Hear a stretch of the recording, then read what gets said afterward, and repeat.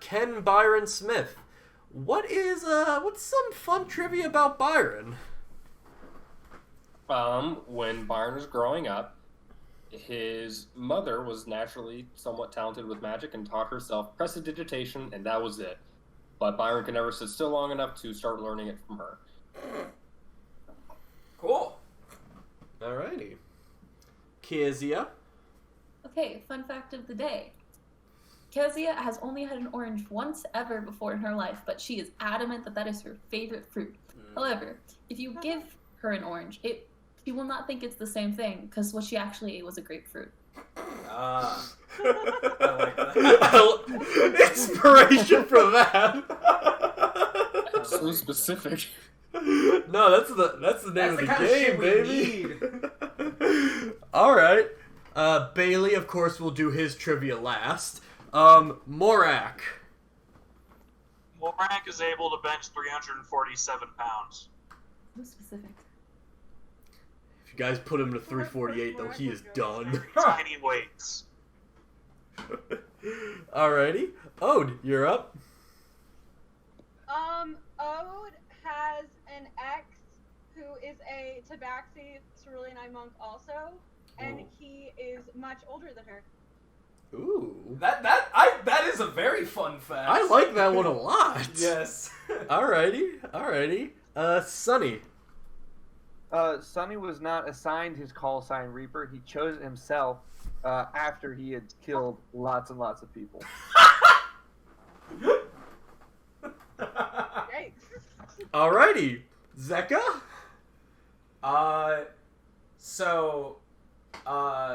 When Zeko... Fun fact about Zeko, when he was in school, he wasn't the last pick for playing football or goat ball or whatever the fuck there is in this universe. He was the not picked. People didn't want him on the team so bad that they didn't pick him. So he would try and play the same sports with his sheep in the pasture. But Milos was the only one who would actually play with him. Also, it's lacrosse. That's the national sport of Oberian. Lacrosse, yeah. He played a couple times, and he was just like really. He was an active detriment to the team. So then, like, people would just kind of like wander off after he was like the last pick. Yeah, Zeka was trying to play lacrosse, or was trying to play rugby while everyone was playing lacrosse. Yeah, he just didn't get it. All right, and Bailey is a raccoon. That's their trivia. Yeah, I feel like Bailey Bailey actually isn't a raccoon. He's a cat, and it's been painted on like a... Oh my gosh! I knew it. Lore, I love it. All right, and Will, pick an NPC. Fun trivia. What about Milos? Milosh. Moving on. Okay. And pick an NPC now. Joro. Joro, to the best of his knowledge, has the single what's it called? He is the inventor of a game called Edward 60 Hands. I love it. This man can drink so much and he was only lightly hungover. Wow. He was definitely hungover though. There's only a limit to what magic can do. I love it. Alrighty. Cool. And with that, so after you guys all went to bed, except for Kezia, who was kind of tending to Annette overnight, you all wake up. It is Wednesday morning. It is 2 days until the Festival of Reclamation, hosted by the Weavesguard, and your tentative plan is meant to launch. Who would like to go first? Well, I mean, it's Wednesday morning, right? So can we just say we're all together and like... Yeah, absolutely. Yeah. Asking Annette questions. Annette is still asleep. Okay. Kezia is... Oh, wait, no. She made her save, so there is no level of exhaustion, but you are tired in character and still kind of standing watch over Annette. I think you said something about, like, you kind of, like, dozed off but just got REM sleep barely. Something like that to justify the reasoning. If you wanted to assign a penalty, I expected a penalty, but I made a con save. so I don't know. You're fine. Cool. I mean, I still don't have my spells, but whatever. You don't have Wait, exhaustion, though. But yes, you are all, with the exception of Kezia, who is kind of tending to a net right now, in the Steins Gate. You can fetch Kezia if you'd like, or you can meet all up in that room as you please. Good morning, Kezia. How are you doing this morning? Did you get even a wink of sleep? No. All right. I'll take over. You get a wink of sleep. No. At least go downstairs and talk to everyone else. No. Because you need to make plans. Mine is simple. You stab me and I go back into the Waves Guard area. I can watch over her and make sure everything's alright. I'm not going to stab you, and I'm good here. Kezia, please. You can trust me to watch over your sister. Fine. Thank you. And Barlow will just kind of shove her out the door and be like, go have fun planning. And in that moment, as Kezia walks downstairs, just so fucking well rested, Ode and Morak enter into the tavern. Artuk decided to take a little bit longer to sleep. He said he'd catch up with you guys in a little bit. He's just needing a little nap. Morak and I will walk in and look to sit with our pals. Sunny and Zeka are there. Sunny enjoying a meal of bread that he can't eat, and Zeka insisting on the meal of bread that Sunny can't eat. Look at this great quality bread. Yes, isn't it delicious? I'll post it to my Instagram. You see him look at it very intently for a while. So I guess, does this seem like a reasonable place to talk about what we're doing? From what you see around, there doesn't seem like anyone immediately in the tavern. It's like early enough in the day, I'll say like 5, 6 a.m., that like not a whole lot of people are up. There's like a very tired looking, probably the owner of this place, just kind of tending to the cups and cleaning before anything happens. You seem very confident no one's listening, though. Kezia is gonna come downstairs, and she's got, like, bags under her eyes. Sorry. And then, she kind of goes up to Ode and Morak and says, so, we have a small problem. What's that? I mean, that's kind of just what we do now. Yeah, that's fair. What's the problem? So, I'm not entirely certain that we should continue with our plan to have the menagerie assist us. Or at least not the Archeron. Because he kind of did something to Annette. So, she's upstairs, sleeping off I don't even know, mind control sort of spell? Ew. So, that might be a problem. I mean, do you know why he might have done that to her? Well, no, I can't exactly ask her yet, so I don't exactly know. I'm fine with that. I don't really know what he was going to do anyway. Yeah. Right, well, Artuk was able to explain his and Zeka's conversation where Archeron kind of insisted on us sneaking into the Bastion to get magical items for him in order for him to help. And didn't really seem to see how, like, him helping us would give him an opportunity to sneak into the Bastions. So, I don't know, it seems like the items that we'd get, and Ode kind of uses quotations to indicate, like, that we've already got them, seems like they're kind of important enough to us that if we can rescue Ernalis without needing to give those to someone we don't trust, it seems like the best plan, but Zeka, it's pretty important to get your go-ahead on, well, making sure you feel confident that we can still rescue Ernalis. Yes. Sorry, I'm praying and preparing my spells right now. I mean, I just don't know why we couldn't buy it. you guys.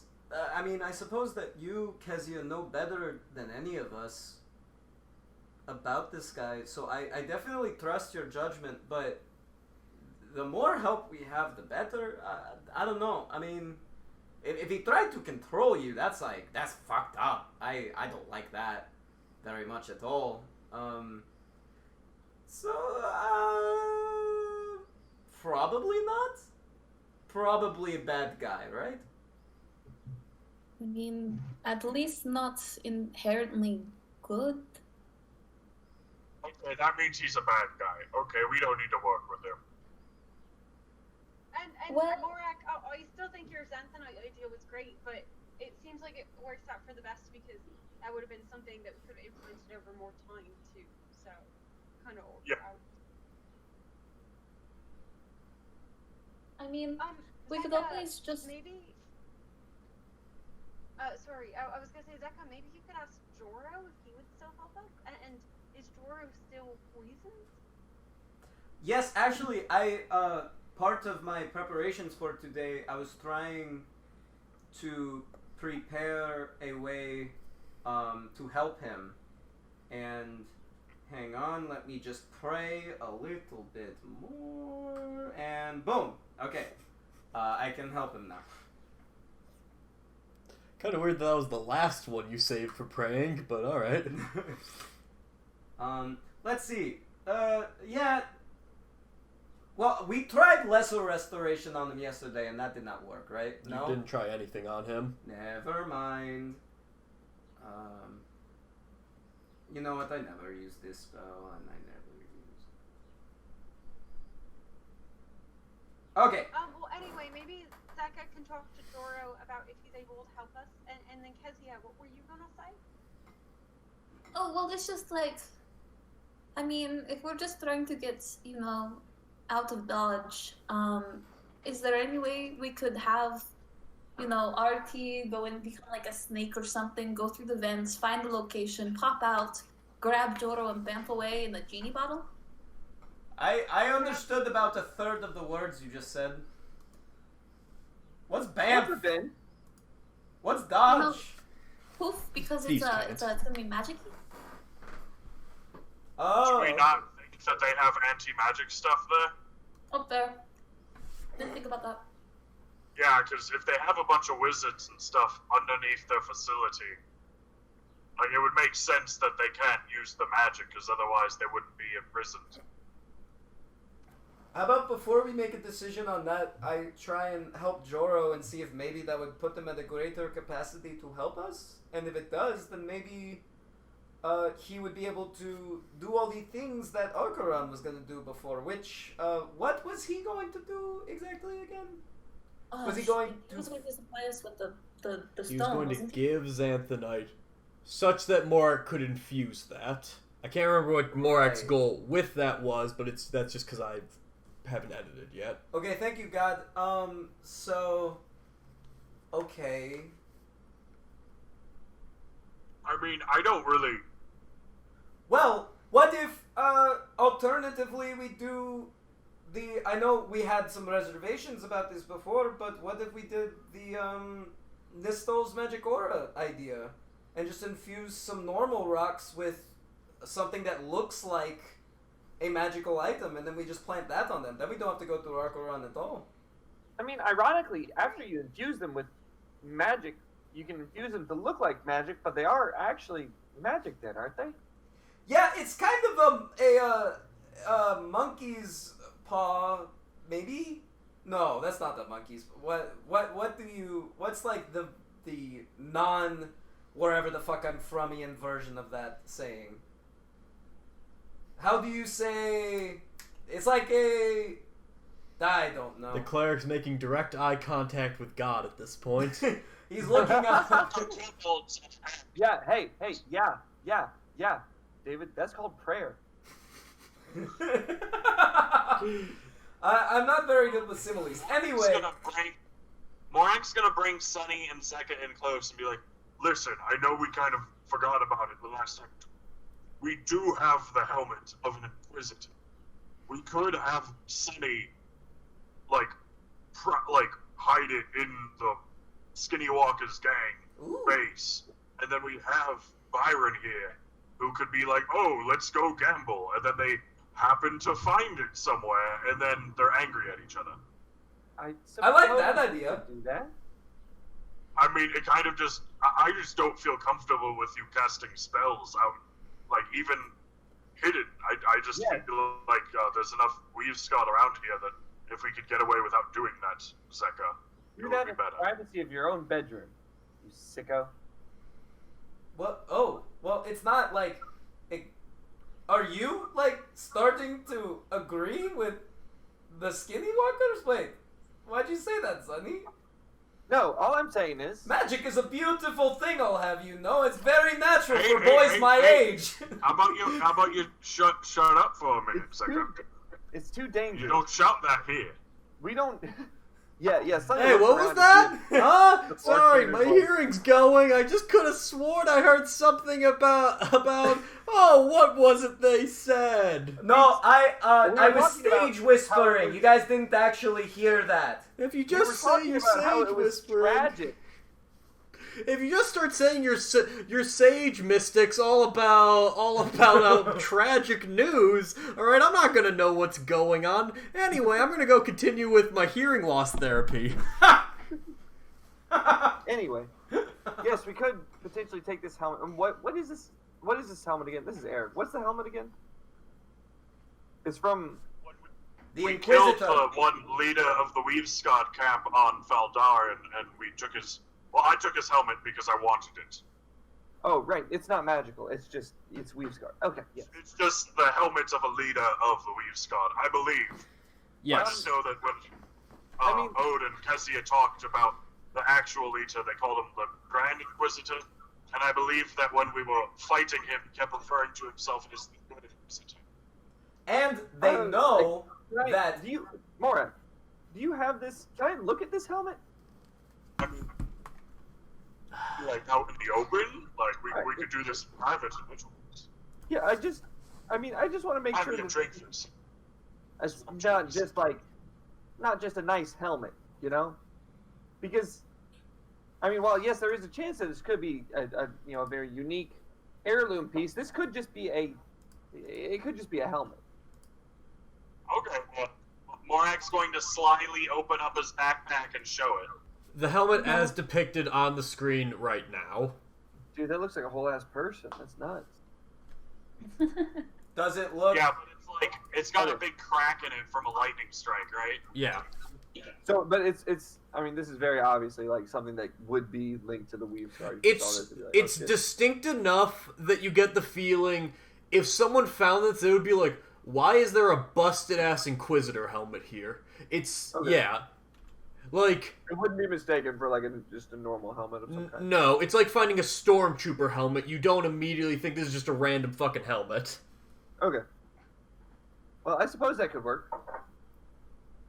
Sounds like a good plan to me. I mean, then we don't have to cast any spells, and it's like kind of the same thing as the Xanthanite. Only this, like, I feel like it makes even more sense because, like, they know that one place in Feldarin. I am stage whispering, by the way. What was that, Sonic? No. Shut the fuck up. Okay. Continue your therapy. What?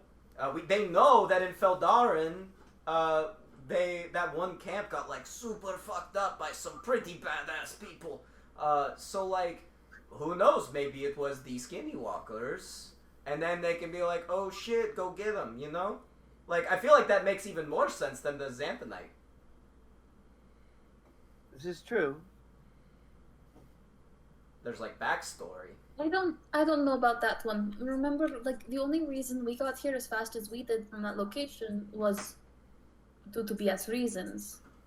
Like, it would not be realistic to state that they had it. It was the Skinny Walkers. Also, the Skinny Walkers don't really exist outside of here. Well, is there anything about the helmet that makes you think that it would be like specifically identifiable to that person, or maybe it's just a general Weavescard helmet? In which case, it would kind of make sense that they would see it and be like, oh, they clearly attacked the Weaves Guard in some way. Hmm. That's true. It wouldn't necessarily need to link them back to where we did it. It could be just somewhere. Yeah, It doesn't need Kezia. to hold up to long-term scrutiny. I mean, I don't believe that the Weaves Guard are going to have time to really dig into this. The time it would take to contact any of their operatives out in the field would certainly be longer than we require.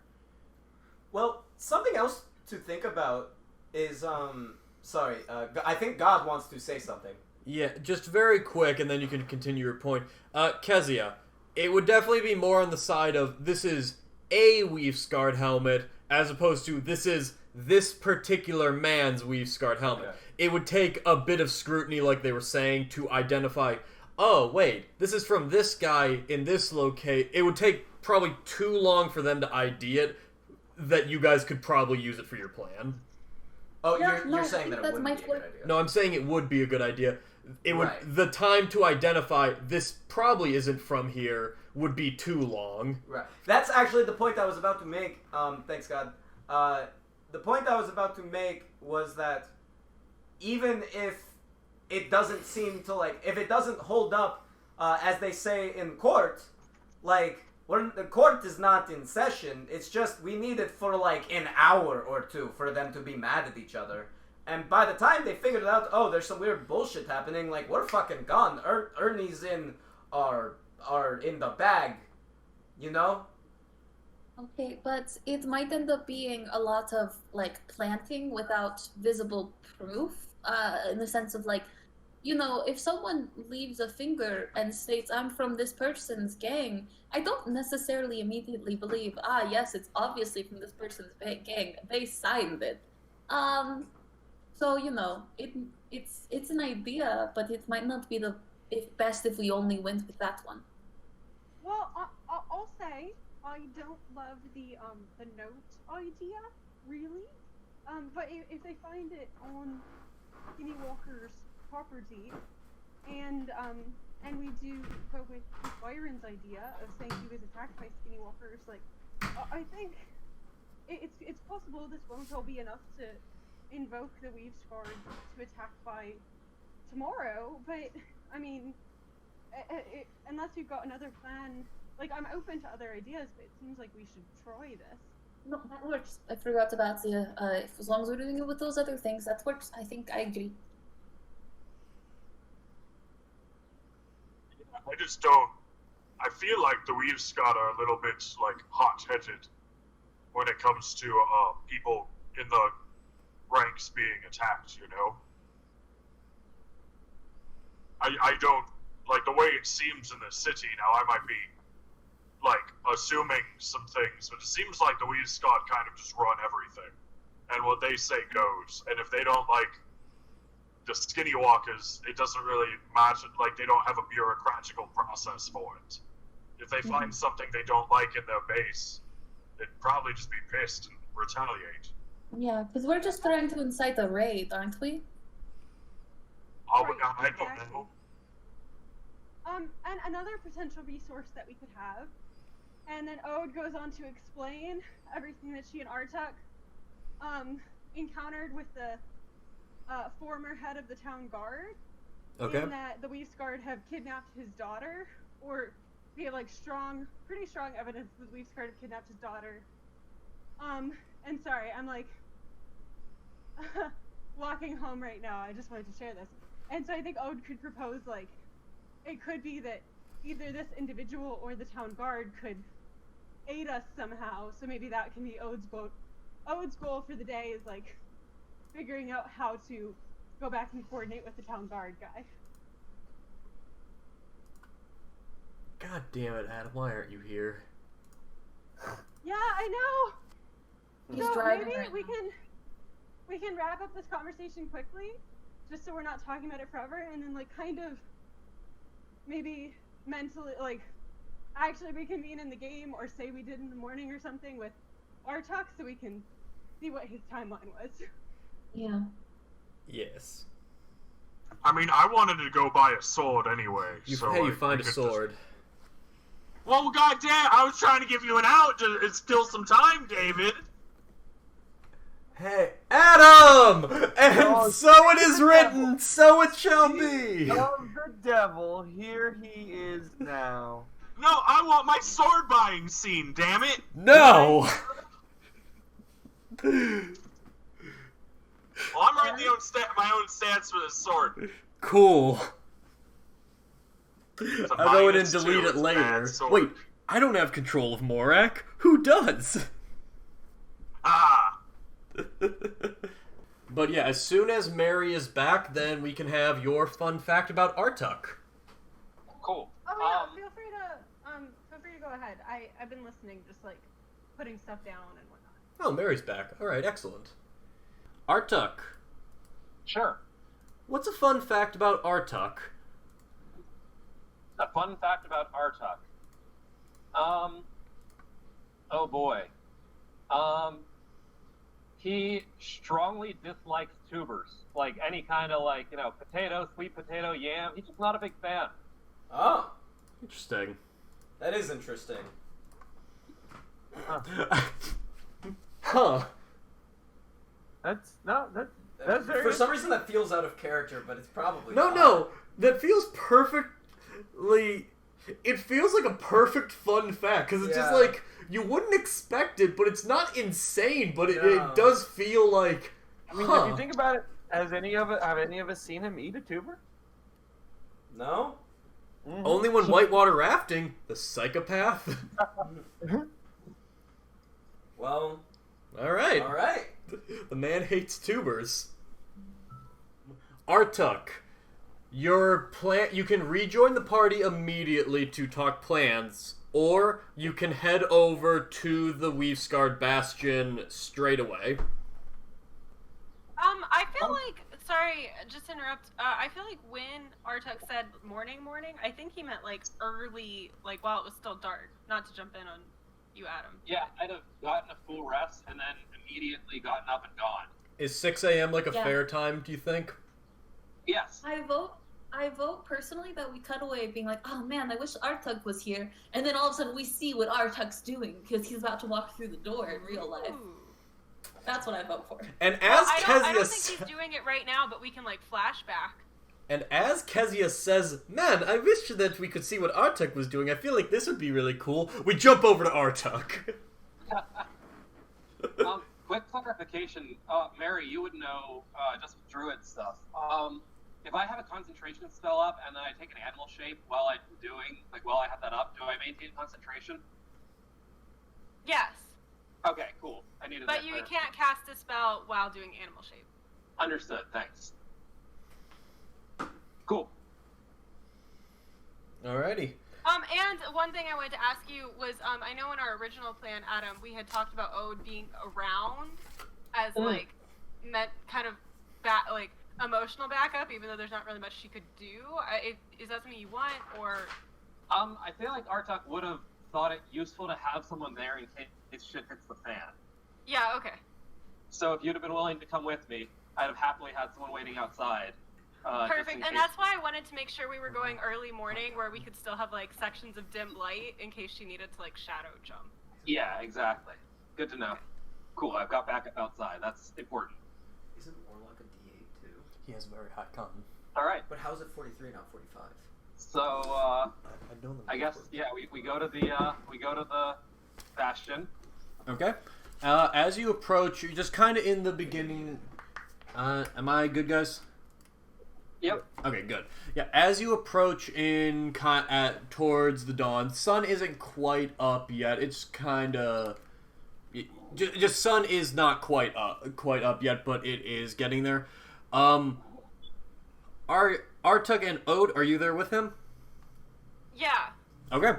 Just wanted to be clear. Then, kind of navigating just to keep incognito, Ode has already actually snuck into this building with Kezia, so she knows an approximate path that can kind of keep you guys under the radar, particularly under kind of the cover of the early morning.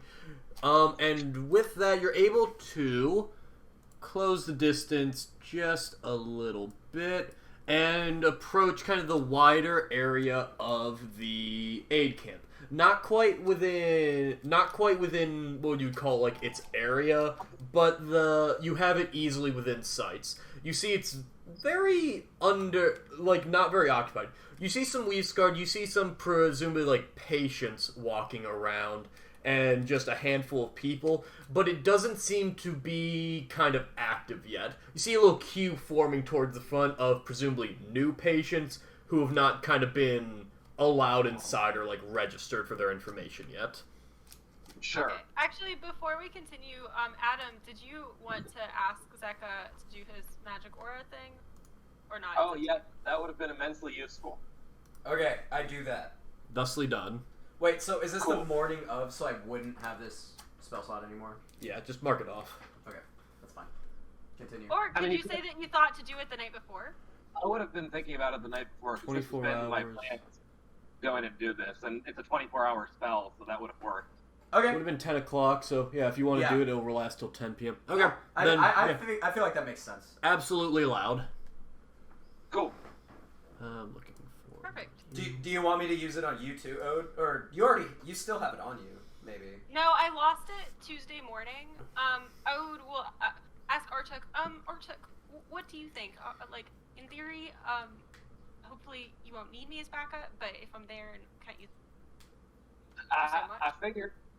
I figure if all goes well, you shouldn't need to be in there. So if it's wasting resources from Zeka, then I'd say we hope it goes well. And if you need, basically, if I need you, shit's hitting the fan anyway, and it's not like we're doing this stealthily anymore.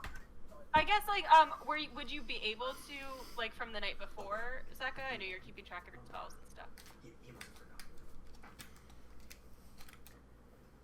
Will, Huh? Sorry. would you have been able to, like, quote, Tuesday night, or... Yeah. Okay. I could have done it on 3 people if needed, but You know what, I'll just take it, because, No because reason I not can. to. Yeah, no reason not Yeah, to. like, you guys... So, the vibe you're getting is, like... It's not as though there's Weavesguard actively around you. And if you guys are in the safety of your own, like, rooms and haven't aroused suspicion, you feel like you could probably get this one off because it's specifically like, oh, a bit of magic for half a second and then nothing. You feel pretty fine with it. Actually, since we jump back, is there a third person that would need it on Wednesday? Actually, I went back to our notes. Archie has Nistles on until 9 a.m. Wednesday. Oh, well, hey, that's not Wanna even a spell re-up slot. it? I have it for the Well- first 3 hours of the day. I'll just go ahead and re-up it anyway. Like Okay, cool. it literally does nothing for me, so I might as well. There. Okay. And I still have 3 third-level slots, so if shit goes down, like, I have stuff to Yeah. deal with it. And then... Sure. And then I will just roll on into Wednesday. You have all your shit back. Now, Ode and Artuk have it until 10 p.m. Wednesday. Perfect. Cool. That's what I like to hear. Alright. So yeah, back to Ode is kind of able to guide so that we can like move as incognito as possible for our monstrous races. You said kind of near the camp, David? Yeah, so the aid camp would be pretty much this this thing. You're not in the... Neither of you can see the screen. I can Anyway. see it. I'm home now. Oh, okay. Then just kind of one of the tents out front in the wider area, that kind of courtyard area near the Weavesguard Bastion. Pretty close to it. It would still take a bit of going, but it's kind of getting into the more heavily Weavesguard controlled area. So Orty, when do you have a plan? When does the plan start? All right. So you said that you managed to get out through vents last time, right? Right, and Ode will kind of describe the general area that she knew for the side of the building that the Wizarder's office was on. Sure. So I figure you want to get as close to those vents. Yeah, I'll get started. What was that, Adam? I said we'll get as close to those vents as we can, and then we'll get started. Alright, maybe we can kind of go the long way around and see how close we can get if we go back, maybe? Or David, Yeah. does it look like we'd be able to get closer if we kind of like went through the Weaves Guard camp and said like, "Oh, we're here to help my friend." You could definitely get closer. It just kind of begs the thing of like, you're kind of just interacting with Weavescart directly at that point, so it's a little harder to stay incognito. What do you think we should do, Artie? I figure let's try to interact as little as possible. I feel like the less suspicion we draw to ourselves, the better, because I'm a much better hider than I am a liar. Oh, well, actually, one thing we might be able to do is, Melody, we'd have to jump over a fence, right? If we tried to get in the back, but, yesterday I was here with Melody and they let us go into the library. We had to interact with the Inquisitor, which was pretty scary, but if we tried to go in maybe the front door, I don't know, could that be an option? Well, the library's in the Bastion? Right, yeah. Okay, so I think that's a really cool idea to getting in, but the issue is that if they watch us while we're in the library, I can't get away, and they'll notice one person or two people come in and one comes out. I will also just point this out a little retroactively to Ode. If you can look on the map, you can see this kind of other-walled area that's a non-permanent structure. You never got a chance to go close to it, but you're not exactly sure what all that is. There's no permanent structure, but there is a semi-permanent, like similar to the Weavescard building, like a palisade that's like several feet tall, high there. Just as an option. Well, I mean, I have Nistel's cast on me, right? Yes.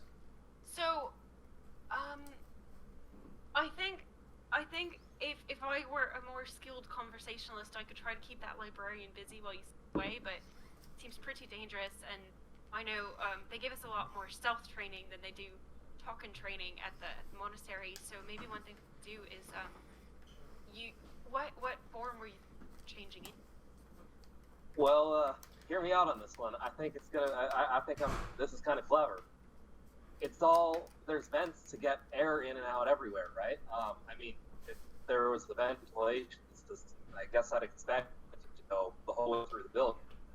So what if I turn it into a gas? You can do that? Yeah, I can turn. I did it to the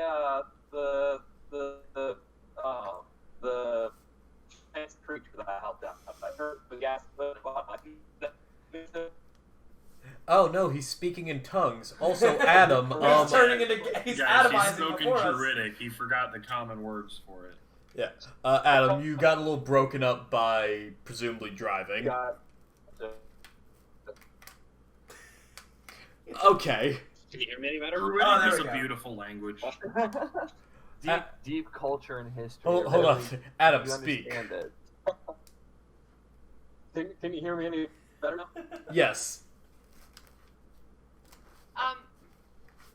Yeah, I guess Ode will say, well, here I thought we had to jump over the wall the whole time. I can. God damn What was it. that? This is great audio. Alright, I have a feeling that a lot of this is going to get left on the editing floor. Yeah, so sorry about that. No, You're fine. guys, before a video, this is a fucking D&D game. Let's just have fun. Who cares? Yeah. Sure. Hi, second Reds. Well, if that's the case, we really don't need to get me over the wall. I'm sure they have a vent open, so if we could just maybe go behind the bastion to this area, David, and or maybe over here and kind of do some stealthy things, and then change into a gas form and not have to even worry about getting over the wall.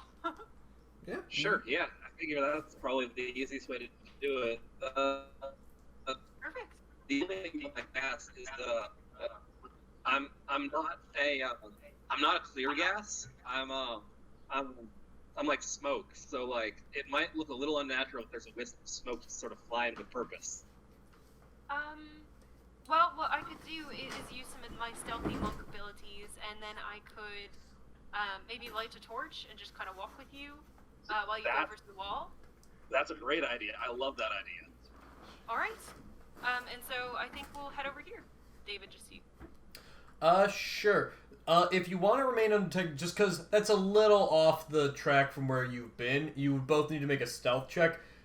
The fact that you've done this before Ode under cover of night would give you both, I would say, advantage, but just definitely a stealth check, just to make sure you don't attract any attention. Perfect. Yeah, my goal for going over there was to give us a, like, kind of alley or corner where he could turn into gas and I could cast the shadows spell where no one could see. So if there's, like, a visibly better area for that, like, just roll a d20 for me, Mary. Sure. Okay. Yeah, I guess let me know the best area for me to do this is. Yeah, so in that area, it is kind of a more wider open courtyard, undoubtedly. But there are also just some old, not abandoned buildings, but just a little decrepit. This area used to be occupied, presumably before the Weavesguard kind of took it over. And in that, you just find a little bit of cover. Maybe not total darkness, but definitely buildings that can just give you that ounce of shade such that you could teleport in, and definitely can provide cover to Artuk. Okay. And now I will roll... Ode, if you could roll stealth with advantage, I'll roll for Artuk. Perfect. Excuse me? And the reason I wanted to say that, I guess we have advantage, so thank you, was to let me know when I can cast Pass. You feel pretty good about when you're in that area. Okay. Perfect. Do me one favor, just roll one more stealth check just for casting Pass Without a Trace. You don't have, you have advantage, but you don't have the Pass Without a Trace yet because you're casting it. Okay, Ode will kind of look around, like, see, hopefully there's no guards. Alright. Okay, 24. you feel so fine. You feel utterly confident that no one is going to come near you as you cast it. You might want to stay moving or drop it relatively soon, just that way no dog catches a whiff of the spell. But you feel confident for at least a few minutes, like easily enough time for Artuk to prepare. You're good. And with both those stealth checks, Artuk, you got an 18 to stealth, and then Ode's plus 10. Gotcha. So a 28 and a 28, 33 gotcha. respectively.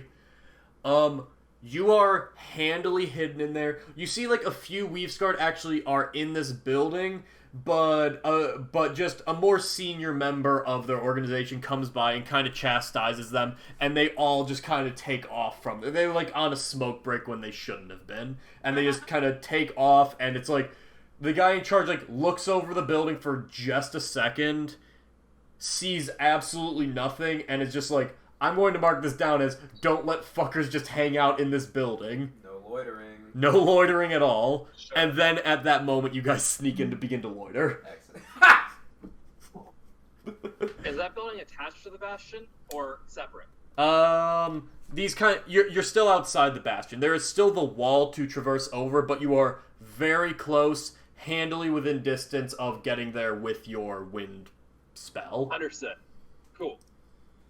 Okay, so Ode's just gonna like light a torch and kind of try to think of an excuse for why she's lighting a torch and not really come up with anything. Oh no, she's committing insurance fraud! While she does that, Artuk is gonna, take a moment and sort of take a deep breath and focus on the spores around him and let his form sort of... It's actually kind of a weird way to... The spell looks strange from a distance. It sort of looks like I'm crumbling almost. And there's like a moment where you sort of see like me get a little pale in color, and then I just sort of turn to dust, and the dust gathers into a gas cloud. Alrighty. And for your sake, Artuk, the concentration on that... Concentration, first of all, it lasts for 1 hour, I believe. Yep. Yes, that 1 is hour. correct. Just... I do my best to make myself look like I'm natural smoke coming up from her torch. I mix in with the actual smoke there and, do my best to look wispy. I probably would have warned you beforehand. I was like, all right, once I'm smoke, keep it slow. I can only move about 10 feet every, round, or every couple seconds. Okay. Yeah. Yep. Okay. Oh, Artuk has successfully transformed him into his gaseous form. Ode, with those instructions in mind, what do? You have a torch lit. Okay, I think. Yeah, I'm just gonna kind of like move slowly, towards this area, and if I see like any dogs, like within 60 feet of me, I drop past without trace. But until then, just kind of to move stealthily, in that she's just kind of holding up the torch and maybe like examining it, like maybe thinking like if I look purposefully, people will be like, yeah, it's a girl with a torch. Okay. First thing I want you to do is roll a d6 for me. Okay. Okay. Yeah, you're moving pretty not quickly, but a very reasonable pace. You're not drawing out the time for Artuk's spell. And you're moving with kind of a purpose. Roll a stealth check for me now. With pass without a trace. Alrighty. Fucking 36. Christ. Alright, with a 36, you feel confident that just, there's little bits of natural foliage, and you just feel very confident looking around that Hell yeah, you seem like you're... performance. Oh, you got ahead of me on that one, actually. Fantastic. Oh no, I was about to ask for that. Yeah. Oh, perfect. I was like, if he just asked for this, she's also doing performance.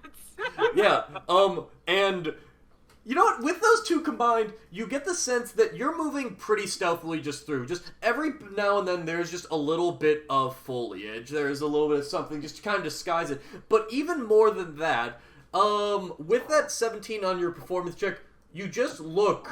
You are just carrying yourself with the energy of someone who knows what they're trying to do. They have a job right now, so... It on the off chance that a Weavescard sees you, which is very slim, they, like, look over and they see, why are they carrying a torch at 6 a.m.? Whatever. Mm-hmm.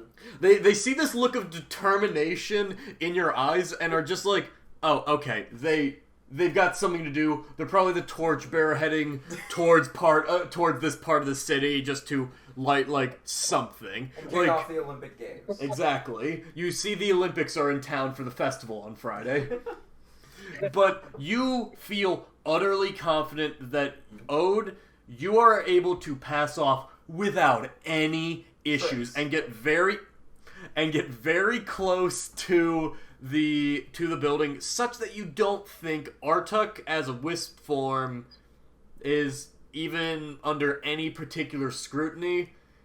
And you don't get right up next to the wall, because at that point you are just asking for trouble. But you get up very close, and it only takes you maybe 2-3 minutes to get there. You feel very confident with your with your bit of acting, stealthing, and this whole combo. Perfect. I feel like Ode gets up there and is like finds like an oil lamp or something and kind of goes up to the torch and sees it's already lit and is just like, aw, fuck, and that's her performance. Yeah, you see a Weavescard guy also walk up with a torch towards the lamp, and it's like, oh, alright. And he just turns around. Perfect.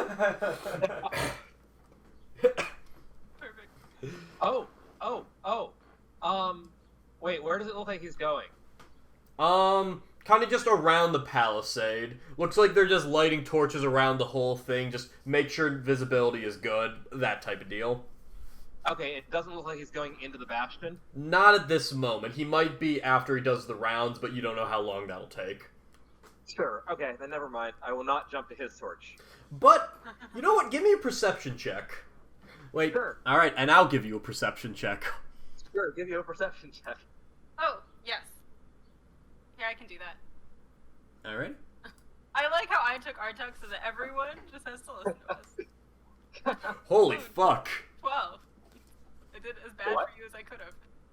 Yeah, that's pretty damn bad. I will remind you have inspiration. Just gonna say it. Sure. I'm gonna use my... Yeah, I'm gonna use my inspiration. This could be cool. Okay. And now I feel a lot of pressure. 18. Yeah, roll There we That's go. better. With an 18, just as you go over, you're kind of just sticking close to the actual smoke of the torch. And man, this is a smoky fucking torch if we consider the amount of smoke that's coming off a very small fire. But Sure. as you kind of peek over the fence, you do see just there's a very small fire on the interior of the camp. It's just a kind of a chill morning, so someone just, by sheer luck for you, lit a very small fire that you feel very easily you could kind of transfer over without a whole lot of issue. Awesome. Well, then I'm gonna do a little wispy wave towards Ode as a sort of farewell, and then I'm going to wisp Good luck, over towards Artuk. that. I make a smoke ring. Nice. He's vaping. Get him. And then I wisp over towards that fire and sort of hide in there for a moment. Okay. And I guess once I'm in the fire smoke there, I'm gonna use that location to sort of look around at my surroundings, see if I see any vents, see what's going on the inside. I'll just handle your perception for that roll. Sounds good. 17 total. I'd say with the direction from Ode and Kezia having broken in through the vents yesterday, or 2 days ago, I believe, was the actual timing, you're able to find it without any significant issue. Sure. All right. Well, then I'll wait for a moment where nobody seems to be, particularly looking at the smoke from the fire or anything like that, and I'll let myself sort of drift upwards and into the vent. All right. Do you try to enter the vent? I do try to enter the vent. You immediately feel pushback because it's an HVAC system filtering air. Wait, no, hold on. I got that backwards. You're immediately pulled in because it's trying to pull fresh air down into the wider area. Yeah. I was gonna say, yeah, cool. All right. They're trying to get rid of all the air in this building. Yeah, you are immediately sucked in. Like, you're trying to sneak in, and then just immediately, it's like a vacuum, like out of Ghostbusters. Sure. You pass the event horizon of this HVAC system. Out of curiosity, is the flow of air through there moving faster than my 10 feet per round? Probably not, because that'd be an insane amount of that'd be an insane amount of 10 flow. feet per round, that's only 10 feet over 6 Cool. seconds, so that's that's 5. like 1 point. Hey guys, I know an something feet per HVAC second. specialist. Let me give Trey a call. And we'll Okay, work this that's out. about I feel like it's moving pretty 2 quick. feet a second. You're feeling This is difficult terrain for you, we'll call it. How about, yeah. I think Gotcha. that's- Cool. Well, one way it's difficult for me. The other way it's really, really easy. The other way you have haste. There you go. Yeah. So I'm gonna start moving deeper into the building through the system. I assume that at some point, if this is an HVAC system, it probably goes to all levels and it's probably all connected because it would be really dumb if it weren't. And so I'm just gonna keep trying to go down. Anytime I find a curve that goes down, I'm gonna take it. Okay. Yeah, I will say with very little issue. You notice that, it's an HVAC system, which is weird to have in a fantasy setting, so it isn't exactly the most efficiently designed. It's kind of like when they design, Christmas lights and they're all on a circuit rather than, in parallel. So you're just on this very roundabout loop that they probably could have made more efficiently. So, It's ran by a man named Hubert Vac, and it's just him, spinning a fan. Real hard all day, and that's the HVAC system. I love it. But you are just being pulled around, and I'll roll let's say a d20 for you, just to see how much kind of time this is going to eat up as you're getting pulled through it. Sure. Oh, yikes. Honestly, I was actually rolling just a straight number, so 3 is good. Oh, okay. Nice. I mean, actually, yeah, he's going with the current, so that honestly doesn't... I would say you're about 8-10 minutes out of your hour-long duration, but you're past the 3rd floor, which is kind of the entry level that you took.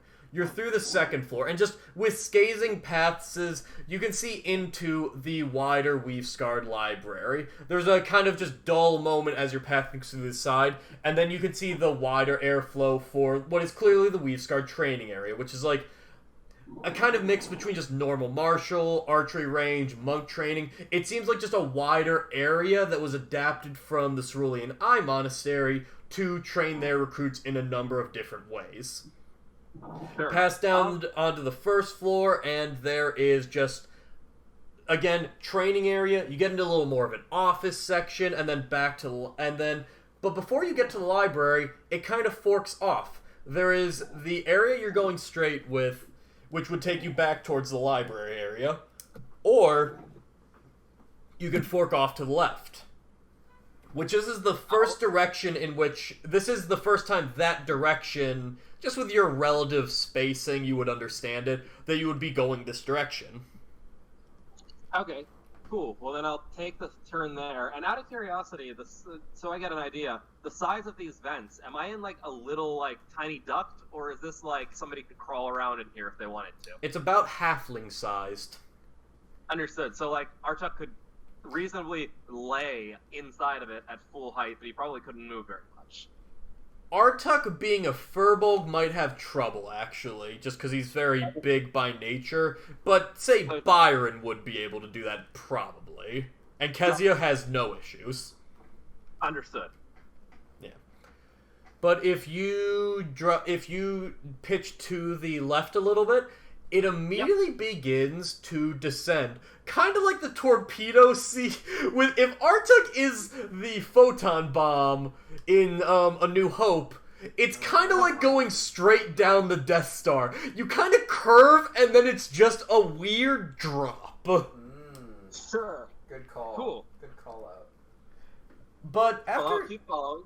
as you go down, again, just kind of an acute awareness as your vents of you're descending.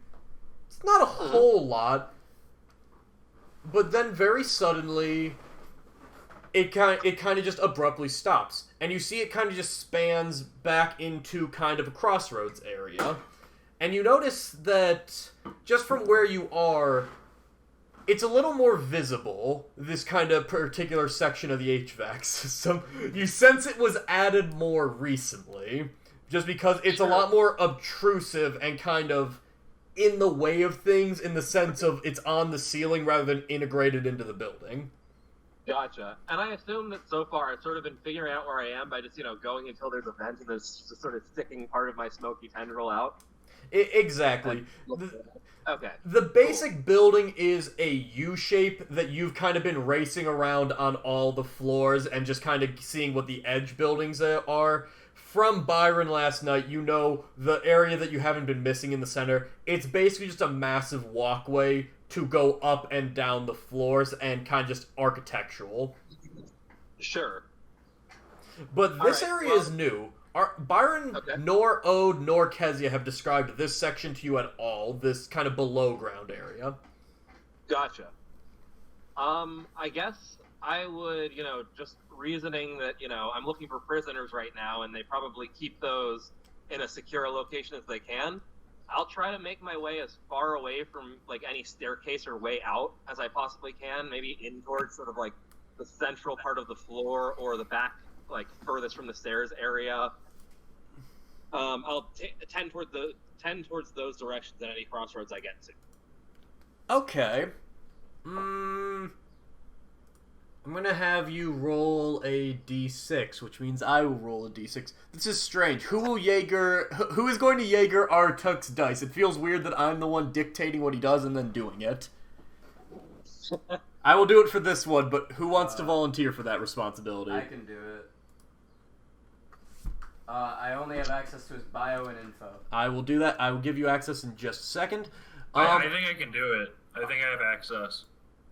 Strange. I don't know why. I thought I gave everyone access to everyone. Anyway, Artuk, with a 6 rolled, now I can.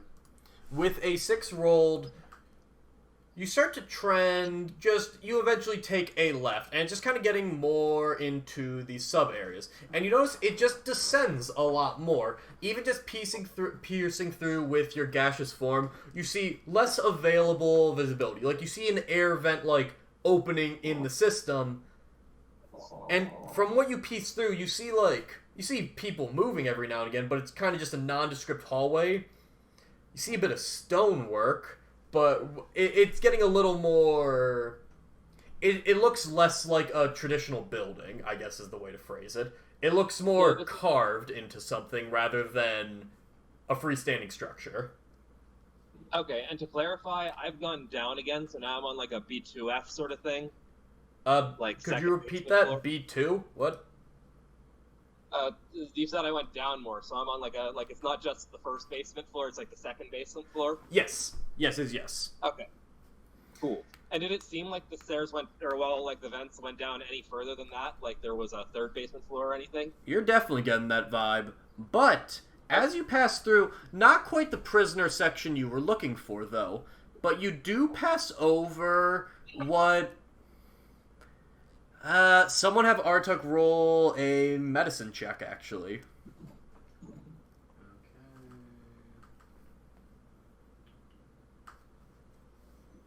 Unfortunate with a 7. Just, as you pass through, you just see this kind of clean-looking building. Like, as you pass through the wider building, there was just dust. There was just little bits of, like, imperfections there. And as you passed into the first sub-basement, stonework, weirdly enough. This one just looks very clean. And you see for just a moment passing through this kind of this feminine-looking form pass through, but that's all you see at a glance. At this point, I will say probably... I'm going to roll for this one. I'm going to say 15 minutes have passed into your spell. Just from you kind of also scouting. Oh, that was in addition to the scouting the 10 minutes before? I'm at 15 minutes total. Okay, cool. You sense you could get out faster, though. Gotcha. Even against the turret? I would probably just have you roll like an athletics check, and that would basically see how it is. Because there's sometimes you go with the current, sometimes against, so it would just depend. Understood. Alright, and then, so, B2, or the second basement floor seemed to have this clean, like, sterile facility going on. Was it at all reminiscent? Did it make me harken back at all to, like, when I saw that one person at the gate being injected with things? Like, does this seem like, that sort of a place? That's a bit of a reach to make. Okay, but cool. Also, actually, no, because you asked the question, you noticed some Surrettes that first time. You noticed a few just in this building as well, actually. Very good question. A bit off-key, but you do notice a little bit of a connection there. Okay, gotcha. Cool. Alright, well, I'm going to sort of notice that this is not what I'm looking for, and I'm just going to keep going down, trying not to waste any of my time. Okay, as you continue to move forward, roll investigation for him if you would, Zeka. Yep. Intelligence is not my strong suit. No, it is not. With a 12... It's above average. Okay. At this point, about 20 minutes have passed. And as you go through, again, you're having trouble finding cells. You still have not descended to the bottom floor at this point. You just kind of keep it. For a second, you gotta just get trapped in a loop of going around what feels like a bit of a loop, and it just catches you for just a little bit. But in this area, you see it just kind of goes into a what looks like a dead end kind of looking room. And it seems like almost you see several chests in this room. And you just see two clearly weave-scarred individuals kind of sat in there talking. Roll perception for him if you would.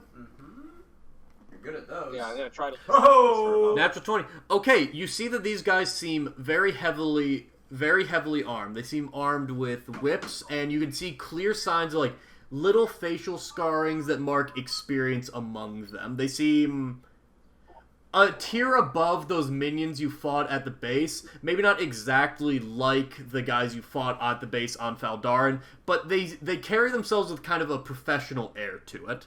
And you also overhear them speaking. And you just hear, and yeah. And just what you hear is as follows. So, I heard that Darcy actually got transferred. He's heading out to Faldaran, sent to investigate some such thing that was happening out there. I don't know the exact details. Looks like he's gonna be missing the festival. Well, that fucking sucks for him. I'm just out here. We're already working our asses off every day and fucking night, and now we're gonna be undermanned as well? The fuck is so important out on that shitheel of an island? Do you continue to listen in, or do you kind of move on? I'll listen for a moment more just to see where the conversation goes. I want to hear, if these guys happen to say anything about their job, this might be prison guards and I might be in the right direction or something. Yeah, well, apparently it's something to do. Apparently, team sent out to Faldar and dealt with some trouble. I didn't hear exactly what, but apparently they're going to need a bit of an assist. Fucking Grand Inquisitor seems mighty pissed about it, though. But, hey, at least it ain't us. Am I right? I guess, but we're just gonna have to pull fucking all hours on this shit. At least... Oh god, no, the fucker who ran yesterday. Oh, they're gonna double our patrols on that shit. You think I can request any time off? Not fucking likely. And that kind of just ends right there. They just kind of shoot the shit. You get the sense they are guards of some kind. Maybe not prison guards specifically, but they are clearly of the keep an eye on shit. Okay. Well, noting that they don't seem to be giving me any leads, I'll take a quick look around, make sure there's not an obvious way down from here. It doesn't, I can't see a staircase or something from where I am, and then I'll go back to the vents. With a perception check, you actually see a second vent. It's just on the ground near those guys. I see. So you may have to kind of move past them, but you don't know exactly what it leads to, but it could be something. It's connected to the ground, this one. I see. And it's very close to them? Decently close. If you were a person, you would certainly attract their attention. As kind of an air wisp, that's a bit harder for them to notice, but also they're guards, so they keep eyes out. Sure. I'm gonna act under the assumption that all vents are connected. And I'm gonna look for that vent, but I'm gonna go back into the vent I was in and look for ways down towards that one. Knowing that it exists and there must be a path to get down that way. I'll say with that natural 20... you kind of seem primed for it, and you get the very distinct sense this is a dead end. And as you kind of pass through the areas you've already treaded on, even in that sterile facility, you do see, for just a moment, something that catches your eye. It almost looks fish-like.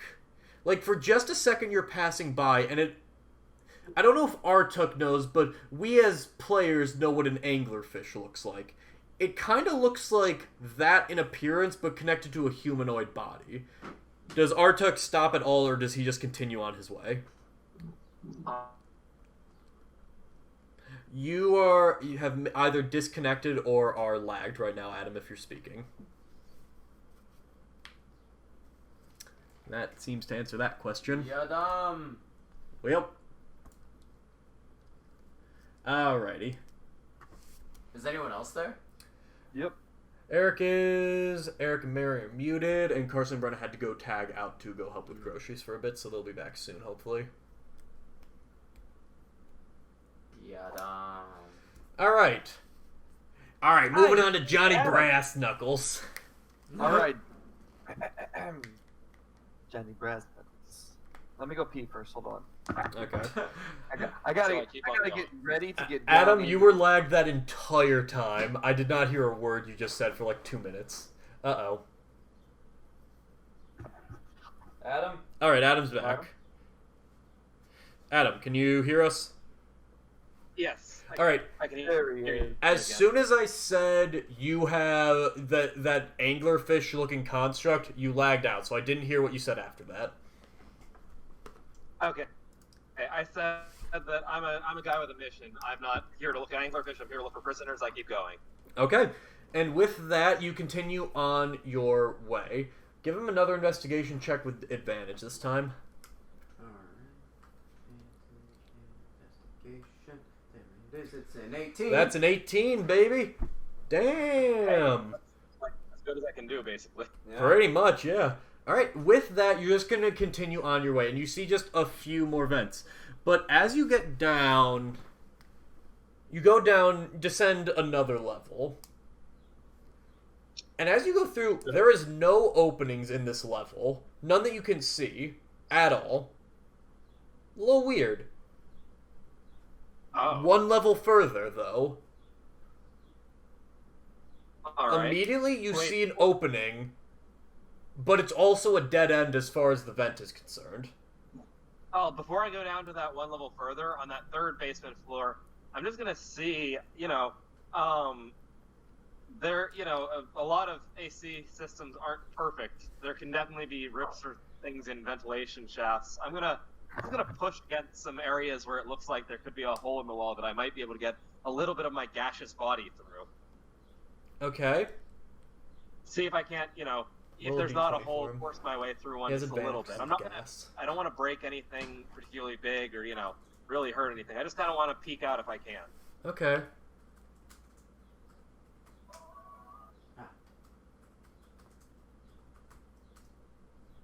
Okay, with a 17 on just a d20 that you had advantage on,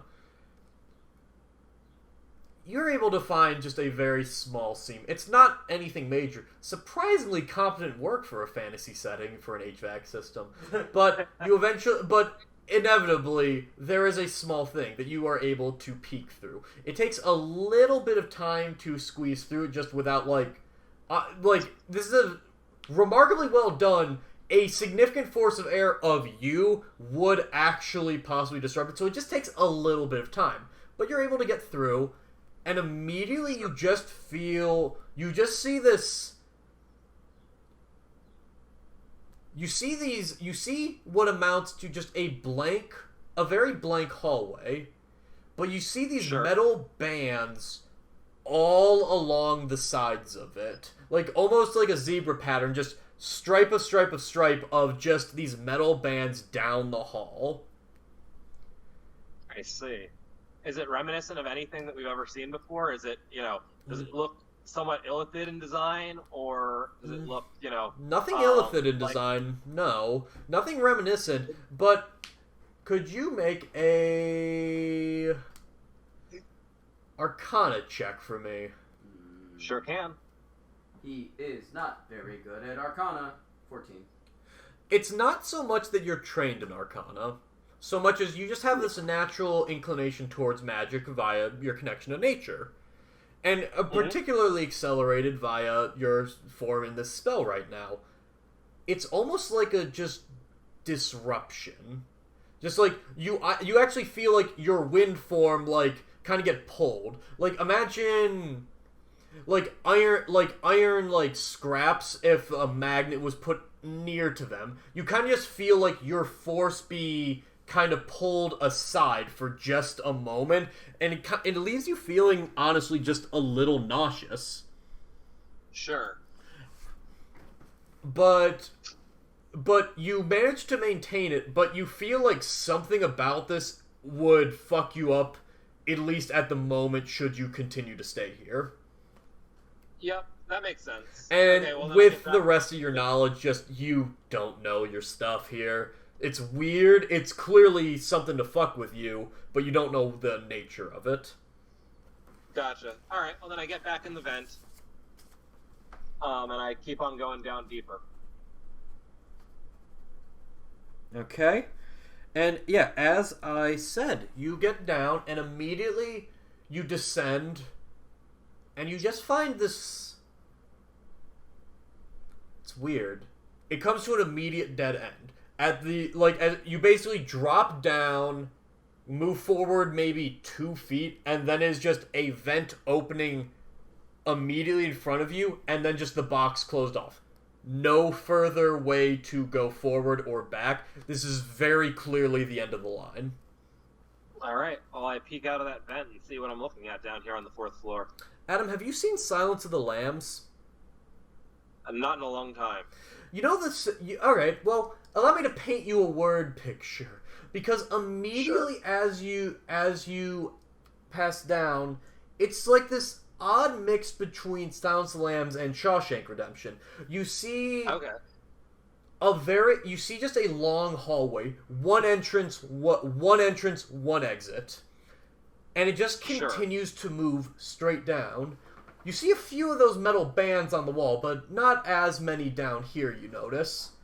And but all along it, you just see these rooms almost. Some of them are transparent to look into. Others look like a door into solitary confinement, so it's just this weird juxtaposition of like this clear, not glass, but like a clear material with air holes drilled into it, like out of Silence of the Lambs, and others that are just like this big metal wall, like in front of you, with like a door and the little vents, the little window with vents that is just slammed shut. You see several Weave Scar just kind of patrolling this area at any given moment. Okay. Gotcha. And so this definitely looks like a hallway full of cells, essentially. Yes, and actually you see at the not the very end of the hall, but towards the end of the hall, you see more Weave Scarred than you'd expect, actually. Like, down the way, it's like, you know, there's guards patrolling, but like, there's an extra handful down at one particular cell. I see. Okay. At this point, you're about 25 minutes into your duration. Gotcha.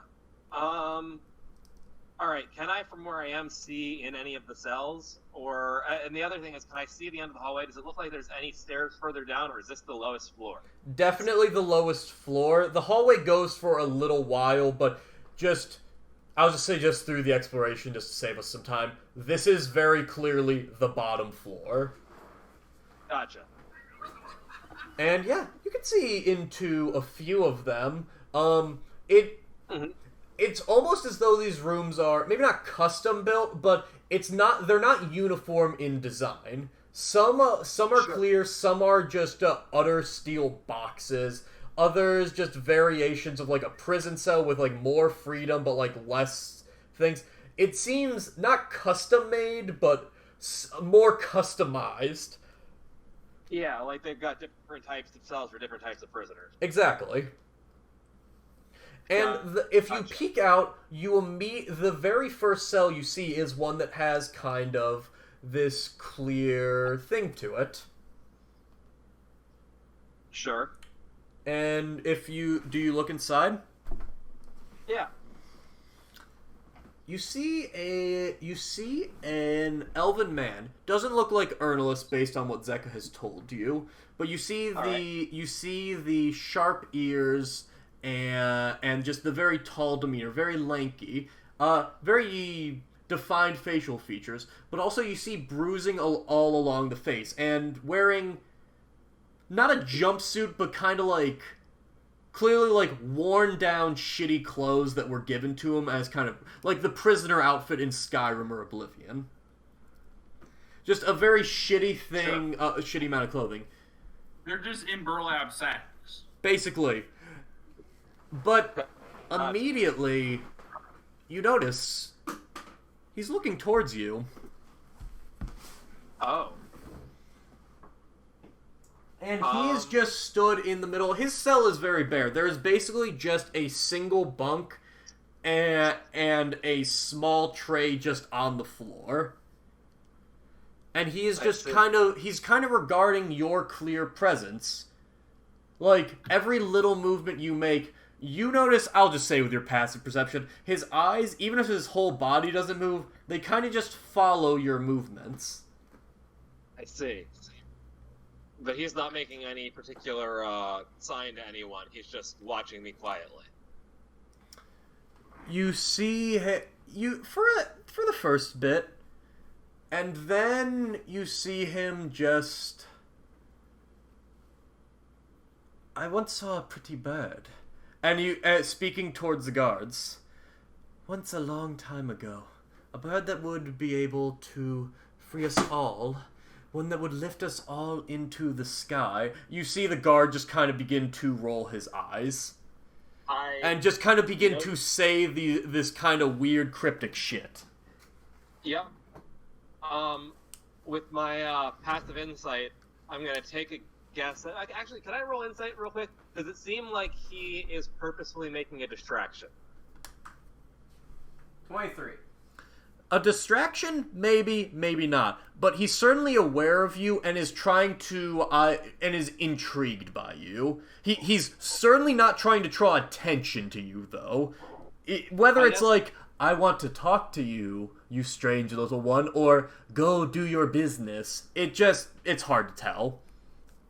Gotcha. But either way, does it seem like the guards are at all distracted by it, or did they just roll their eyes and get back to going? You see one of the guards kind of walk towards it and just watch this guy as he babbles and kind of waxes poetic just in this weird story about a bird that's you understand, it's very clearly a very on-the-nose metaphor for this weird flying thing he just noticed outside his cell. Gotcha. And and the guard is just like listening and just like looks not bored, but just like done and exhausted, and is just letting this guy babble. Sure. Okay. Well, not liking how suspicious looking a wisp of gas is, especially with so many guards around, I'm going to duck back into the vent again, and not that there's anyone around to see it, but within the vent, the smoky gas starts to collect into a little bead, and that little bead grows 1, then 2, then 3, and up to 8 legs, and a spider crawls out of the vent. As I take a wild shape as a spider and drop my gaseous form. Okay. And I make myself the most... Adam! I love it. Thanks. I make myself the most, like, nondescript daddy long leg, like, you know, this is a spider that's bound to be in a sub-basement level of a bastion possible. Ah! A spider! I'm terrified of them! Kill it! No. No. Yeah, I definitely make myself small enough not to be, you know, like, the giant spider that everyone's like, holy crap, that's a big spider. We gotta kill that so it doesn't, like, land on us. Yeah, just a very generic spider that's just like, I don't care for that. I'd rather it go away. Precisely. Okay, you do thusly... This strange elven character is still watching the vents for a bit. As you descend, they don't stop speaking. Do you descend as a spider once again? Yeah, I leave the vent again, and I'm gonna try to crawl along the ceiling. The eyes continue to follow you for sure, but you notice that, like, even as you crawl away, the eyes follow you for a bit, and then they look towards the guards, and you just see them just continue to speak of nonsense. After a minute, you see one of the guards just open the door, but at this point you're moving down the hallway. Cool. So I keep an eye on the situation with that, just, you know, in case, and, you know, trying to keep the beat, because it was weird. But, I am gonna, you know, use my time as a spider to sort of walk down this hallway along the ceiling mostly, but then down onto the walls where I need to, so that I can just cell by cell peer in and see if anyone's in each cell, and if so, who. I'm gonna be very careful not to go in any of the cells, just out in the hallway such that I can see them, and I'm also being careful not to go over any of those iron zigzags. Okay. Okay, so as you go through, also just a quick point of clarity, the elven gentleman that you saw, he was wearing like a metal necklace. Seemed to be of the same material that was along the walls. A necklace isn't the right word. It was honestly more of a choker. Gotcha. But yeah, just important clarity, forgot to say that. As you go down... What are the stats for a spider? Like 1 HP, probably. Can someone pull those up? But as you move down, you do see it. To give a quick frame reference, you see another one of those just metal, that kind of metal room that looks like a solitary confinement in a prison. And inside it, it's hard to see. Do you have dark vision? As a spider, I'm not sure. I'm As a looking. furball, Yes. With a spider, then, you do have dark vision, it turns out. You are able to see just this feminine form just kind of curled almost in the fetal position in a straight jacket. And just, you hear this quiet cackling from inside of there. Feminine, but like what age, like roughly? Is she an adult? Is she a child? It's just hard to tell unless you got closer, like back facing towards you. At least in size, then. Oh, then Size. adult. More an adult for sure. Okay, understood. Cool. An adult or a very tall halfling. Gotcha. All right, then this is not who I care about. I continue. Okay. Roll a d4 for me. Oh, yeah. And also, as far as the stats go, keep in mind that I retain Artuk's mental stats because I'm a druid. Which is a Okay. Good to know. The next one, a few more pass you by, and it just seems like just several captured wizards, mages. That's the vibe you're getting immediately. The 2 or 3 that are of no particular note just seem like wizards, bruised, beaten, and bloodied, but just kind of on their bed in the corner thinking about how they're in this cell. Sure. I will mention the other thing that I want to see is, are any of the rooms on this floor not a cell? Like, is there a guard's office or something like that? None that you can tell. None that you've Okay, noticed. Cool. But eventually you do get to one. It's towards the end of the hall, and it's the one where you see, like, a collection of Weavescard actually at. Sure. Like, the larger collection. Yep. Do you move towards it? Yeah, along the ceiling and, in the shadows as much as I can here. I'm a spider, and I just want to act like a spider being a spider. Okay. Have you seen the Grand Inquisitor at this point? I have never personally seen the Grand Inquisitor. Well, what about in your dreams? well, now you have.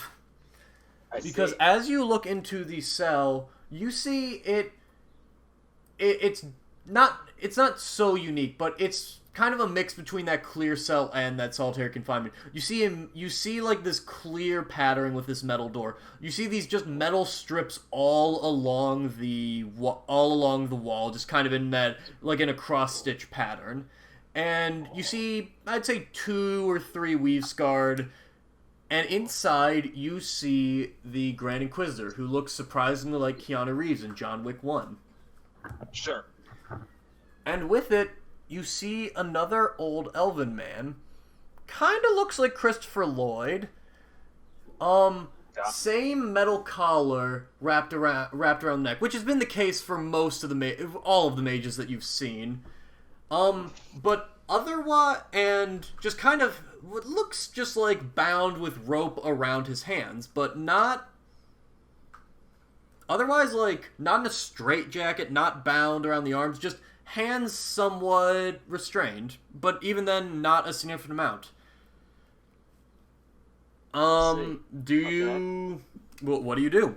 You are immediately looking over this.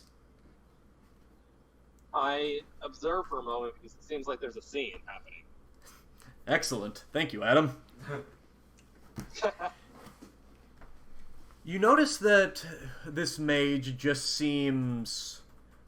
They have clear signs of, like, abuse and just exhaustion on them. But even from here, again, your goddamn passive insight, they still seem cognizant of their situation. They didn't have that kind of dreamy state to the elf at the beginning, nor that just kind of manic state of the woman who was in the solitary confinement. This one still has Sure. their wits collected with them. Sure. But they're silent as this Keanu Reeves looking motherfucker speaks. Where are they? I want to know where the rest of the other members of your cabal are. I need to find them, or failing that, I need you to help me understand what these are. You and I may not agree at all times, but I think perhaps you'll understand that these are dangerous items that we've found. And if your moral character is as high as you may claim, neither of us want these in the world. I can offer you the chance, despite my desires, to leave this world peacefully, with your assistance. Otherwise,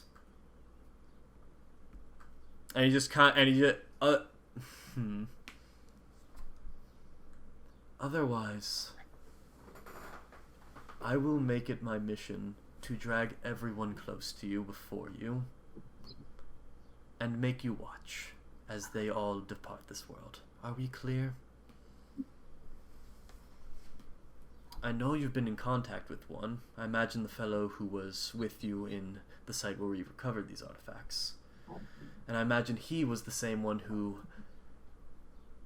reacquired it from my office the previous day. He will not be the first, he will be the first, but he will not be the last that I find. I've heard of an apprentice from certain sources. Perhaps him? And immediately at saying the apprentice, you see this elven man just kind of snap up. It's a Christopher Lloyd voice. Oh, you won't do a thing to him. He's a smart boy. Oh, go on. You can find Joro. Perhaps you can find other members of the Cabal, but you won't do shit to him. He's a child. You wouldn't dare harm a child. And even if you would, even if you're that far gone, he has nothing to you. You may put on this facade of fear. You don't delight in pain. I don't believe that.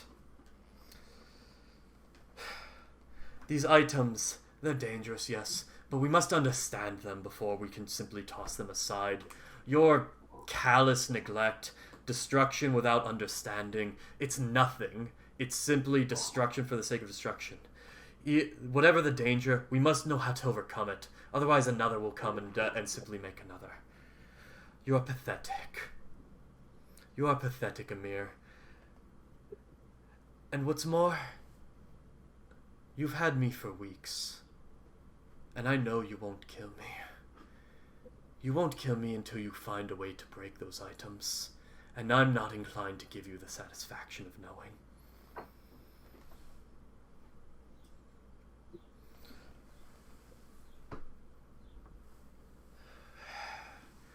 You don't make this easy. Very well. And you're right. In a sense, I don't delight in harming those. But I have a mission that goes beyond me, you, or any of us. A mission that it is essential that I understand these and that they are wiped out.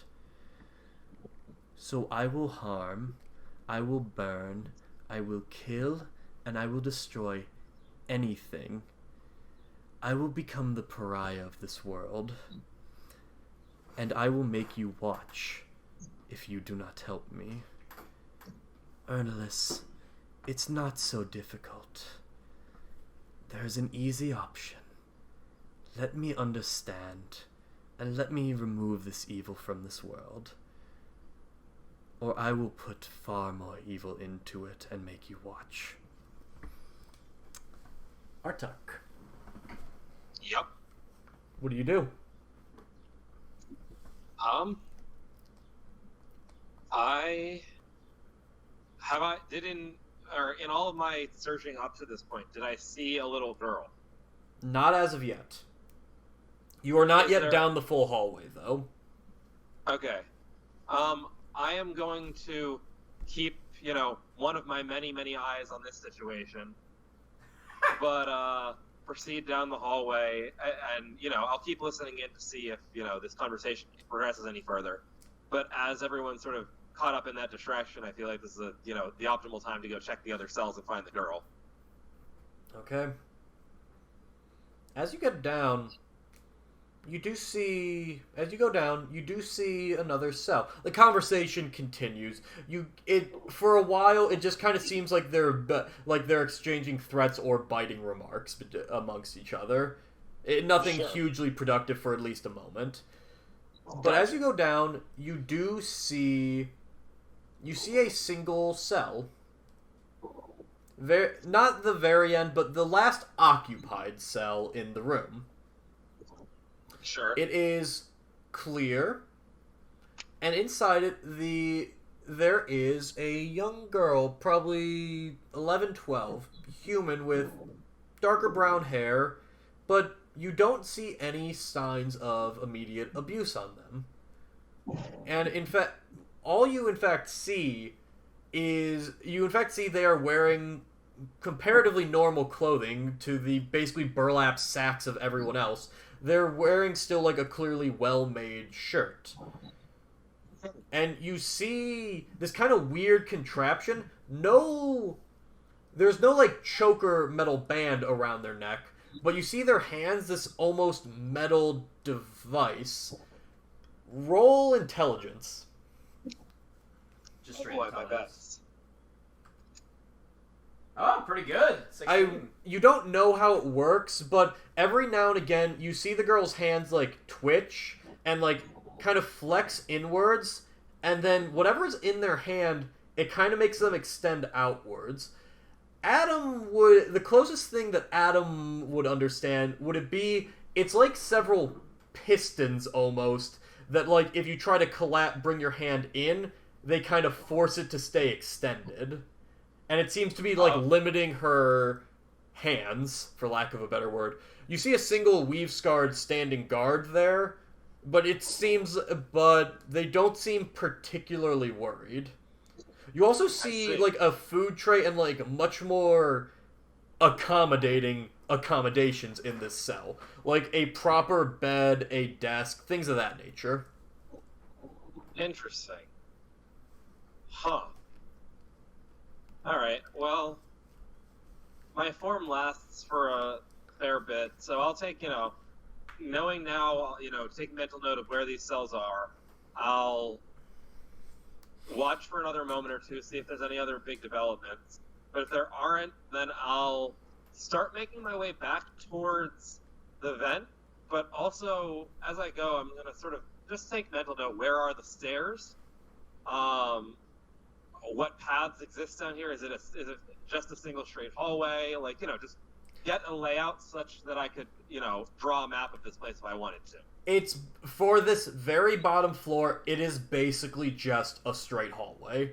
Like, on one side there is wall, on the other side there is cells, and at the very end there is just wall again. Not even like a guard post. It just seems like it's just a single hallway. And at the very front of it, you see a door, and it's like a prison door, so it's got like that kind of two-lock airlock system to it. Not a literal airlock, but like you open one and the other has to be closed to do it. Yep, this makes sense. Okay.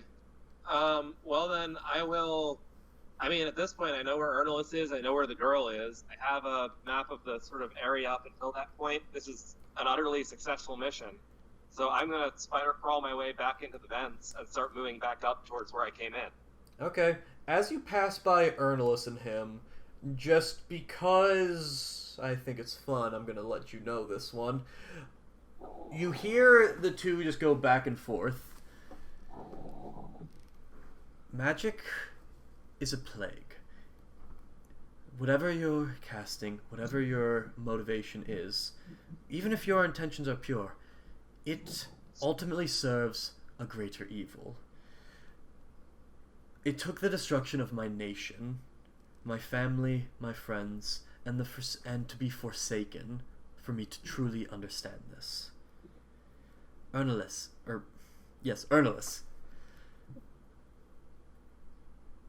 I know that you are too invested in this, and I know there is no way to save you from what's coming. But that boy that you harmed, yes, I know about it. This boy, do you truly believe that he'll leave you here? And do you truly believe it's an accident that I've allowed people to speak to you? He is coming here, and I think you know this. And he will not make it out unless you help me.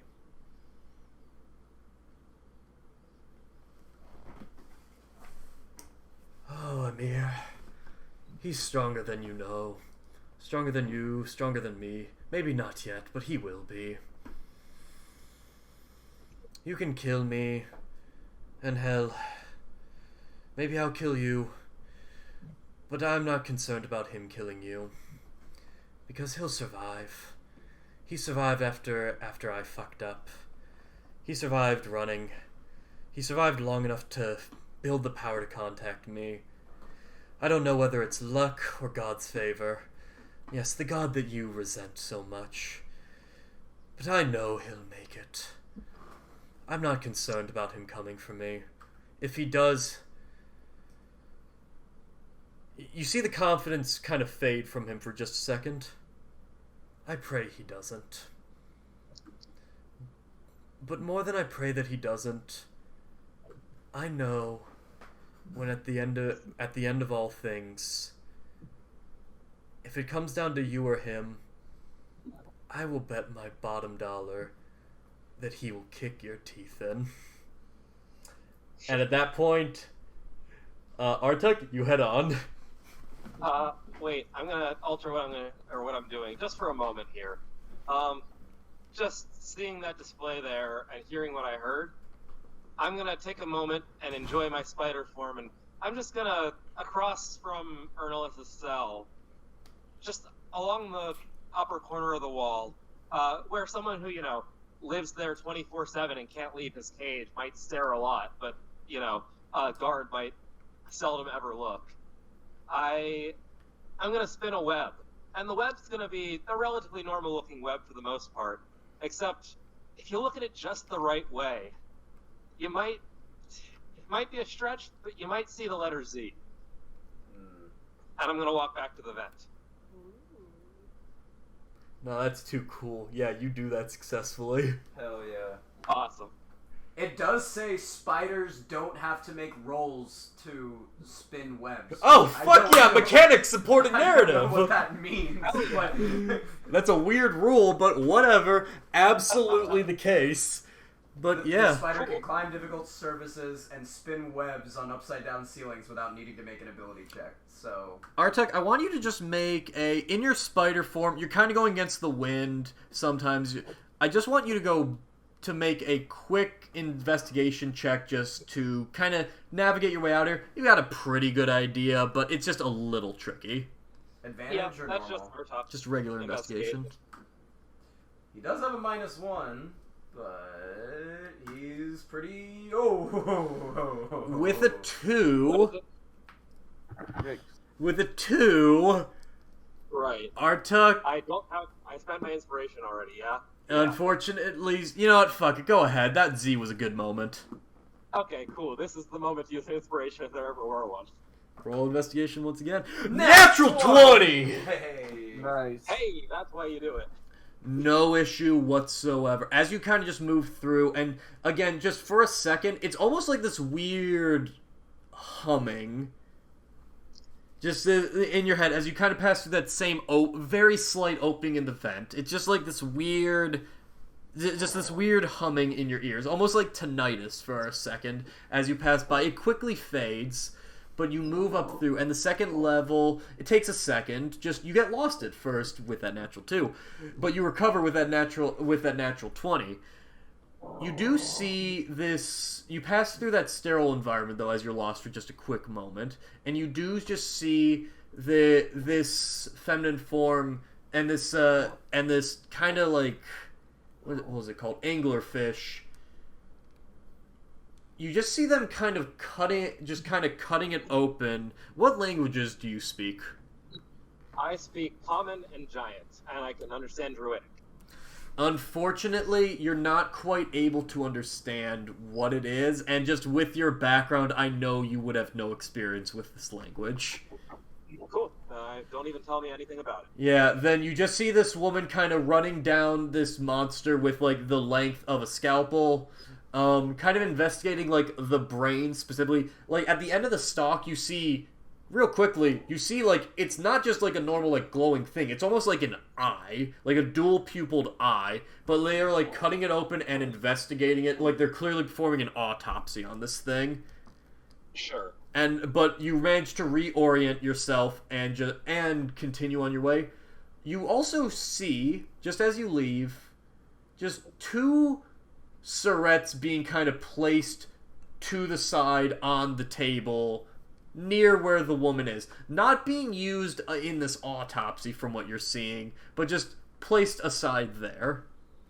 But then you're able to make your ass out of there, out of the bastion. And that elven man who kind of greeted you on your way in, you see he's had his ass beaten. Just like, he started talking nonsense, and these are very short-tempered guards. Sure. Just to clarify so I understand completely. So D4F is prison, D3F is anti-magic hallway by the looks of it, or, weird magic-y effect hallway anyway. Yes. B2F was the laboratory or whatever, this research facility. Part of it was the laboratory, part of it was that one area with chests that you saw, like, those guards at. Right. Okay, and then what's the first basement floor? I don't think I understood, or I don't remember what that was. It seemed like just kind of a hallway and storage area. I'll say retroactively, you noticed that it seemed like the initial basement was of normal make compared to the rest of the architecture of this building. The rest were added on. Okay, this makes sense. And the other thing was, with the peeking out of the vents that I did I get like a thorough enough view of different angles of this interior to sort of understand the layout? I mean, in a macro sense, yes. You could navigate it, you couldn't draw, like, a battle map, is how I'll phrase it. Yeah, but I know, like, which direction the staircase to the next floor is at any given time. Yes. Okay, cool. Gotcha. Alright, well, with all that said, I'll finish navigating my way out of there, leave through the same vent that I came in. Okay. As you do. Ode, are you still hanging around? I would say... Fuck it. Hold on a second. Last bit.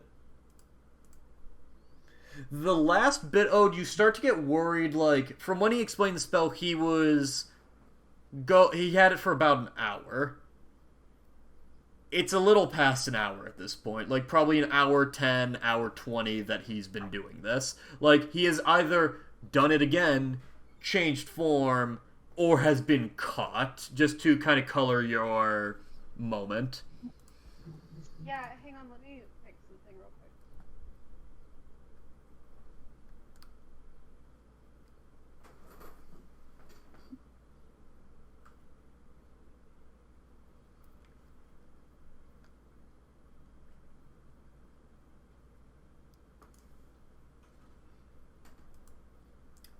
Oh, can you guys hear me? Yes. Yep.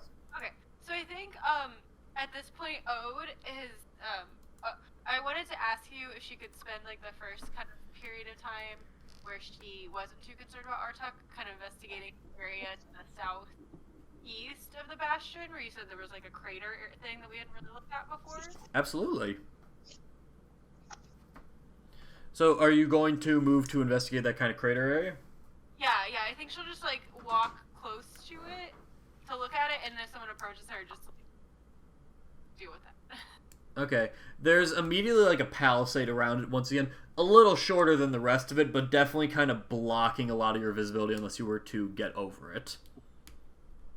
Oh, get over like the construction. Yeah, just it would take a bit of effort and you could get noticed during it, but I'm going to be honest, Ode I'm pretty sure already has a climbing speed. You could easily get over it. It's just the consequences of if you get seen. Yeah, I want to do the thing where, you know, when you're getting out of a pool and you kind of put your hands on, like, the top of the pool and, like, lift your hips up to the concrete part. Yeah, absolutely. Okay, absolutely. I want to do that to just look over the bastion, and if someone asks her, she'll be like, oh, I was just curious. Like, I wanted to know what it was. Roll a stealth check. You still have passed out a trace just because of the timing of this. And Well, I actually wanted to ask you, would passing out a trace going, like, make the dogs be attracted to the magic? Because if so, I probably would drop. You have Nistol's on, so it shouldn't. No, well, no, it's a spell effect over it. Oh, okay. But, like, potentially, yes, but there's also the benefit of having it. So it'd be like, dogs can find you, but if they don't, you're so fucking well hidden. I'll keep it up, because if the magic is making me stealthy, which is attracting the dogs, but I'm stealthy. Yeah, it's kind of this weird impasse of, are you more stealthy with the magic than... Alright, we'll see. Oh, that was as Artok, but it was supposed to be as Mary, but a 19. Okay. With it up. So a 27. The dogs are just like, did someone fart? Did you fart? No. I think a fart happened. You see a handful of dogs kind of going around the area, but just none, by just sheer luck, seem to catch the scent of it. Okay. And with just, I'm pretty sure you have a baseline climb speed, or alternatively, you're a goddamn monk. You've got this covered. With that, you are able to peer over, and with the crater, you see just kind of elements of, like, almost mining. Like, you see... Ooh, okay. You see in this crater, like, sectioned off, like, workers going in and out, pickaxes into a semi-constructed mine. Just, it's more like a quarry, I guess would be the way to phrase it. But just kind of going down a larger pit in which they seem to be collecting some kind of resource that is being collected more towards the surface. Okay, so there are people in this area? Yes, there are Weesguard guards on the perimeter. You just seem to have gotten lucky at this point on your side. No one seems around right now. But kind of just doing the rounds and then people inside working the quarry. Okay.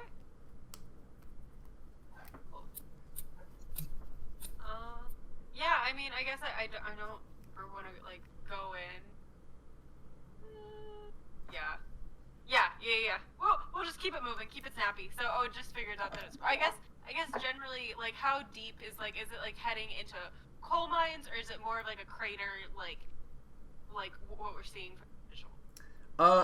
More of a coal mine, not that deep though, but it's more than just a crater of stuff like that. They are clearly, like, going into the earth, like, mining. Yeah. Cool. All right. Then I think to snap forward to when it's been an hour from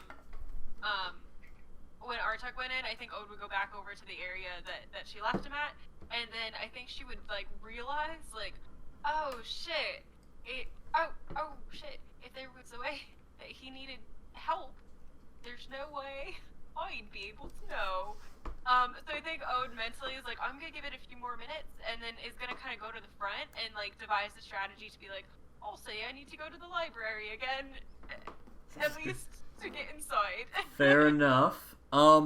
One thing though, just as you leave that kind of quarry section, could you roll an investigation for me with disadvantage and then an arcana check?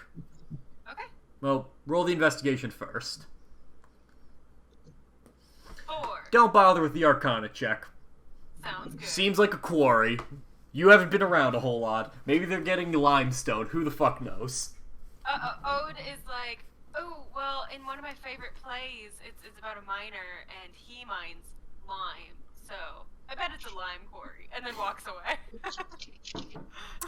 You see the McCaslin Industries sign hanging over it. Of course it's a lime industry.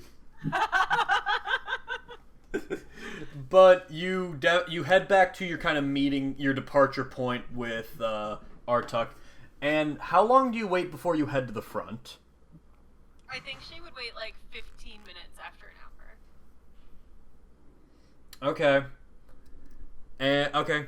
Yeah, Artuk is still not quite there yet. Okay. What do you do? See, it's tricky because Mary knows the Artuk bad. And I don't want to do a whole scene of me begging to get to the library. What do you think, David? Or Marcy? Mary, how do you think you would play for time for 5 minutes? As Ode. What do you mean play for time? Just, I know you're like, oh, where is Artuk? And Artuk's about to come back, so it's kind of weird meta if you don't want to go in. But like... Yeah. Oh, you know what? I think that Ode, going in, she knows that Melody said that they wanted to perform for, like, people at the, like, first aid camp. So I think maybe she would be like, well, if I'm gonna go in, like, I don't know, maybe I'll find Melody. Because she's, like, not a leader, so she's like, maybe I'll find someone else to tell me what to do. Incredible. Okay, and as you head towards the aid camp, Artuk, you do emerge. 1 hour and 20 minutes post. That's Okay. funny. I guess when I emerge, I'll look around to see if I can see Ode anywhere. You see her walking towards the aid camp. Gotcha. I am a spider, and I'm going to be a spider until I'm past that wall, because a spider is a good way to get out of the facility. So I'm going to note you. Yep, I'm going to note that she went there, and I'm going to take a casual stroll up a wall and then down a wall, and then find the alley again and turn back into Artuk, because there's no real good other choice. For just sheer simplicity, I'm gonna say you guys reconnect accordingly. Perfect. Do I find Okay. Melody is the real question. Sure. He's hanging out. He's set. Hey, wait, no, it's 7 in the goddamn morning. You see the cart, but they seem like they're sleeping. Oh, and then Ode, like, I think finds them pretty quickly and, like, kind of kills 5 minutes of being like, oh my god, do I wake them up for this? Why do I even need his help? And she's just kind of, like, pondering that until Archuk comes and finds her. Fantastic. Yeah, Yes, as soon as I pass the wall, absolutely. like, Alrighty then. Yeah, with that, you guys reconnect. Artuk has... And then we flash forward to Kezia being like, I wish we knew what Archuk knew right now. Fantastic. I thought Ode was right here, and now she's gone. Doppelgangers, man, every time. No, remember, this Who was are happening you? early in the morning. And there's no way Morak's waking up early in the morning. My god. Morak wakes up like at the crack of 5 every day so that he can do 100 push-ups. What are you talking about? Well, yeah, 100 but push-ups, then he 100 goes to sit-ups. But it takes him 4 hours. I don't know. I just I know time's an illusion in D&D, but David did say, I don't know. You guys go to breakfast between 5 and 6 a.m. and then he explicitly said, Arctic Ghost. I also didn't say at breakfast, 6 a.m. whatever. Wait, did he say we go to breakfast at 6 No, I just said you guys met up. Yeah. Morak just wants breakfast because he's hungry. Yeah, I need to replenish those carbs from working out so much. Gotta get barreled, dog. Get barreled, bro. Okay, well, Yes, anyway, add I the would like to say that we go back to the hotel, Artuk freshens up, and then we go straight to breakfast from there. And Artuk is a few minutes late joining us because he had to get all the spider glue out of his butt. So, Yep. yes, absolutely. Oh, Artuk, you're back. Yeah, howdy. It worked. We know where Ernest is now, and the girl we want to help too. Well, actually, since we're so close to being all together, maybe we can just go up and all kind of cram into Annette's room, and so we can include Byron. That's a Agreed. good idea. All right, let's do it. Oh yeah, Artie, you weren't here. There's Right. shit going on. Okay. I figure as much is generally the case. And that's upstairs. Oh, all right, And let's that's go up. upstairs. Can we Yeah. say we explain our conversation already? Yep. Okay. So, Artuk, what did you see in there? I know exactly where Ernulus is, and exactly where the girl we want to save is, and exactly what's on every floor the whole way down, and exactly where everything's supposed to be. That is to say, this was utterly and entirely a complete success. Wonderful. Okay. How many Weaves Scott are in the facility? How many did I see, David? It was hard from your position, but flanking Amir, probably 2 or 3. Probably 4 to 5 on the prison floor, and it was just hard to see on the other floors because you didn't get a lot of exposure outside of a specific vent. I mean, I only saw like a dozen of them, but I traveled through vents, and there aren't a lot of guards in the vents. Okay. There. I mean, I'm good with that. That's significantly less than the place we were last time. Yeah, we could probably raid them. Well, To I mean, be in fair, in our scouting last time, Sunny saw 4 of them, and then there were Yes. 40. So if Archie saw 12 of them, I think we can logically, pretty solidly assume there's exactly 120 of them. That's good math, Ode. That's fair. yes. Okay. So, Wait, back you to... guys all just agree? Arnold doesn't know math. Hey, you don't argue with the math. That's straight Yeah. numbers. You know, it makes sense, because why would there only be 12 in the whole base? Yeah. It is a rather large facility, I would imagine. I mean, I feel like it's reasonable that he would have seen around 10% of the inhabitants of the base.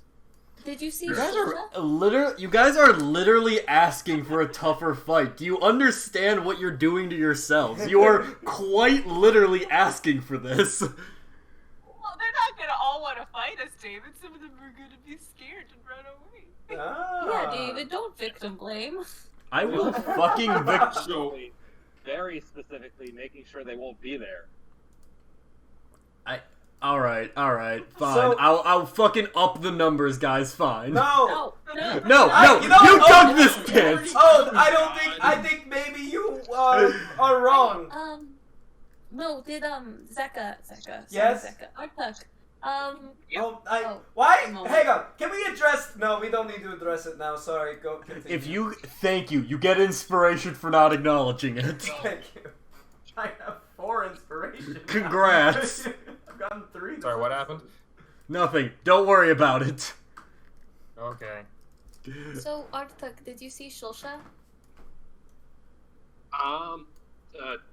Sorry, can you remind me who Solskjaer is? Did you what see does a a girl? Mediterranean egg dish have to do with Wait, is that really a food? God damn it. Shuka? Oh, thank God. No, there's like supposedly some person there who's doing experiments. I mean, the second basement floor has a bunch of experiments going on. There's a woman down there who was playing with a fish person. That's a weird way of putting that. Who was doing experiments with a scalpel on a fish person. That was probably Shulsha. All right, that's second basement floor. Well, part of the second basement floor. The other part has some sort of storage and chests where I'd have to assume they're putting all like magic items and shit. Okay. Okay. We really got to figure out what we're gonna do about the whole third floor, basement floor. That is when I tried walking through there outside of the vents, it started to sap my magic away from me, and I figured if I actually walked through there, it wouldn't be somewhere I could cast a spell, or it might even be worse than that. So David sent that's someone who doesn't cast. yeah. I figure we gotta rely on the people who don't, but just have to note that we're gonna be down some capability in that, and there's a little bit of that going on the final basement floor, which is the prison, which is where Ernulus is, who was having a conversation with the leader of the Leafs Guard, and it seems like they got sort of a stalemate going on where he can't kill Ernulus because Ernulus knows something he needs to know, but Ernulus can't get out because he's well and truly stuck down there. they're treating him real bad, it seems like, but they need him for something. It had to do with that item that we stole from him, the cube thing. He wants to assemble the rest of it. It seems like the Weave Scar strangely kind of align with our goal here in that they're actively devoted to making sure that this whole Dawn Dragon shit stops existing. And he wants the whole thing so that he can understand it, so that he can destroy it. Ernolith seems to want it for some other reason and not want him to understand it. I don't know what Ernolith wants to do with it, but he got caught while he was, acquiring that, him and Joro. The leader knows that Joro's in the city and expects that Joro might try to help at some point. And he knows about Zeka's existence, knows that Zeka and Ernolith have been talking, and has threatened Ernolith by saying that he's going to kill Zeka and Joro. But Ernolith gave a sort of sly rebuttal saying that Zeka would whoop his ass, but didn't seem as confident about it as you'd expect. Oh. I think when Arctic says that, he said that mentioned Zeka getting killed, Sonny kind of like stands up, the chair kind of scoots back from him. He's like, he's ready to fight. I figure it doesn't seem like he knows that we're all in on this. Like, that Zeka's here with a whole group of folks to help. It seems like he thinks that Zeka might be working alone, might be working with, like, Joro and the rest of his old gang. But he doesn't seem to know that we're there. He doesn't seem to put us together with what happened on Feldarin. It seems like they're largely not in the know about a lot of things. The only piece of info that they do have is that Zeka's going to try to help Ernest at some point. Well, I mean, one of the best things is it seems like from the conversation you described, the Grand Inquisitor doesn't even know that we have his item. Yeah, he seems to think that Joro has it, which might be a reason to maybe not interact a whole lot with Joro for the next while. It seems like he knows Joro's here, and it's after Joro has been actively looking for Joro.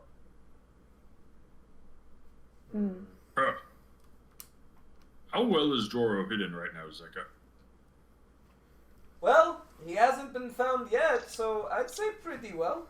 I didn't hear a single thing you said. You're too far away from the room and you're eating bread. Oh, sorry. I'll get a little closer to the proverbial microphone. So he hasn't been found yet, and if Mr. Archeron, who seems pretty badass, is fighting him, then I feel like he's pretty well hidden. Okay. Easy enough. And Zeka, if you're able to heal Joro, I guess that could be one benefit for if he doesn't want to help us, he might still be under protection of the Archeron, even if we have to skedaddle out of town. So that could be another reason not to interact with such days, so that stay under their protection. Well, I think Joro's whole desire for coming to this town was to save Ernolith. So I think once Ernolith is saved, his business here will be done, and he's gonna kind of get the hell out of what was it you said, Gezia? Doge? Yes. No, like the action. He's gonna pull out a Doge before it's too late. Right. Yes. Before he loses too much, if you know what I mean. Oh god. Inspiration. It was a sleeper, but it got me.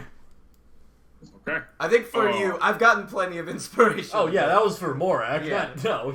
Oh, thank you. But yeah, I think. So, to summarize it, there are anywhere between 11 and 400 guards in that facility. Third floor is anti-magic, but nothing else is on it, you said? Yeah, it seemed like it was pretty barren. I mean, I couldn't really get a good view of it because it was trying to sap me out of my magic form, so I just was going through a vent with no windows.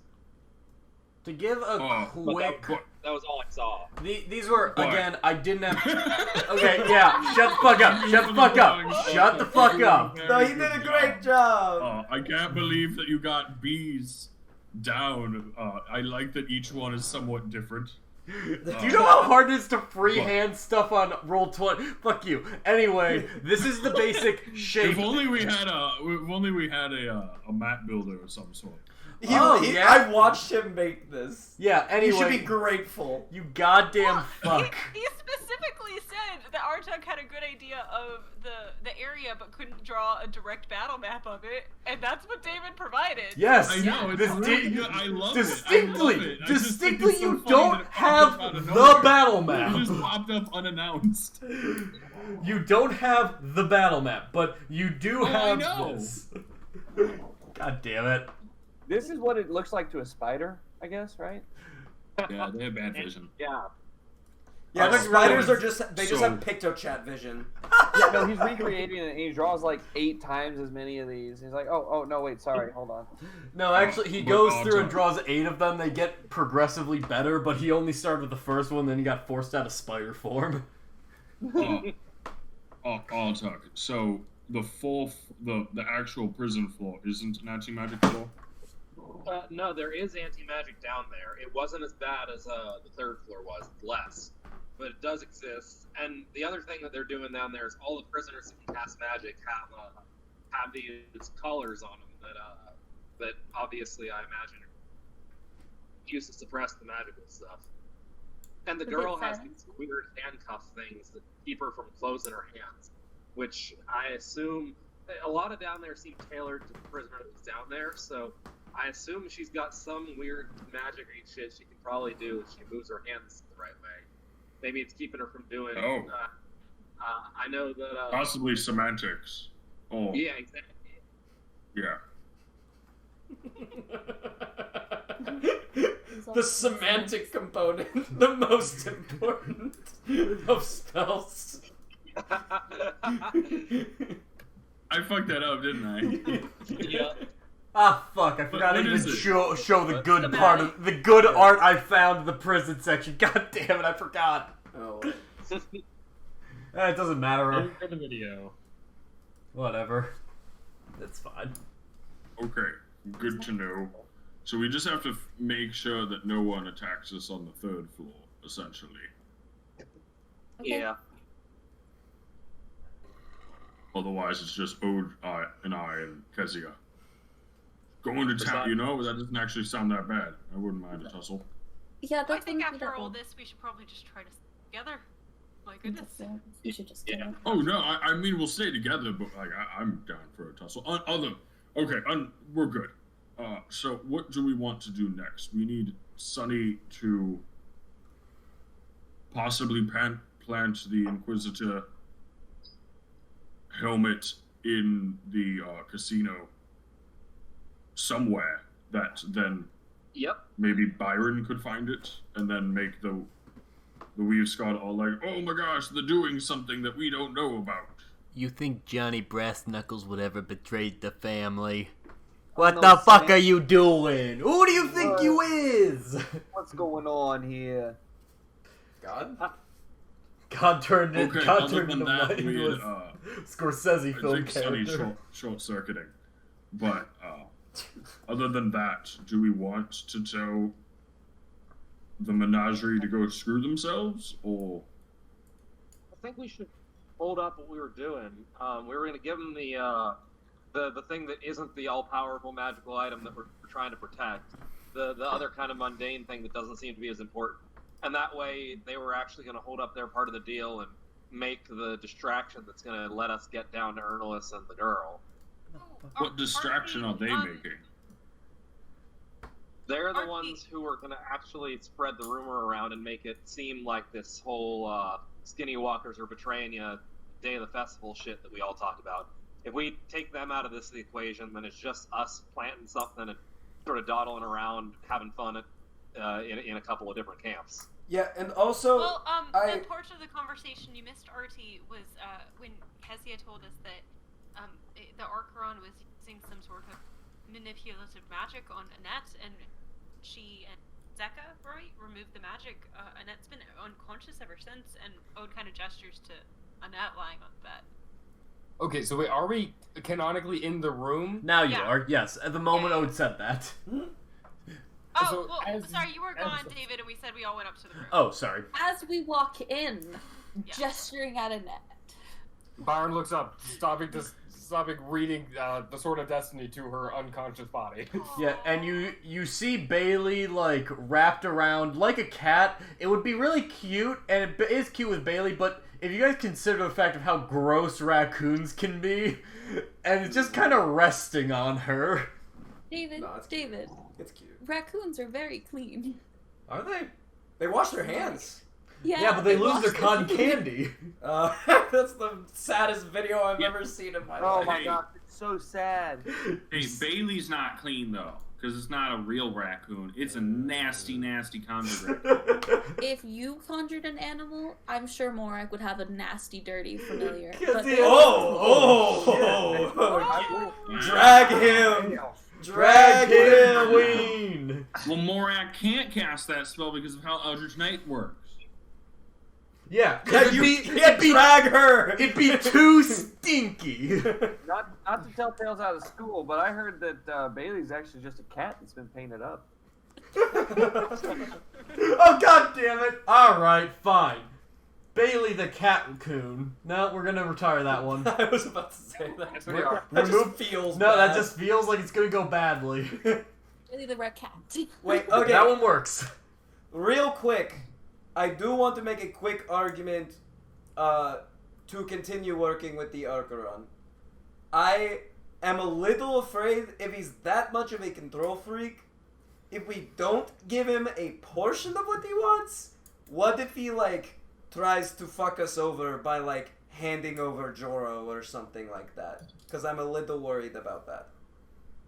And I'd actually also second that and say, you know, I could tell, and I think we all could tell going in, he's not a good guy, and we didn't go into this with the idea that he was. He is conniving, he has his own plans for all of this, he wants power, but we came to take advantage of that with the sole purpose of getting Zeka's friend saved. And I still think he is the most efficient and useful tool we have towards that end. I figure we're using him as much as he is, you know, but we still hold the secrets and the cards here. We're helping him, but we're using him.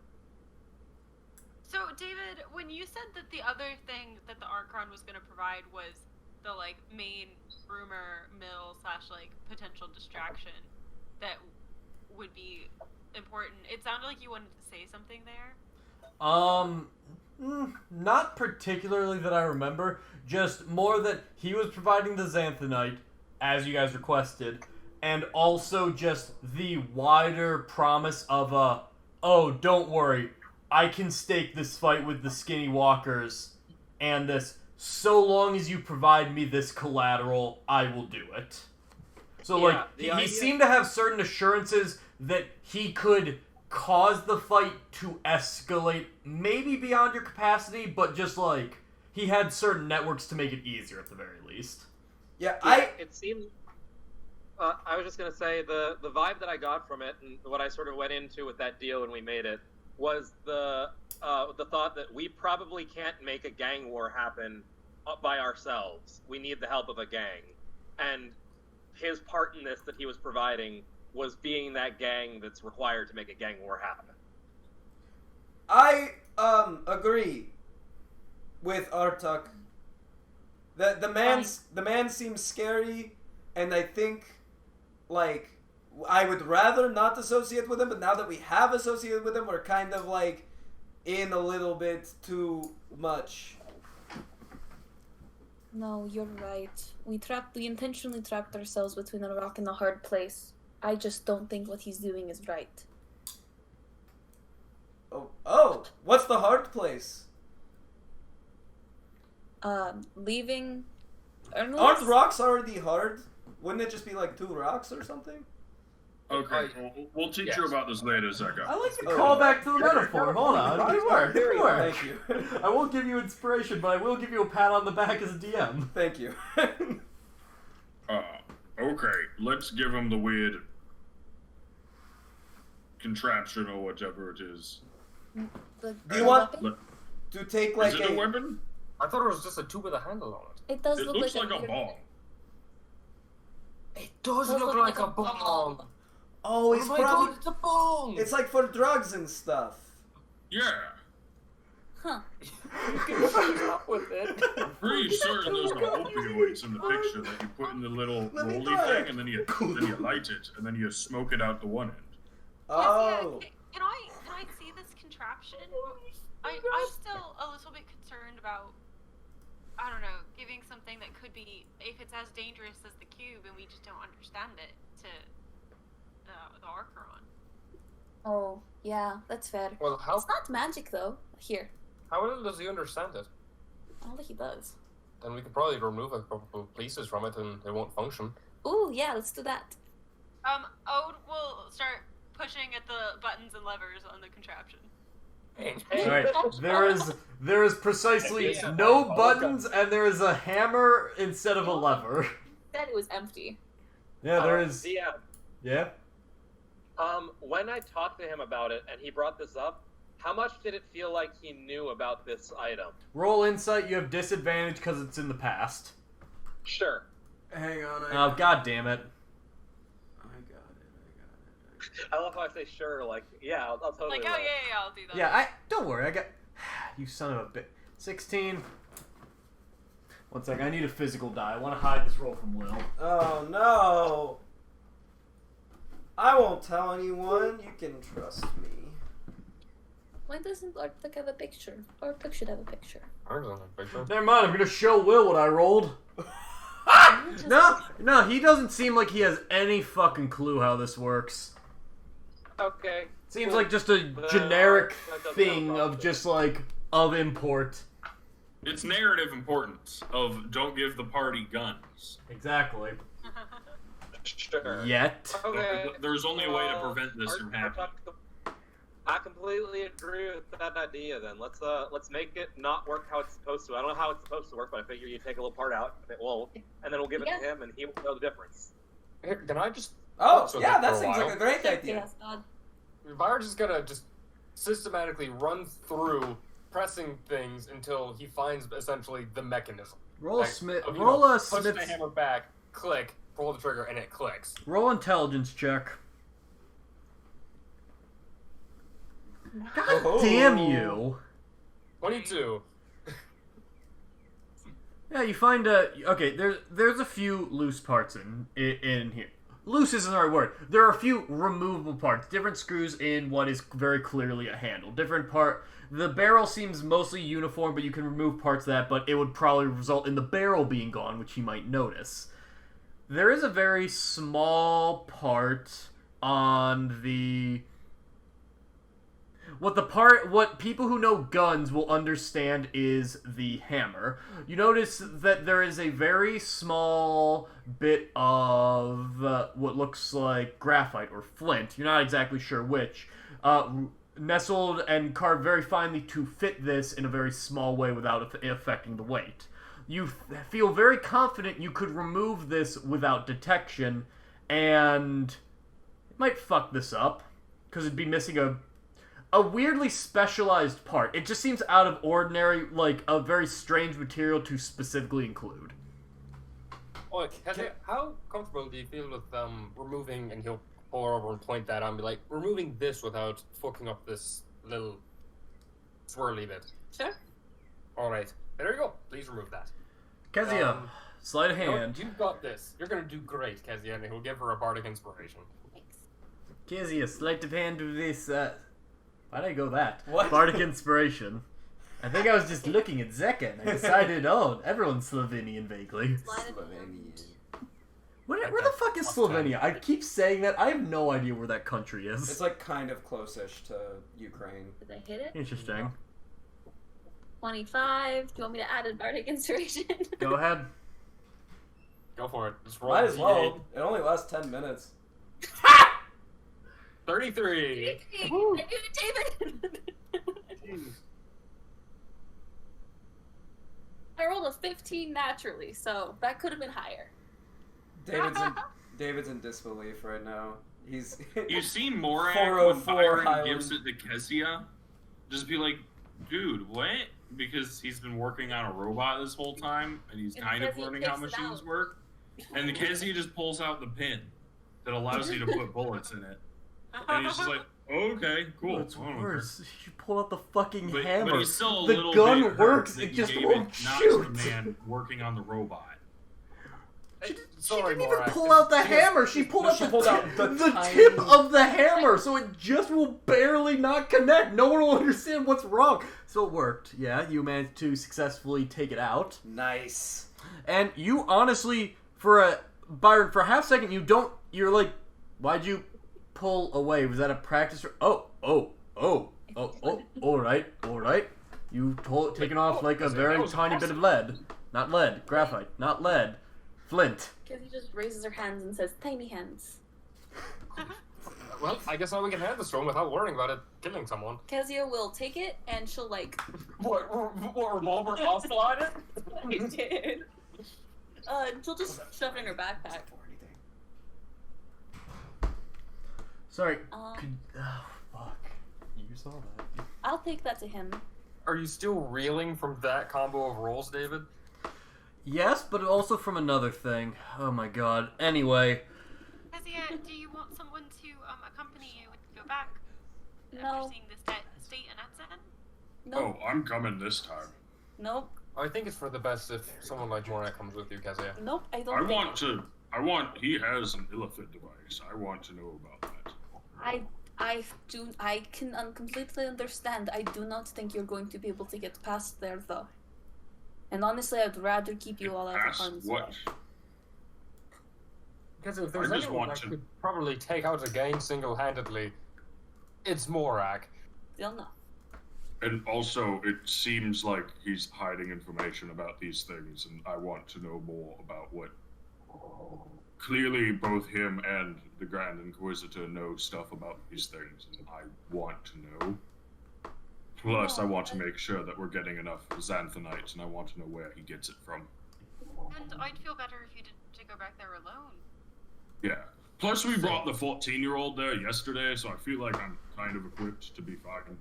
Yes. I want someone I want there to go ensure again. that what happened to Annie here, point at Annette, doesn't happen to you. Well, what's to say that it's not going to happen to them? What do you mean? What happens? What? Like, I can hide and run away. It's a lot harder for you guys to hide and run away. Aren't Well, they also thieves that are very good at tracking and hiding and finding people? Don't they know how you function? Yeah. Yeah, fine. Thank you. Okay, cool. Perfect. Wait, before you take the gun back, shouldn't we get like? What? A what? It's a bomb. What's the Oh, gun? sorry. Before we take the 3 points of psychic damage. ow. The strange little contraption. Alec device. Yes, it. It was me! Thank you, Mary. Before we take the what did we call the last thing? The space stick. Before we take. Oh my gosh, we know what you're talking about, Zeka. Okay, I'm sorry. I'm a little frazzled. Shouldn't we take like I don't know, like a charcoal rubbing of it or something for you? What does that Or- mean? I don't know. I No, feel like hey, we should. Zeka, I understand what you're trying to say here so that we can know how to make it. I'm just going to make the executive decision that we don't need to. Here, I can try to look at it for a minute, and they actually have something at the monastery that helps us communicate information without having to like write reports, since they know specifically how bad I am at writing reports. That sounds great. I just feel like if it's this powerful, we should at least like know something about it, you know? Go on. Yeah, so Ode will examine it. Okay. What? Sorry, hold on. I'm still reeling. What are you trying to do specifically, Mary?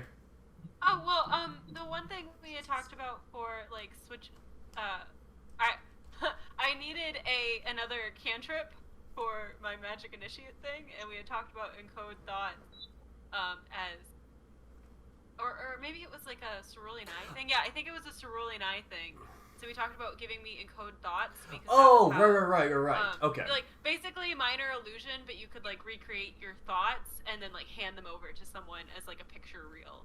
Okay. Yeah. No, sorry. It's just been a while, so It should really just be minor illusion, but the idea is that you can like leave it somewhere and they could find it. Okay. Yeah. No, that's really cool. all absolutely kosher for this. Yeah. Cool. So yeah, she would just like try to examine it to give that information to someone. Okay. Hell yeah. No, that absolutely 100% works. Awesome. What was I gonna say? Right. So we've been here at breakfast for like 3 hours. So really quickly, to go through the things we're gonna do today are meet up with Joro, meet up with the Archeron. Sunny, you do your Skinny Walker stuff, and Byron, you do your Weaves Guard stuff.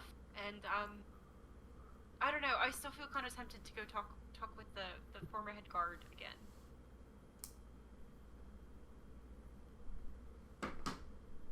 Okay. All right.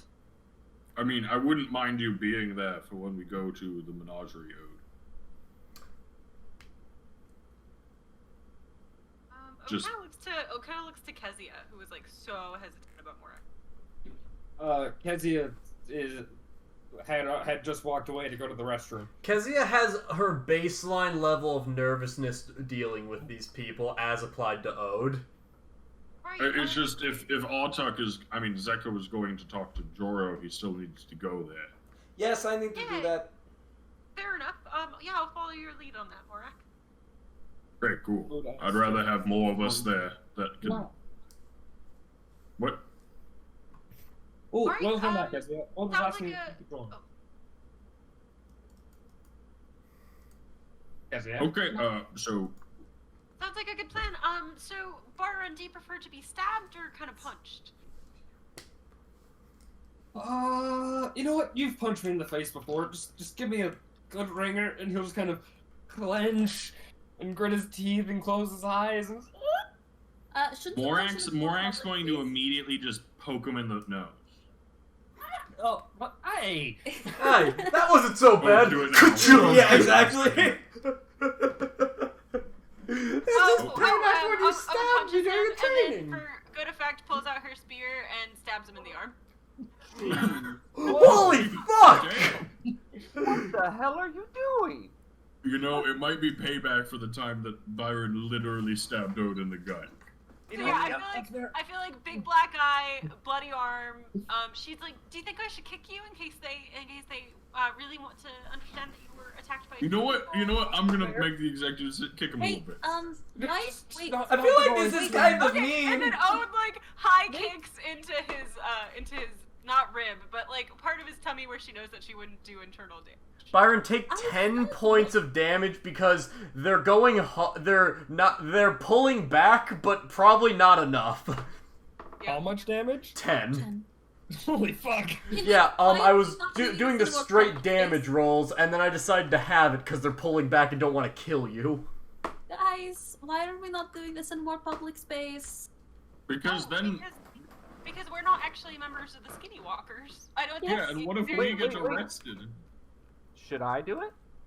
Well, okay, let's wait for a minute. Why don't we minor illusion me to look, or no, fuck, I can disguise myself to look better for a little bit. No, And then as you attack me, I'll drop it. Sonny Please, kind of like, never hit me. Sonny kind of puts his hand on Byron. He says like, He flinches. I'm gonna be honest here. I think we're past the point where this should have been a discussion. I feel like at this point we should just commit and you should just stick with your story. And then he kind of gives him like a little pat on the shoulder. Right, Flinches I again. think your story is that you show up and you say you got jumped by like 4 Skinny Walkers, and they said, you'll And they get it beat you up in a bar Yeah. with a deaf bartender. And Sonny looks over towards where the bartender is. We're in. Mop. He's trying to pop his ears. Kicked out and just being like, yeah, he deserved it. Oh my god, my ears have finally popped. Oh my god, what happened to you? Oh no. It doesn't matter. I feel like it does matter. I should call the town guard, or possibly Weaves Guard. I'm going to the Weaves Guard. I'll Oh, explain. alright, not my problem anymore. Walkers. Oh, alright, back to being my problem again. God damn it. This used to be a good neighborhood.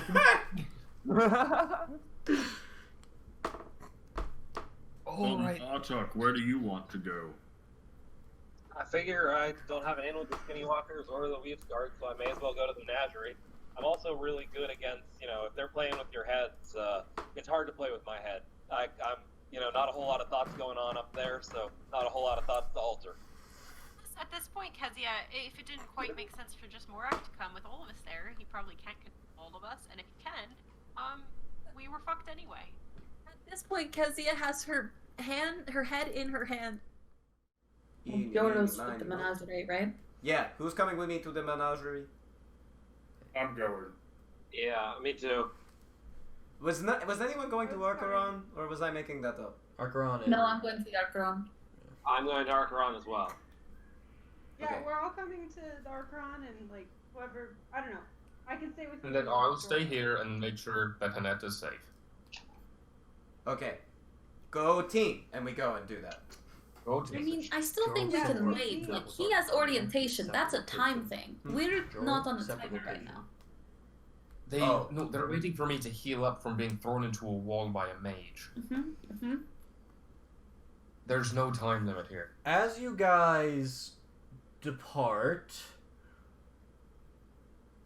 a bit of a you guys see actually kind of as you just move through the city, just kind of entering. Those of you who are moving towards the Archeron, you have to kind of move through, especially from the Steins Gate, which is where you guys have made your tentative HQ. You have to just kind of pass through the Market District very briefly, which contains the main road. But as you pass through, you see a larger than you would expect group of Weavesguard actually passing through. And you see them kind of just marching towards the city gates. Just as you pass by, you see a handful of dogs with them, but it doesn't look like a massive patrol so much as they are heading out from the city based on their kind of trajectory. Ode says, "Ooh, I'll follow them and report back later." And Ode starts to follow them. Okay. Cool. Yeah. Keep going. Yeah. And you guys continue on your way. Enough of you have gone there. You're able to collectively find your way just to... Yes? Before we get there, let's settle on our story because, it would look real bad for us if we had lots of different stories. This morning, I went in to infiltrate, to do the scouting I wanted to do. While I was there, I tried to find the items that he told us to look for. I was not able to find both. I found the bong thing, and we brought it to him, and that's the whole story. And I found it, exactly where Kessiano told us they found it. In the desk of Emir's office. Yes, at the desk of his office. But I didn't find anything matching the description of the other thing that he asked. But it might be in level 3 where we could not go. Yeah, that's true. I did go down there and I didn't see it I couldn't look around down there because it looked like, they were sapping my magic away, and that's how I could stealth around. So best estimate if he needs to go in there to find it would be to go to level 3. That'd be my guess. It could be somewhere else. But that's, one place I didn't get to explore much, so it's a good lead. Okay. All right. Okay, good plan. Cool, just figured it was useful to get our story straight before we went in. Yeah. Do you think you can handle it, Artuk? Just making sure you're, on the level and everything? I mean... I don't know if... I did okay last time, but last time I was being real above the table with it. I said almost everything normal. This, I don't know, it's not much harder than the last thing we did. He seems to understand that I know how to talk about what's serious. I don't know, I can try. Okay, if you think you can do it, I trust you. Sure. I might want to magically boost myself a little bit on my way in. Or before I go in. Ode left. Never mind. Not I'm in the not- Fancy Hotel. I'm not Yeah, it the is. best shopper. I thought Kezia brought it back to the Steins Gate. Hey, Nope. David, Yes. what time is it in the day? Noon. Escalated fast. It was just 8 o'clock. Man, crazy how time flies. Noon. Noon. Okay, I think I want to head. I think I want to start heading towards the Skinny Walkers Casino. or Sure whatever. thing. You remember you had a meeting at specified time. Yes, and he's like, "Oh shit, I've got a meeting at specified time." Cool. Looking at his internal sundial. Yeah, He has an atomic clock. he's What's the one clock? person. He's one of like only the Warforged have like an actual clock and know the actual time. So I'll head there. Anyway, continue. Okay. Okay. As you guys head in, just with the previous experience, fuck it, Joro and Archon are at the same place, because I'm just going to make this very simple. Mm-hmm. Okay. They were in the same building. They were not. They were not. Oh. Why can't we separate? Because this is, no. This one is getting condensed. Eric gave me a very good lesson about just condensing things if you can. Yeah. Anyway, as you guys head towards there, you all collectively know the area, and just, Kezia, you know the people here. They may not like you particularly, but they recognize you enough that with a few quick words, you are able to get back to the location, and they trust you enough to enter the main building. You go down the liberal arts college, down the hidden elevator, behind the hidden doors, and down the hallway, and you are all before. It's just a normal hallway. You are all before the. You are all about to enter Archon's office. There is no significant issues on the way. Well, okay. Joro's definitely not in the room. Like, wasn't he in a different area of the building, I thought? He was. Open the door. Okay. We open the door. You see Joro there speaking with the Archeron. Oh, that's so convenient. We are gonna come see you later. Oh, hey, Z-Man. Hey.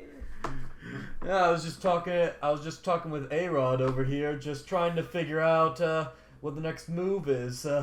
Figuring out. Ernest heard that you came up with an idea all on your own about trying to bust him out, and frankly, I'm in for whatever you have planned, Bucko. That's right, man. And not only that, I brought a spell for you today. Come over here. I'm gonna cure your poison, and I cure his poison.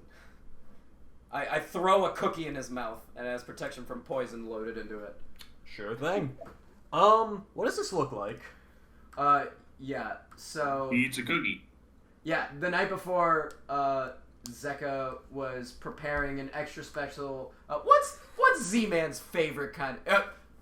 Oatmeal raisin, because grapes. Yeah. Yeah. So he With gives CBD him oil. with CBD oil in it to help calm him down, especially. He has anxiety. And he like flips it to him, like flipping a quarter. And he's like, eat that and you'll feel hopefully better. Let me know how it helps with your arm. Yeah, you notice that the arm is still as black as ever. Yeah. Sure, man. And he pops it. What does it look like as the poison is? No issue with the poison. It begins to cure. What does it look like though? I think it would be like, since it kind of went up his arm, like his up and down. Yeah. There's like a Lichtenberg scar just all along the way. You can see like a bit of like that arcane weave that maybe you saw with Mystara, where it almost looks like it's like a manifestation of how his skin is broken. And you can see the strands start to like tie back together, and as the strands are tying back together, you see that his skin is healing over it. All right, and as this energy kind of basically stitches his skin back together, you actually see like it's kind of going from both ways and meeting towards the middle. Yeah. And you see like almost like the poison, whatever was left in his system, which this must have been pretty potent poison, because like as far as you understand, he's been under this for weeks. You see it like almost bubble to a point at the center, and actually like a like metal scrap about the size of like a nut like the metal kind, not the fucking acorn, Yeah. but just like drop, like kind of rise to the surface. Clearly, like some projectile that whatever was carrying it just kind of was still embedded underneath. You notice the inside of it though is hollow, and even just as all this poison is kind of expelled from his system, like this powder kind of remains. Make an herbalism check. I can do that as well. Could you make one for Artuk as well? Yes. Hang on. First. 23 for Zeka. Just roll wisdom for Artuk. Artuk, do you have herbalism kit proficiency? I don't remember whether I do or not. You do, actually. Oh, excellent. Wonderful. Easy. And you got 20. The two of you... The two of you notice just as this kind of, like, this foreign object kind of rises to the top, and this clearly hollow, it was probably contained in this in some way and broke open. Like, you see, like, cracks and stuff along what is this projectile that's clear, like, it was meant to break apart once inside.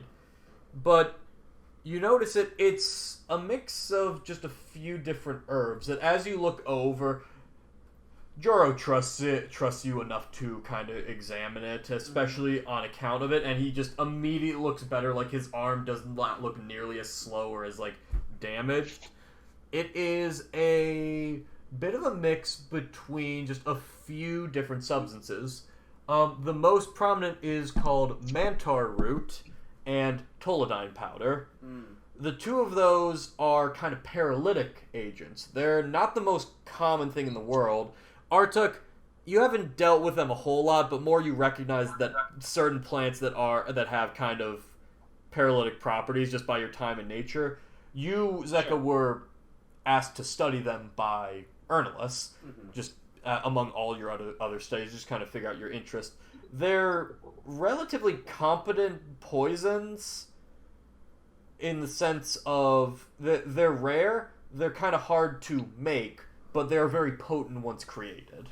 Okay. But so it looks like it's still in him? It has risen to the top, and the projectile has fallen out with it, and the poison is basically, like, been forced to a single point, rose to the surface, and is kind of bubbling in the natural light as your kind of just radiant magic washes over it, and it seems to be entirely exhausted. You can still see it and examine it, which is how you got the herbalism check, but it is... So could you, like, brush it off? Yeah, easily, which Joro immediately does. You also realize, that's not, like... It's not just, like, poison oak or something. Joro seemed remarkably lax about that. You don't know whether that speaks to his chillness or his badassness. or his more tolerance just for poisons in his body. Joro, you are dealing with that for how long? A few weeks, Z-Man. But prime and proper now. Thank you, man. I owe you, you're 14. I owe you a juice. I owe you the finest juice that I can find. As long as it's been aged for at least, a day. Weird, but alright, you're the man asking for it. Now, I believe that I was talking with... Yes, Archron interjects. Yes, we were in the middle of a meeting before you all interrupted. And he actually stands up and looks over at... Yeah, he looks over at Morak. It's not often we have royalty in our presence. And he gives a very short bow. Quite literally as a gnome, or as a halfling, but also... how would you prefer I address you, Sir Tuskbane? Yes, that would be great. Of course. The rest of you all, Sir Zeka? Zeka, Mr. Artuk, and Byron, are you here as well? Nope. No, I'm trying to tell Annette a nice, light story to help cheer her up and keep her calm. Fair enough. So, Artuk, Zeka, Ode is off there, Sunny is off there, and Kezia and Morak. Yes, It is... Hello again. We were just continuing. I presume that you have reason for intruding on my day so early. Well, I had reason to see my friend Joro, who I just healed from a debilitating disability. Good for you. The rest of you? Okay, we got your stuff. Hey, We're just man. cutting to the chase. Excellent. Someone direct. So you have which one? I pull Got out the weird mechanism. Fantastic. And may I inspect it? I give him the weapon. And he just kind of begins to look over the thing with some intent. Inside check. Does he actually know what he's doing, or is he seemingly, Roll bewildered insight. by this like we were? Roll insight. I'm gonna roll one for Zeka too, because Fuck. Zeka is now laser focused on the guy who was a dick to him. Fair enough. That's a 25 for Artuk, which is pretty good. Oh, Andy speaks Sylvan. Andy speaks Sylvan, wow. What's Artuk's? And nat 20 for Zeka, baby! Artuk! Hard to read. Zeka. Looking over it, you're very focused on him. He just insulted you, and, he's just been a fucking asshole to you in particular for some reason, for just every time you speak. Kezia, who is your friend consistently, and then just been very disrespectful, and even of Joro, you get that energy he isn't taking him seriously. So you are laser focused on him. As you look over it, though, he seems... to kind of go through it and just, very quickly, it doesn't seem like just a, idle curiosity to him. It doesn't seem like It doesn't. It looks like he is looking over it with intent and purpose. Artuk. Yeah. It's hard to tell. Wow, the 25. That's impressive. Cassie is gonna ask, do you know what it does? Not entirely sure. More I understand that Amir is of has a significant interest in it. I know he's spent quite a bit of money pulling this thing together. And what can I say? It seems useful to take away his toys from him. Do I feel like he's telling the truth? Roll insight again. You have advantage because of the previous one. Artuk, you can roll insight for that as well. Thank you. In fact, anyone who would like to, strictly. I choose to not believe him. It's a 25 for me, which I don't think is good enough. And then we have a normal, and it's an 8 for Artuk. You're cagey of him, but he just is hard to tell. Kezia, you choose to disbelieve him. Morek, how are you feeling about this? And just indifferent. Alright, excellent. Well, Or for actually now, for other reasons. For now, he puts that on the desk. And I believe I have something of all of yours. And he actually... And just kind of snapped his finger, has just a rogue-looking kid. Human, 5'4", nothing significant about him. Just kind of bring over and fetch the xanthanite. It's several pounds of it. I think you asked for about 5 or 6 pounds. Something like that, yeah. Thereabout. And here is my part of the trade. And, of course, I will begin speaking about how to cause a disturbance. I have several ideas already, so have no worries. The festival will be the perfect window for all of you. Joro... We're also doing some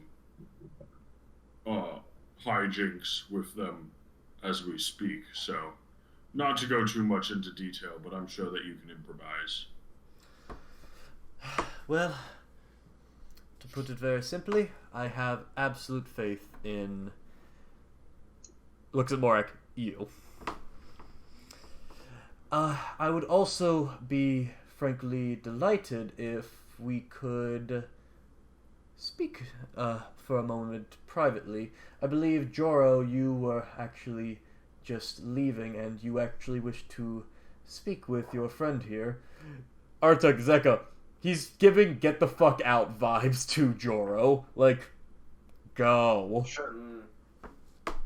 Sure. Okay, Morak, will you be alright here on your own? Oh, yeah. Okay. Perfectly fine. Come on, Joro. Is it just me and you? And I gesture towards With I was gonna Arkaran. say, with some additional security, of course. I was going to stay in the room as well with Morak as additional security. Yes, I'd like my friend Altuck here. He's good with people. If that's okay with you, of course. Very well. He seems very hesitant at the idea. Fine. That will not be an issue. Alright. Come on, Joro. I guess we'll just... Yeah, Z-Man. Joro seems a little like, what the fuck? I mean, I don't know, your friend here says that we can't be in the room, because I guess we're like a part There's of the never peanut been a gallery. party I've been uninvited to. This is absurd. I agree. Alright. Very... Good luck. And the fucking door closes behind you. Joro immediately is just like, to Kezia and Artuk. Okay, I don't know what Artuk shit... stayed in the room, though. Sorry, Kezia and Zeka. Fuck's sake! Oh my god. It's uncanny how It much really it happens. is. Okay, man. Listen, I haven't been at my A game for a bit. I'm gonna admit it. This fucked me up a little bit. That was weird. Yeah. We were in the middle of a conversation. Either you two know what's going on? No? Yeah, is there a side entrance to get into, like, the side areas of the office? Oh yeah, I know it's just there's probably other watched. people there, but, I do want to go there. Okay, and she's taking off. Oh, Kezia rolls bye. stealth and then acrobatics. Yep. Okay, and now she's okay. Z-Man, Wait, real quick. I cast Detect Magic to make sure Okay, he doesn't I'm have a gonna spell on use inspiration. you're reminded that he is a sorcerer. it. Okay, just making sure. No immediate magic effect on him, though. Okay, cool. Okay, that's better. Oh. And then acrobatics. Okay. 23. Give me just a second to come back to that. Okay, Z-Man, real talk. What the fuck? What the fuck is going on here? Listen, okay. Came to the city, I fucked up a little bit. Me and Ernest got caught. Very transparent with that. I was looking into some shit there. Come here, try to fetch him. We'll also get this nurse. Gestures to his arm.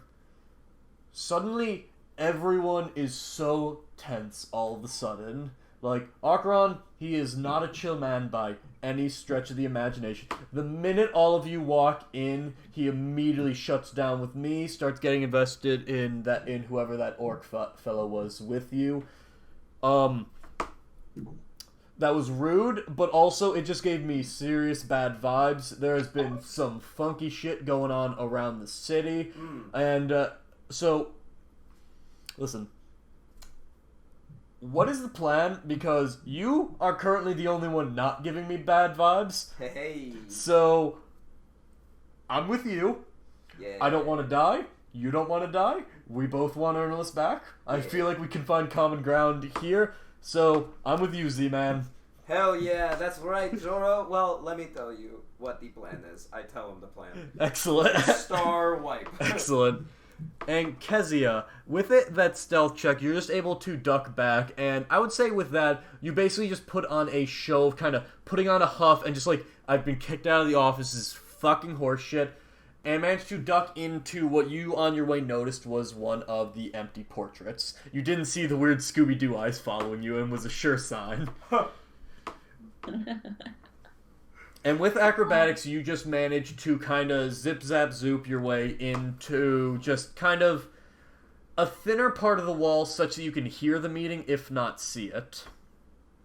Would I be able to get around to the area behind his desk from this, like, in these sort of weird tunnels?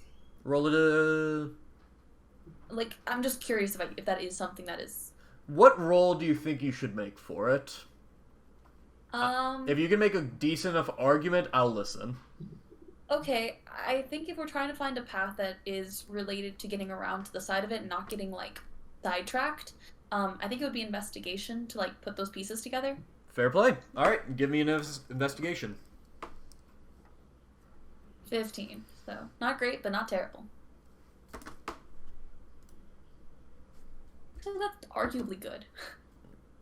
Yeah, okay. I'll say that you're able to get a place behind. You're not in the office, but you think that you think you could very easily get to his office in very quickly if you wanted to. Is this an area where I can see what's going on in there? Still not quite. It's kind of like the hallway out. Basically, door in front, door behind. You're outside the door, kind of ear to the door, but not inside. What's behind me? More hallway. Okay. Yeah, more hallway, more rooms down the way, but nothing you're immediately aware of. Gotcha. Okay, and you are recounting to Joro. Arkaran, regarding Morak. Please, Sir Tuskbane, would you take a seat? I apologize for the modest decorations. To be frank, we don't often host royalty within the city, much less within these four walls. As bodyguard here, I am looking everywhere with the knowledge in mind that they like to play mind game, and that Lord Tuskbane here is a useful piece to have. I am watching for arcane somatic components, watching for symbols, I am watching for literally any arcane glow I can trace, and I am keeping 3 eyes on the room right now on everybody involved. Okay. Noted. When in a little bit I will have you roll. Morak, what do you do? Let's see where this goes. I sit down. Yes, I guess you wouldn't really have much royalty here. Yes, I'm afraid things have been rather tense in the city, and it's, to be frank, not much of a tourist destination. However, I understand that you are a man of focus and of direction, so let's not dawdle with side chatter.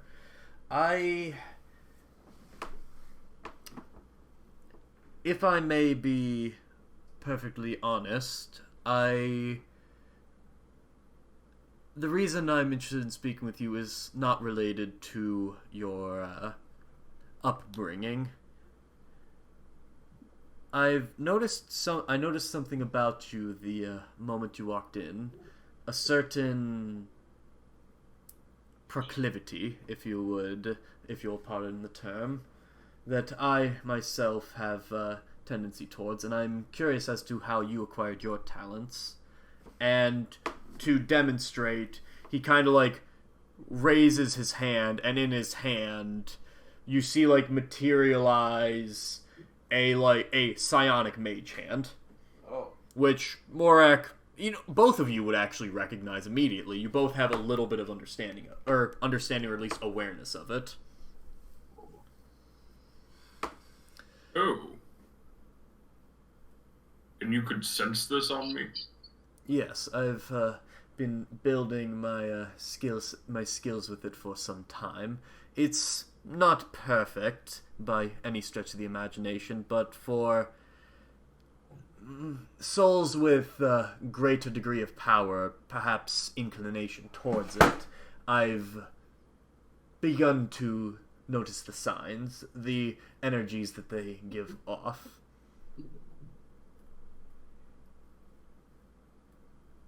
Where did you learn this? If I answer your question, I must have you answer mine. Where were you first exposed to this? Off the coast of Feldar. Could you say that again? Your voice just got a little quiet. Off the coast of Feldar and in the middle of the ocean. I see. And this site, is it still intact? I do not believe so. Unfortunate. Thank you. And to answer your question, several years ago, while investigating certain ruins to the northwest within the... One moment, let me pull up the map. Wrong map. Yes, here's a map that I pull out of my bag. Could you Yes, circle it? thank you. Apologies. I got my degree in mindfuckery, not in That's geography. perfectly fine. You know what? Just circle it. Okay, good. Oh, that's a cool location. I'll look at this later. Get closer. Within the ravaged plains, which you would know to be the former imperial capital, that general heartlands area. It's basically a hotbed for wild magic since the tear, and is functionally a wasteland. Makes sense. Yes, I've been inclined towards that area for certain studies for some time, and I happened upon certain artifacts there that allowed me to learn. Artifacts, you say? Yes. They were... Well, they're no longer intact, I'm afraid. Study and fragility of them, they simply wore down with time. But they were as pertaining to a sense of connection with others. The ability to understand hidden intents, if you catch my meaning. I do. And yours? Do you have any of these artifacts still? If you don't mind me asking. The only way I've learned of it is with the contraptions that they have. I'm afraid in my current possession... Oh, let's do away with the lies. Yes, I have something in my possession at this current moment. However, it is incomplete. It is more of a part to a greater whole, if as it were. It is, while functionally useless. And he actually, gestures before, and raises his hand, and in a similar way kind of to your weapon bond, you see the object materialize in his hand, and in it is almost like this skull apparatus, something similar to kind of like a Faraday cage, in a mostly it kind of bears a resemblance to a helmet. This isn't a handout. Interesting. Yes, I'm rather interested in another. I've learned recently that the Weavesguard have, Joro encountered another similar site that I've been interested in, which led to his coming here, and the Weavesguard unfortunately have plundered most of it as far as I'm aware. I'm interested in particular with one object, the pair to this. Joro has provided me with this one. Do you know, is that where Joro found the artifact? To the best of my knowledge, yes. He doesn't strike me as a particularly deceptive man. Is it the same place that you learned, or is it a different place? A different place. The ruins that I first learned of they are since buried and of no intrigue to anyone anymore. That sucks. It truly does suck. Morak pulls out the map again and says, could you circle where Joro found this one device? Certainly. It would be...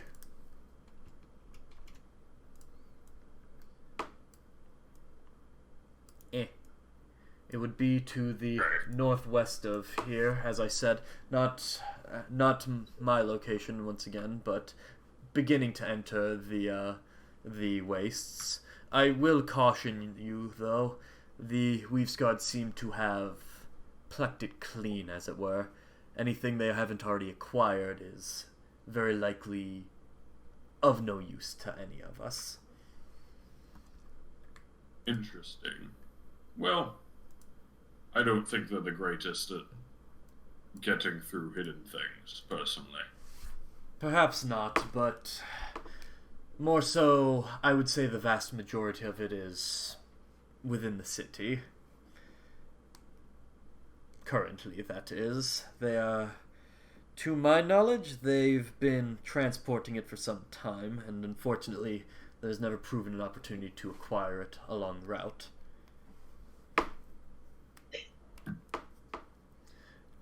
Kezia, what are you doing real quick? Still just listening? Yeah, primarily just listening. I'm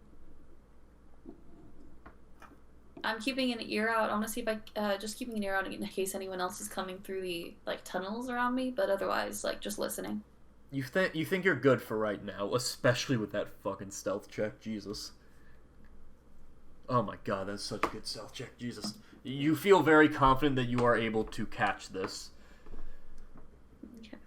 Artuk, what are you doing at this moment? And I met Artuk, not Zeka. Nice.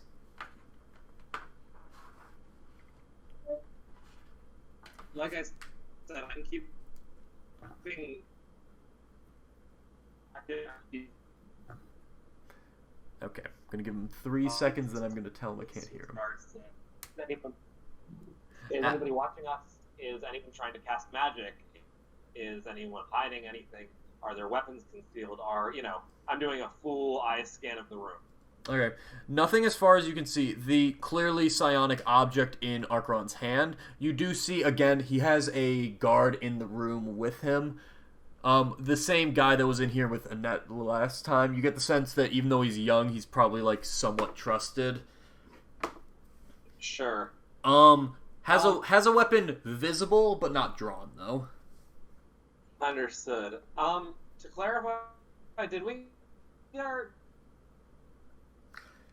box? I'm sorry, could you repeat that? Did we recollect our magic items, or are they still sitting in a lead box? If you wanted to recollect them, you could. They are still sitting in a lead box, I believe. They're still sitting in the lead box? I'm okay with that. Cool. Good to know. Yep. Okay, just wanted to check in, make sure. Yep. As of right now, I'm letting this conversation happen because it's going well, but I'm keeping an eye to make sure things don't go poorly. Okay. Well, I suppose my point in all of this, Sir Tuskbane, is that I believe a mutual exchange of information could be beneficial to us both as it pertains to this knowledge, and I would inquire about your interest in this. I understand that you're with your associates and on a mission. However, I have a deep interest in building this knowledge, and I imagine you as something of a scholar. Would that be an accurate term for you? Sure. I imagine that you have a similar interest and would like to offer this moment of cooperation. What do you have in mind?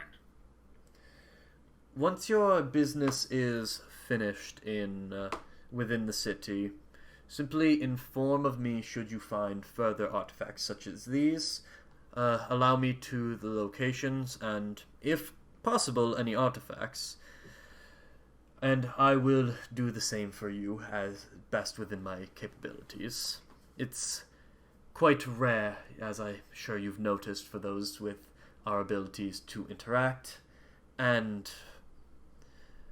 I believe that pooling our knowledge and creating something of a hive mind would far better suit us than acting in isolation.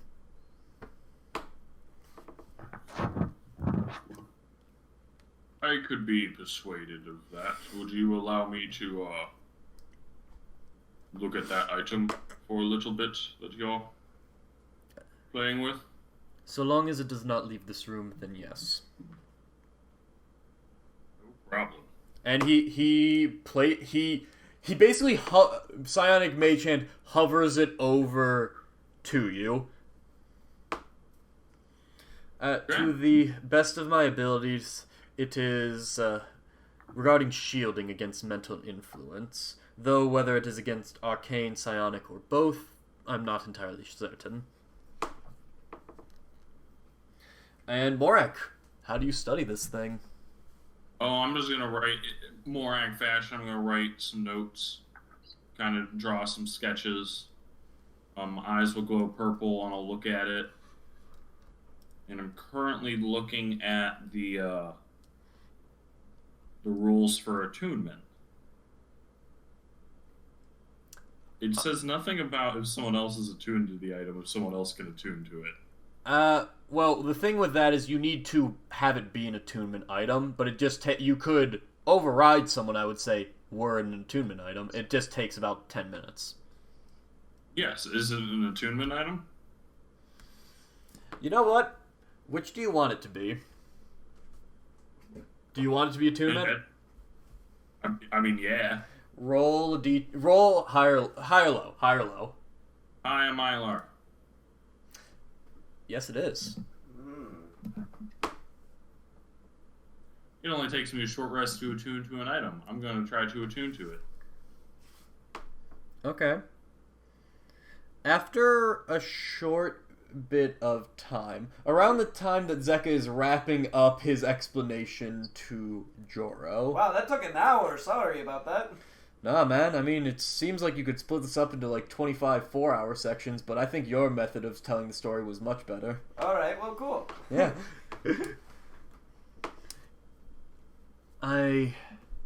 And have you made any further discoveries regarding it?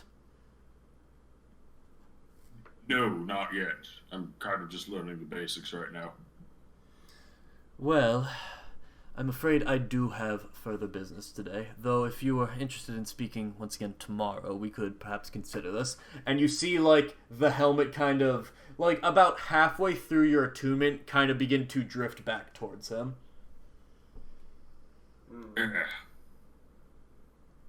Yes, I will definitely want to look at this again. Of course. You have, I'll instruct my people to see that you are allowed inside. Again, I believe in that cooperation will suit us better in this particular endeavor. Was there more for us to discuss? No, I think my friends are missing us. Very well. Then, I wish you luck in your mission. Have no worries. I will see to it that my end is held up. Artuk, as far as you can tell, no sign of arcane interference, psionic interference, nothing immediately. Gotcha. Good. Kezia, last thing you want, is there anything last, you hear the meeting is kind of beginning to draw to a close. I actually kind of want to like move away from the doors a little bit, but I do want to kind of stay back there. Okay. Roll stealth. Morak, you begin to exit. No, he's Great. And you see Zeka wrapping up a recap that seemed to take an hour to Joro. And then he shot it into a little weird, like, hole thing, and the entire thing blew up. Isn't that crazy? Ugh, sorry, man. Had something in my throat for a second there. No, that sounds pretty cool. I don't know if it's enough to launch a franchise, though. Yeah, probably not. I'll just forget about it. Yeah, seems good. Oh, hey, man. Okay, so would you like to come with us when we go to break out Terminus? I can see about it. It sounds like, from your recap, you are trying to cause something of a distraction, though. I think... I'll be honest, man. I'm not good at staying incognito. but I'm very good at drawing attention to myself. Okay. Would you like to be on the outside causing a distraction then? Yeah, man, I can definitely pull a few shenanigans for that. Hell yeah. Is there somewhere we should meet up afterwards, though? That's a good question. That's a really good question. Outside the city. Are we out? We like joined them at this point? Yes. I would warn against the whole distraction bit. The Weavesguard know who Joro is, and know that he's associated with Ernolus and wants to save Ernolus. If they see a big distraction, they're like, "Oh fuck, that's Joro." They might be like, "Wait, let's make sure Ernolus is still where he's supposed to be." Shit, man. Didn't think about that. Sorry, kind of going stir crazy in the last few weeks. Kind of been cooped up in quarantine. No, that's okay. Well, then, would it be better if he came with us, Artuk? So that... I don't think that's a particularly good idea either. Again, incognito, not my strong suit. Got a lot of star power. Doesn't seem like a good idea if you're trying to sneak into a place. I have a great idea.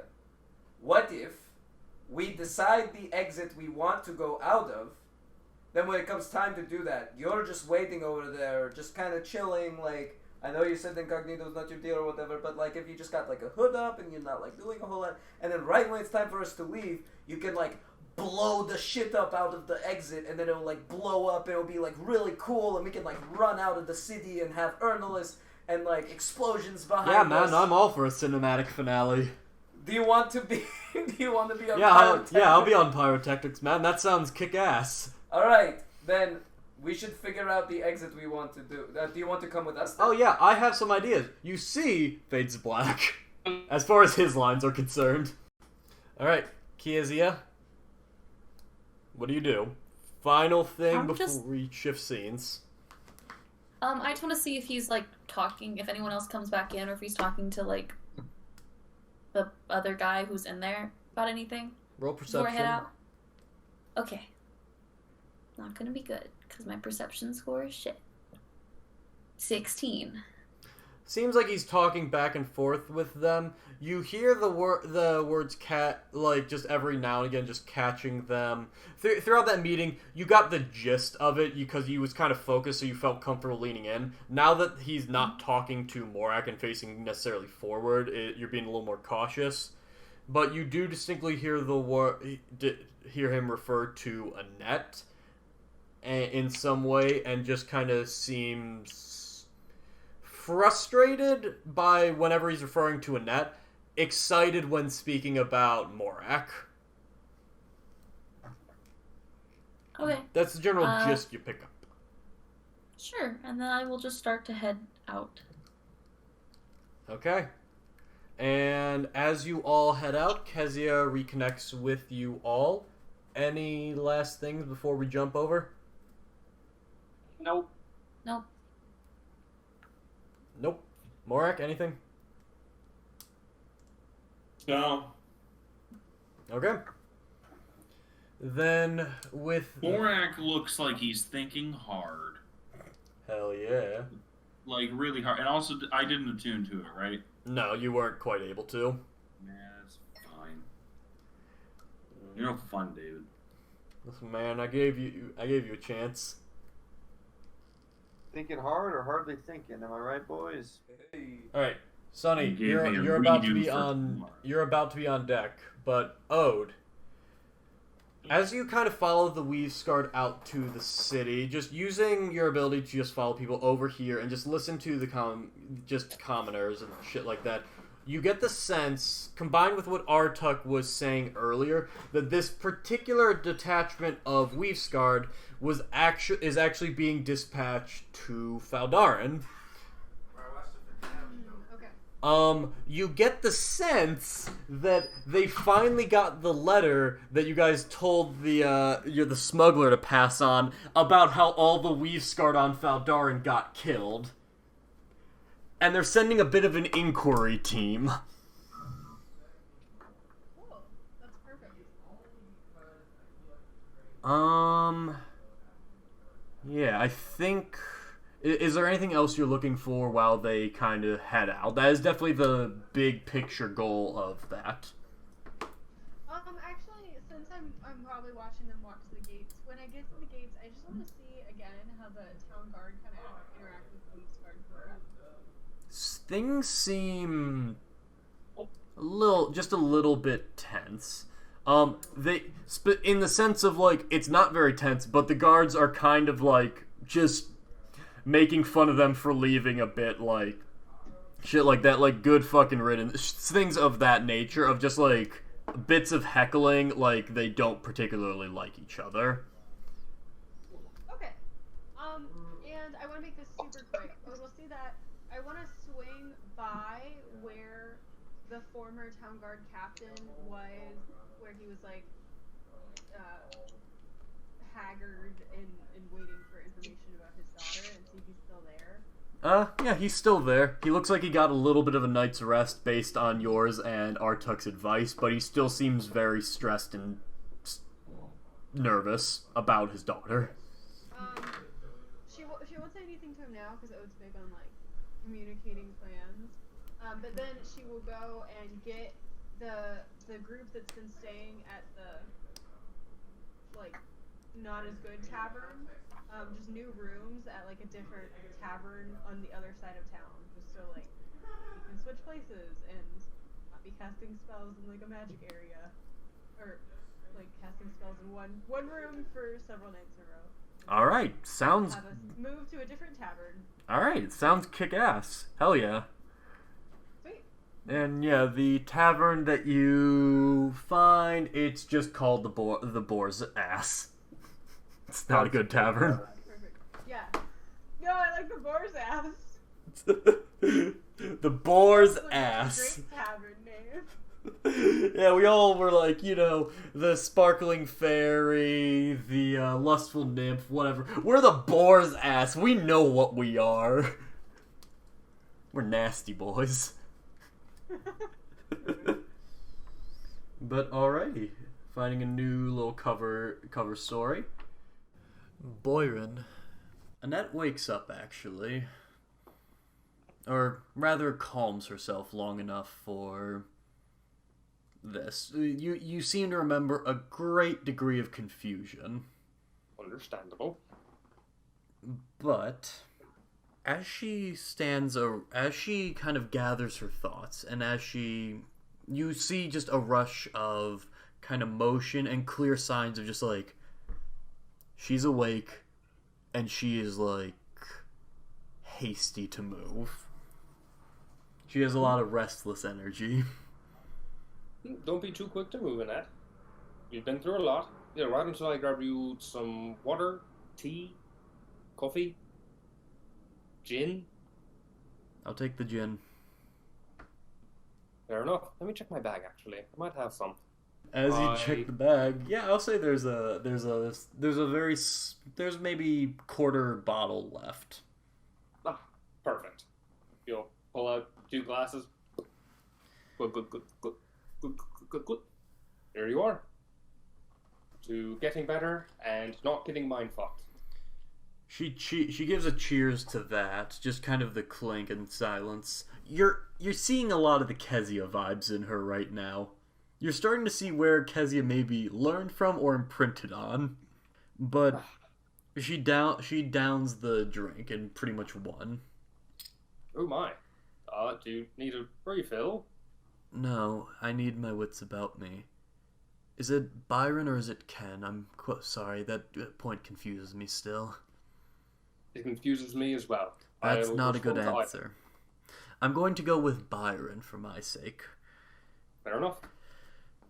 Byron, you saw me last night, and you are the one who threatened me to get along with Kiki, to be perfectly honest, so I know you have her interests at heart.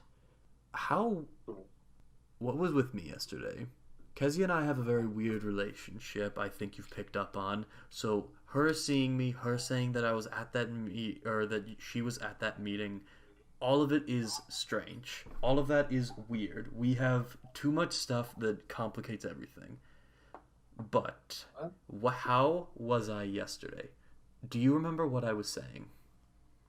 I'll be honest, I wasn't there for that. I only caught the tail end as Zeka was dispelling the magic on you. Did you see anything there? Things are starting to come back together now, but they're still hazy.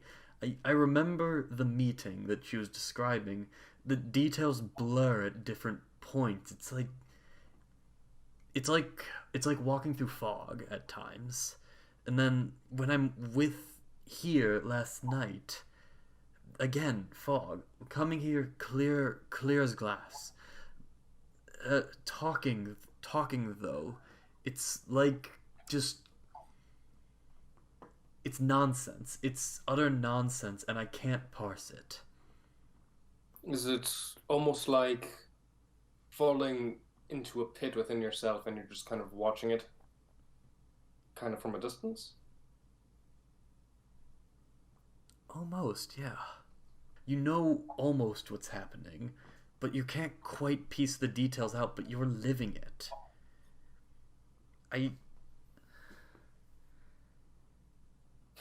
Ken, Byron, whichever one. How? Where do you all know this? I asked it about this the other day, and Argon is finding these weird things. And whatever it is, this is related to that, because nothing like this has happened before. Nothing. Nothing even close. So whatever it is, it's that. But what is it? How do you all know about it? What the fuck are these things? What is it? What is in my head when he did that? How much information do you want? What do I need? That is all. That is all. I don't need the silly metaphors. I don't need the hero's journey. I need to know the facts of how does this fuck with me, and how does this fuck with Kezia, and how can I fuck with him using it? You see, like, cold eyes right now. Well, there's a lot to it. And there's a lot to it that, even at this point, even though I personally was deeply involved, that none of us really know. The key things is that there are two entities. There's the Dawn Dragon and the Dusk Dragon. The thing that you've been dealing with is the Dawn Dragon. It's all about creating absolute order, removing free will, and controlling people. From what I can tell, it's the Dawn Dragon that, well, the Orchron's kind of getting messed around with. We've encountered beings of some sort that seem to worship it. And they had similar technology to, I think, the things, from what has been explained to me, that the Orchron's after. Now, of course, the part of the story that I know better is the Dusk Dragon. It's the original source of, well, my power. And I'll kind of reach over and I'll grab the sword thing, the Heart of Darkness. I'll just kind of show it to her and just be like, and well, it is the source of my power. It's also what gave Joro his power. It's a being of absolute chaos. That drunk bastard has that shit? What? I don't think he fully understands all of it, but there's a lot going on here. If you're wanting to go against the Orchron and the Dawn Dragon, if I'm going to be fully honest, your best course of action, and he'll kind of do like the little pop the pearl up into the air, catch it, and be like, well, it would be to side with the Dusk Dragon. But I can tell you from personal experience, you don't want to do that. So what I recommend is that you just make your distance, figure out a plan, and hope that it'll work out. Come together with some people, sort of like us, and we'll, work to find a solution. It's a nice thing about having friends, working in a group. You can always rely on them. She just kind of looks at you with just like, almost like, not disgust, but like, are you, like this kind of look of like, are you really adding this goddamn lesson? You know, you're not going to like me saying this, but that look on your face, it reminds me a lot of all the times that we talk about being a party with Kezia. Oh my fucking god, you really are continuing this. I know, you guys have history, and I'm not here to try to solve it. I've done enough with that. Listen. Understood. There is some weird shit with me and Kezia, okay? I will back her. I will.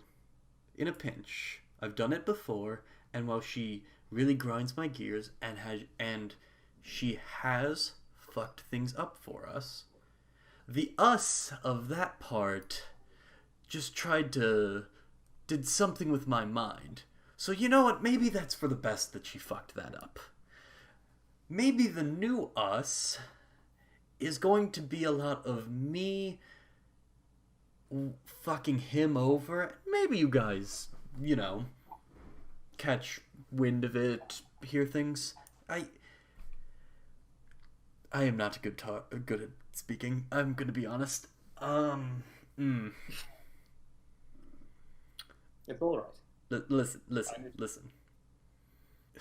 You helped break the ice with me and Kezia, even though that was pretty fucked up way of doing it, with the whole threatening me. But you know what? We're gonna move past that part because it at least got us talking again. Got us to listen to each other. So I'm not going to thank you for it because again, you tried to threaten my life and my health with it. But I do want you to understand I appreciate the end result. I understand. The ends don't always justify the means. Although if it makes you feel any better, I can't do those means anymore. You could, but never mind. Anyway, so here's what I'm currently at. Dawn Dragon, Dust Dragon, that stuff is all very high concept. What I understand is the Archeron is here and has some weird magic thing that he is using that he used to fuck with my head, and now I can see he was trying to fuck with Kezia's. And if I'm being honest, probably is gonna try to fuck with all of yours. So, what I can do is fuck with people who just tried to pull some stuff on me. And she points just at her head. I can provide my own special brand of fuckery.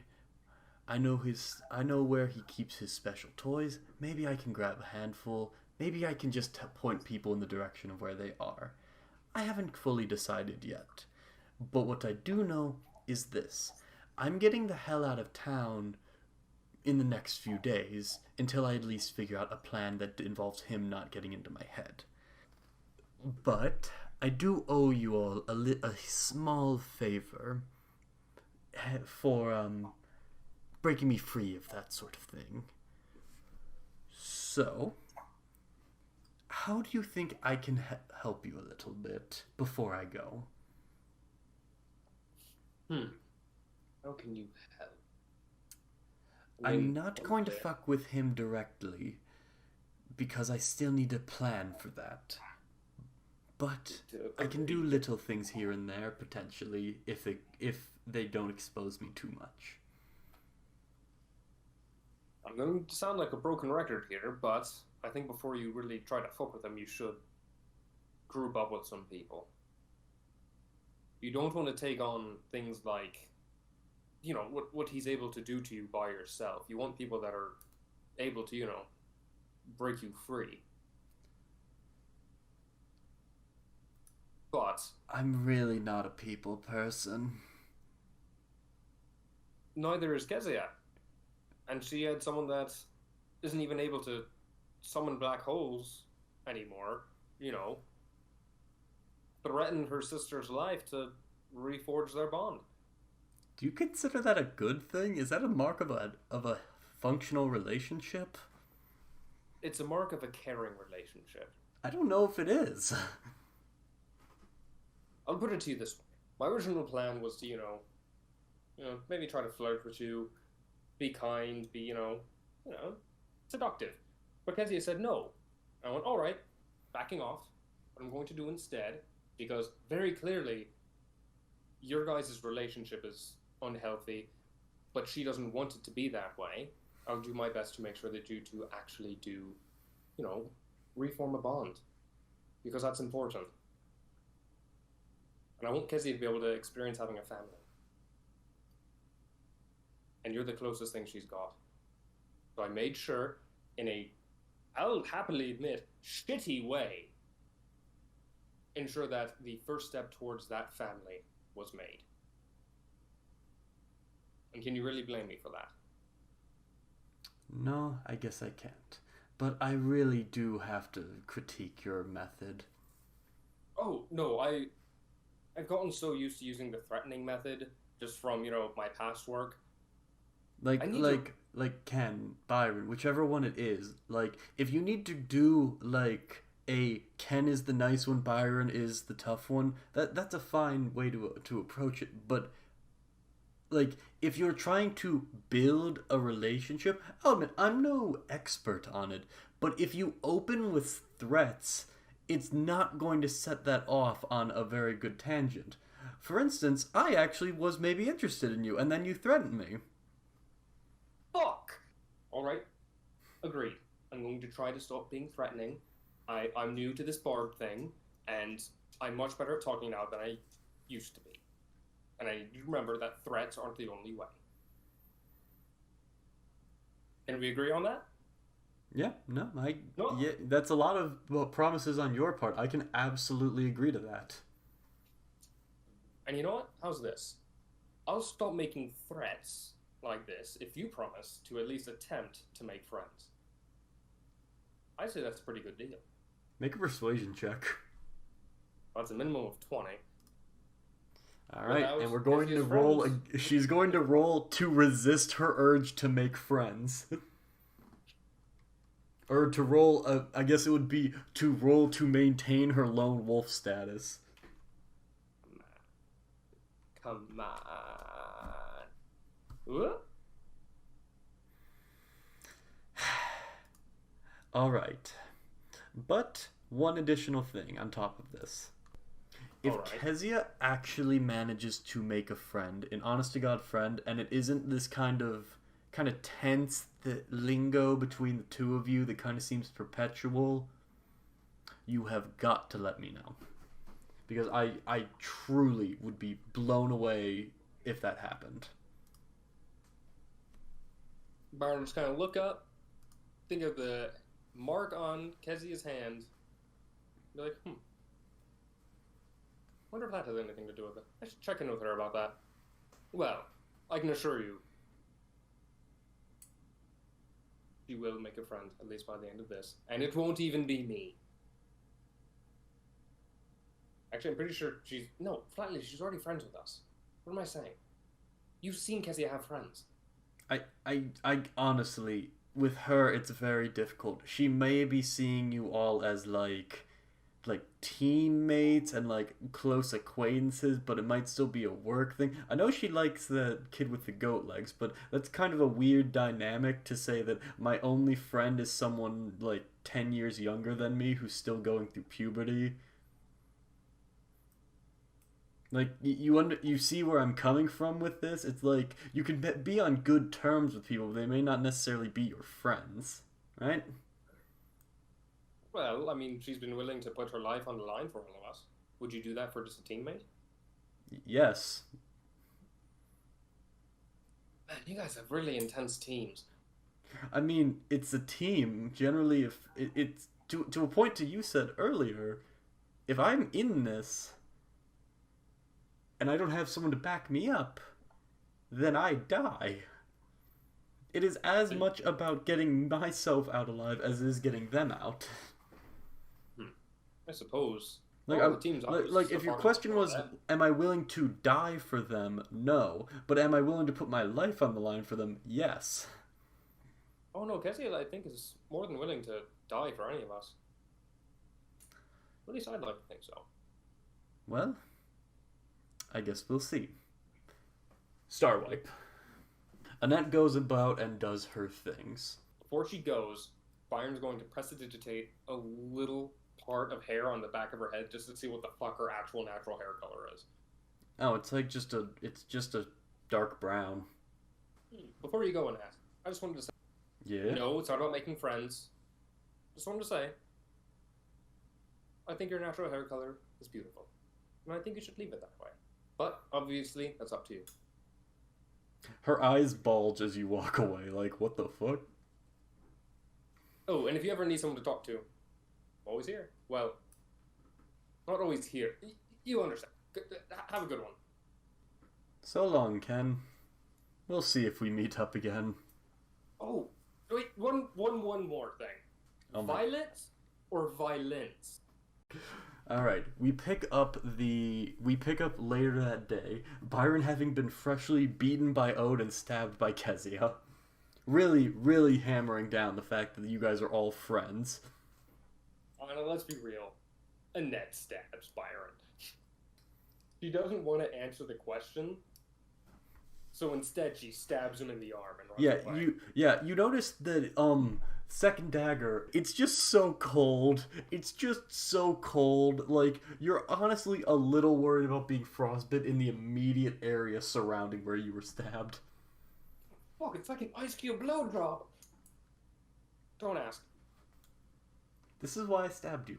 Anyway, as Byron moves further in, you look sufficiently beat to shit. The stab wound into your arm, just various bruising and very fresh with it. How do you move towards the reclaimed bastion? Kind of shamble over there, clutching the fresher wound that's, seeping blood. And whenever he gets there, just kind of to the closest guard to the bastion, just help me, please. Do you find a Weaves guard or a regular guard? Weaves guard. Okay, make an investigation check real quick just for that. Investigation. 19. Easily done. They're basically from where you guys are at the Steins Gate, and particularly after you kind of pissed off Annette that she gave you a slight stabbing, you move through towards the Market District, where you see like festival preparation is still underway, and it's significantly enhanced since then. You see like certain market stands are actually being like repurposed into like what's clearly going to be like carnival and fair games. You see like the stage is nearly built, and it is like quite large. It could easily house like a somewhat large band, maybe not quite like an orchestra, but like you could probably do like a battle of the bands up there with very little issue. And it has like ample space for like public speakers as well. And just general like fairgrounds you see are kind of beginning to form, if not quite finished being built yet. It looks like they'll be done by end of the day tomorrow at the latest, probably in the morning, honestly. But with that comes an increased amount of Weaves Guard security, as well as regular guards, but in this area you notice a little bit more in the way of Weaves Guard. You manage to just stumble your way towards one, and you just make a performance check for just how damaged you look. Come on. Tell me how it goes. Just kind of clutch the wound. He'll kind of squeeze it to make it bleed a little bit more. So it's kind of seeping between his fingers. And just scramble up and just take out the Weaves Guard trinket and just say, please, I need to get to the infirmary, and I'm afraid that they'll come back. Shit. Boys, we got a wounded man here. Let's go.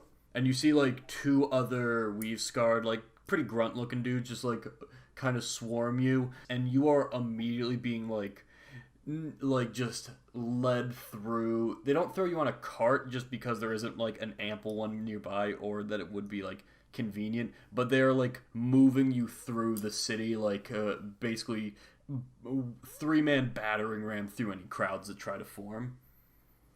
Yeah, he'll just kind of lean into one and say, thank you, I really appreciate it. It's no problem. What happened, Matt? I got really excited about being accepted with you guys, and these men, they attacked me. Wait, are you that new recruit who got thrown into the wall yesterday? Yes, it's been a rough 2 days. You are really just a magnet for trouble. Okay. Yeah, I think they said they were part of the Skinwalkers? Few minutes, you are brought into the aid camp where you see you're not being immediately tended to. It looks like any of the what we would call acting nurses and acting like surgeons or anything are still mending to the kind of the influx of just magically addled people. But you do have a weave-scarred little entourage outside your tent, and eventually you see what you would recognize as an inquisitor actually report up here before you enter the tent, clearly of that same marking as Inquisitor Ramos back on Feldarin. And just immediately kind of like kind of staggeringly bows. Just, hello, sir. Thank you for coming to see me. What happened here? I was talking about how lucky I was to be able to join the Weaves Guard, and these ruffians, they attacked me. They said that they were sick of the Weaves Guard or something. I kind of stopped listening. Speak clearly.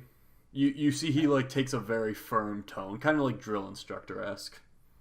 Just kind of sits back. Just, yes, sir. Two ruffians attacked me whenever I was talking about how I was happy to be a part of the Weaves Guard. And I believe they said that they were a part of a gang. Something about skin and travel. Skinwalkers, I think? How bad are your wounds? Do you feel that you can walk? I should be able to walk. Alright. Then come with me. Don't worry, we'll see to it that you are kept under guard.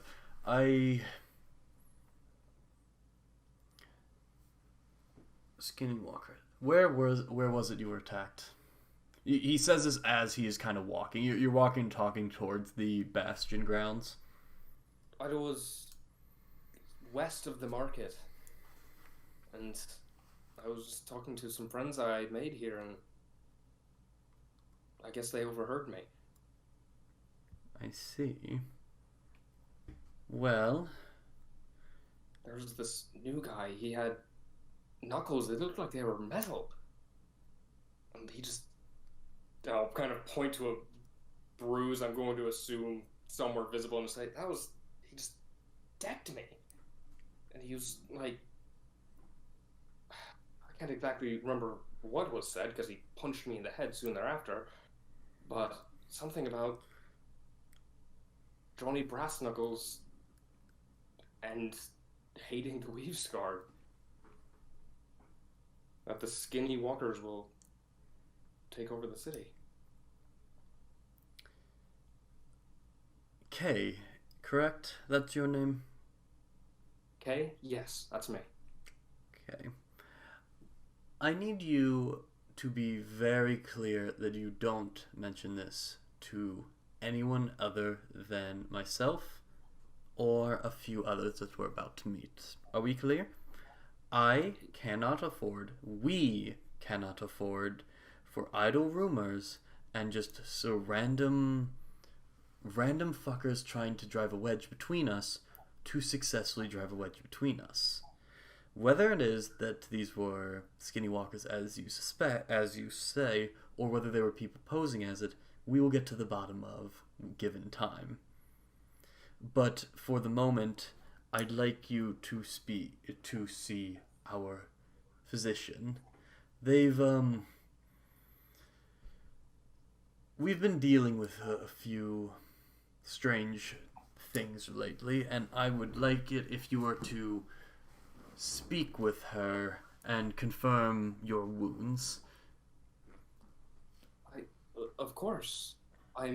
Should we at least warn other members of the Weaves Guard not to head in that area, just in case? I am very certain that any of our members will be able to handle it. As you said, you are a new recruit. And beyond that, you are a speaker recruit. I don't mean to dismiss your fighting abilities, but I can't help but feel that you were an easy target for this. I would not be worried about more of our more senior members being assaulted. Are we clear? Not to report Yes, this sir. to anyone. Yes, sir. Absolutely. Very well. You see the doors open.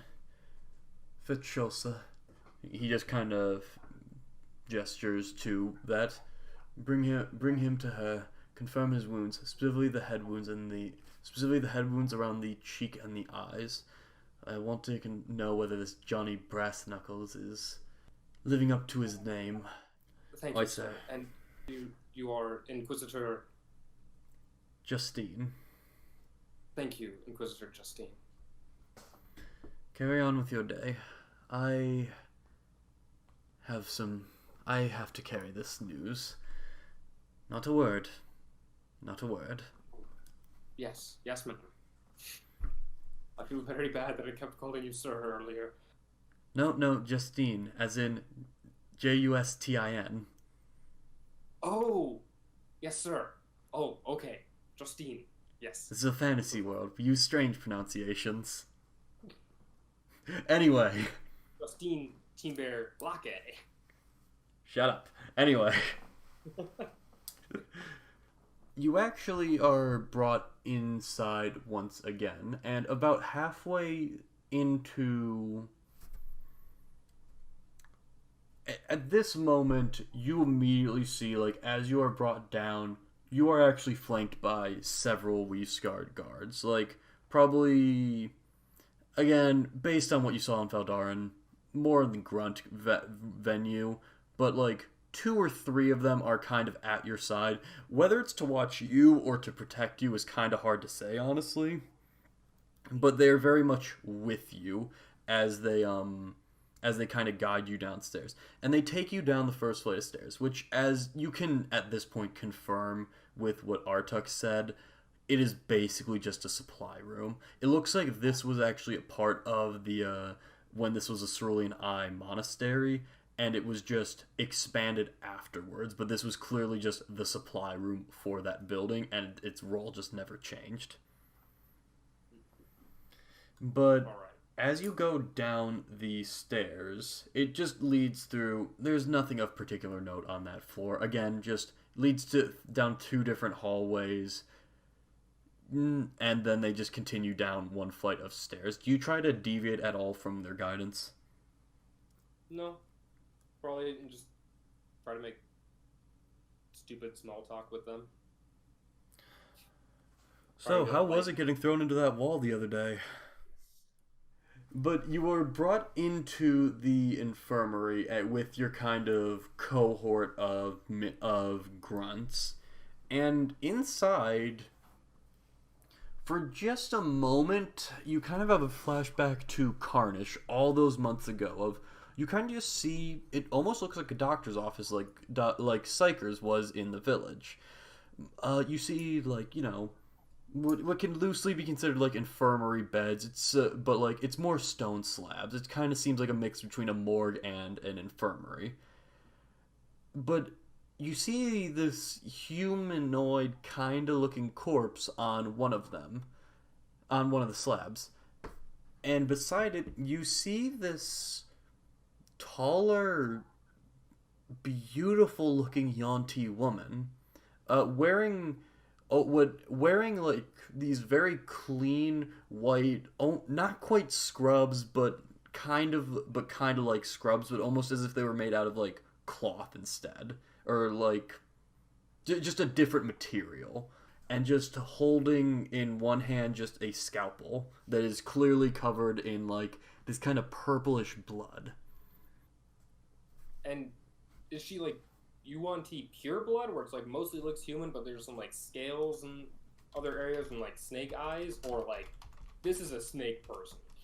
She is a Yuan-Ti pureblood for sure, but there are certain features that are very obvious. The eyes immediately give you a reminiscence of like a viper, and you see like scaling around the eyes, like from the bits of her that aren't covered by her clothing. You see like hints of scaling, and just like it's almost like her appearance, like her hair, it almost, and just like the way she carries herself kind of has a reminiscence to the pattern of like of a viper. It gives you just that impression, whether it's natural or somewhat cultivated to be intimidating. It's hard to tell. Looks like she can strike at any moment. That's a good way to put it, particularly with the scalpel in hand. Okay. But yeah, you see her and she turns around, pulls down her face mask. Yes. Who is this? I'll step forward. My name is Kay. I'm a new recruit. I'll offer her my hand. The fake. Why are you interrupting my work?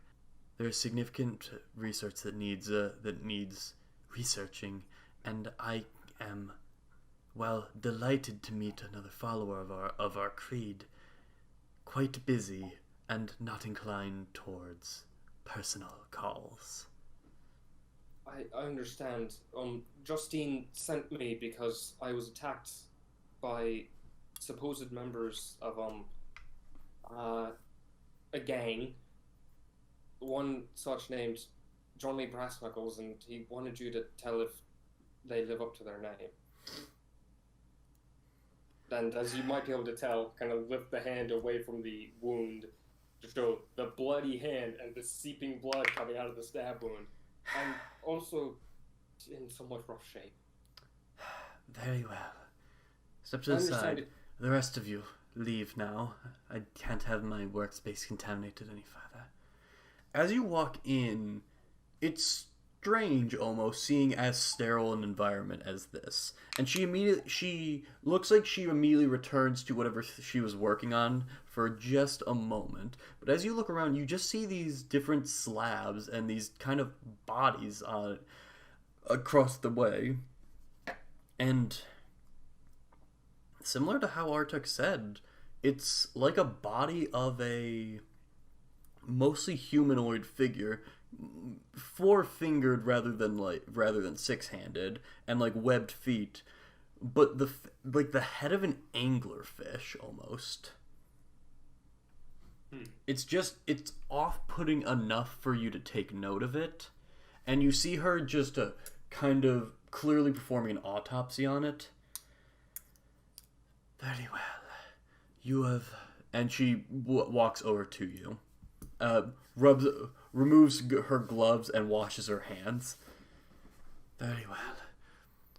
If you don't mind me asking, was that poor person affected by a wizard of some sort? Was this a curse? Perhaps, but not one that we fully understand yet. Tilt your head up to the right and tell me about when you've struck. Any additional details you can provide on the weapons. Clear signs of blunt force trauma. The man had knuckles, from what I could tell, quite literally made of brass. And after they punched me, their friend took out a dagger, and it almost seemed to steam, as if it was either so hot or so cold. And they, stabbed me here. And I've never been stabbed before, so I'm not sure if, it's supposed to feel cold, but it sent a chill just deep into my bones. As she moves over to your arm. Clear signs of magical weaponry. Cool. As soon as frost damage in addition to severed. She just starts going through like medical lingo but just clearly referencing this is how the wound was approached and just things of that nature. It's almost like she's performing an autopsy on you. It's a little unnerving. As soon as she mentions magic, he'll kind of tense up and almost snarl for a second. What the fuck are you using magic? It would seem so. You see her immediately walk over to a cabinet and reach into and pull out a syringe, basically. and walks over to you. This will sting. And she immediately puts it into your arm. Does not give you any time to prepare. What? Ow! Make a con save for me. Uh-oh, SpaghettiOs. That's a natural 1. Immediately, like, what the fuck? Like, sorry, if we consider what Annette said of, there's Ken and then there's Byron. Byron jumps up for a second, like, what the fuck? And immediately you feel your arm just kind of begin to numb. Sit back, otherwise you will fall and injure yourself further. And she kind of just gently pushes you back onto the slab. I've given you a paralytic. It will ease your body, and it will induce you into a state that I may work and understand your wounds better. It may be painful, and I will be applying a tranquilizer to you in just a moment. But you immediately just feel like another needle get poked into you. Make another con save. 21. With a 21, you're lulled into a kind of sleep state.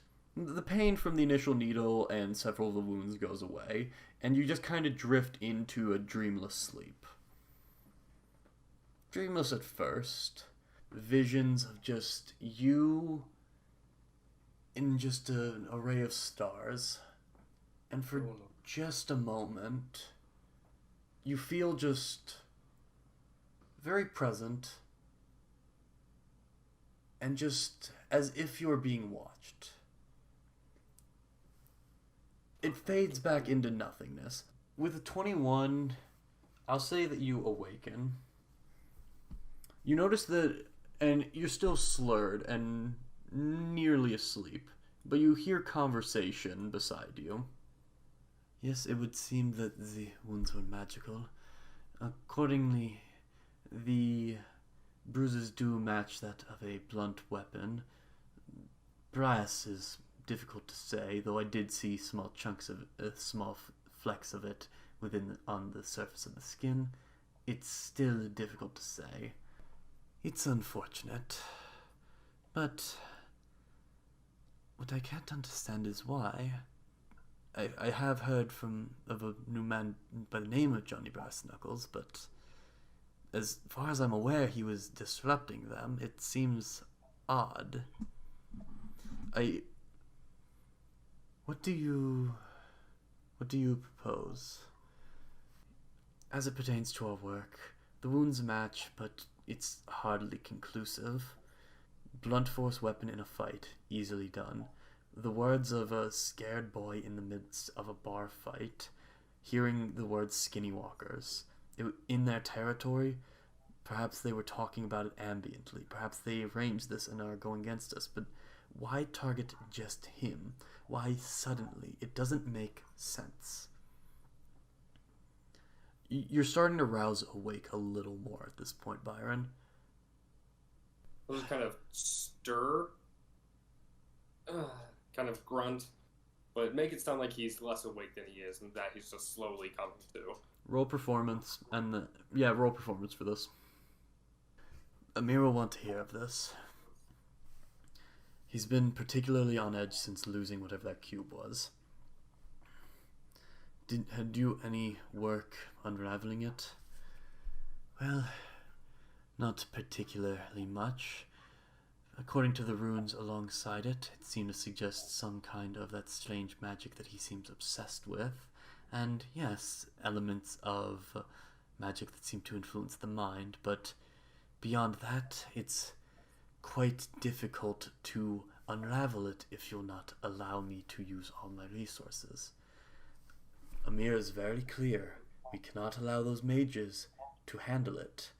They could turn it against our men, and they could do irreparable damage. Or beyond that, they can get away with it, and now we have to spend time hunting it down. Well, it would seem that we are already at that point now, seeing as he allowed it to be taken. But we can debate his security later. I do not like this. I do not like how suddenly strange things are happening. And I do not like especially hearing of what happened in Faldarin. Something seems to be stirring towards us very quickly, and that seems very, very bad for me in particular. You have your men to hide behind. Amir can't do. No one can fucking touch Amir. No one's gonna be able to do anything to him. He'll be fine. I can research. I can tend to these strange monstrosities we recovered from whatever that site was. I'm no fighter. What would you have us do? I believe what I have been working on as a pacification is quite effective. I believe...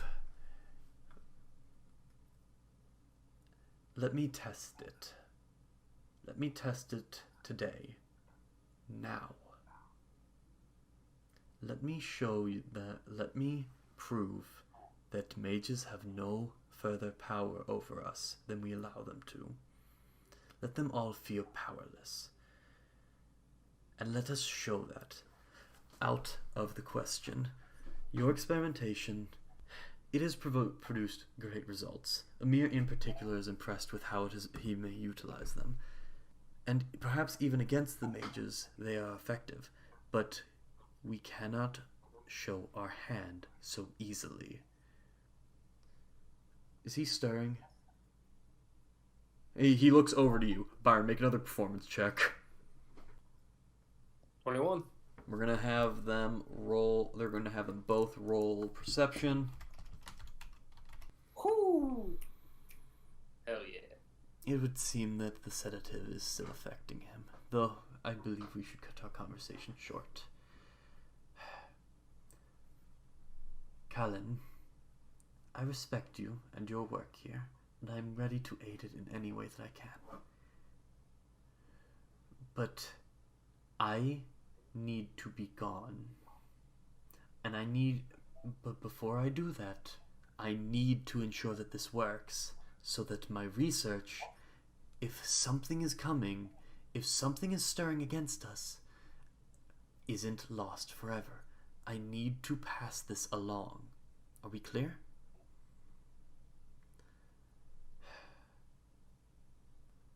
Who would you test it on? The one that Amir is obsessed with, Ernest. He's clearly important, and this will not harm him directly. How certain are you of what it can do? And how certain are you that it will even last? Once it's in his system, nothing is getting it out.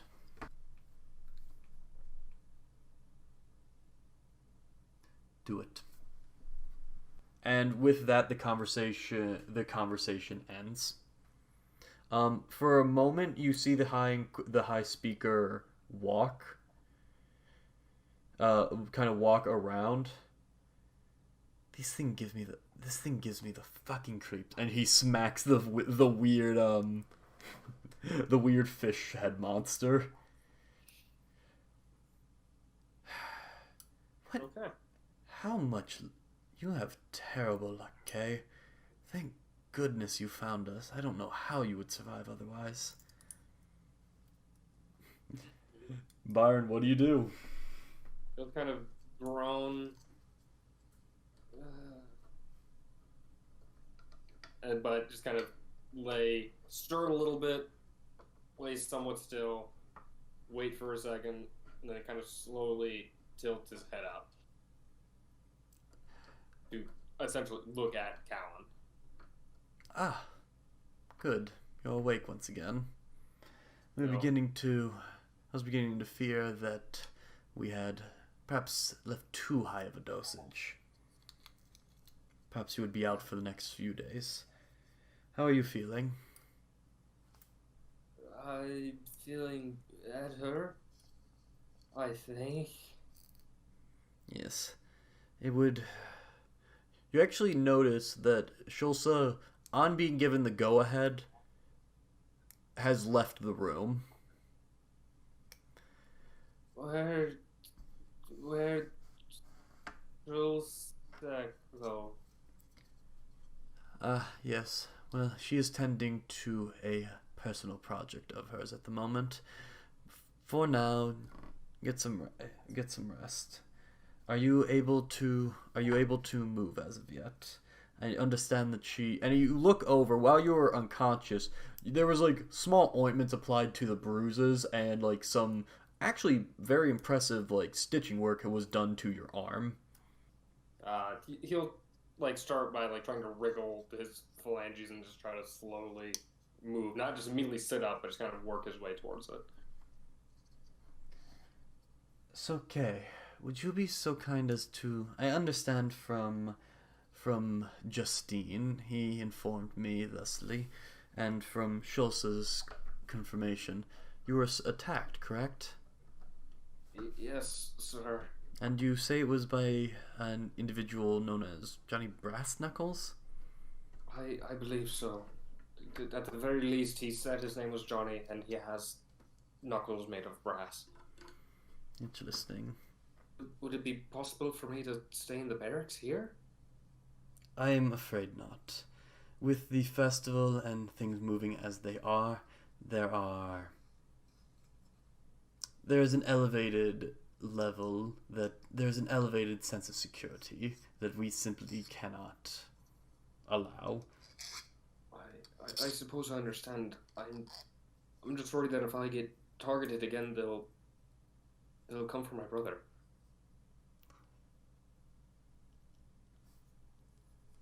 Roll persuasion, but you have disadvantage. No, it's just going to be a high DC. It's going to be a very high DC. I'm a high roller. So 20. I'm going to base it off of how well he rolls. Yeah, I apologize, but with the festival coming up and with your attack only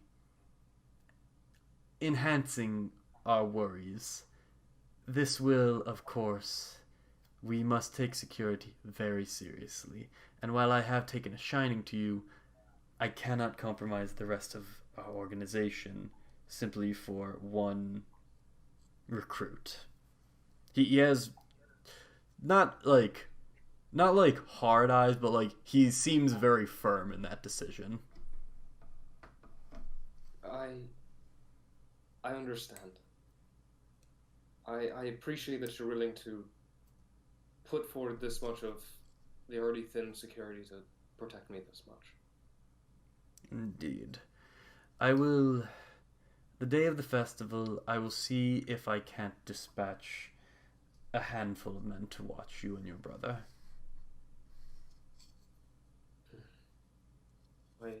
I appreciate that. Will I be able to come here during the day? I'd be happy to help out with the preparing for the festival.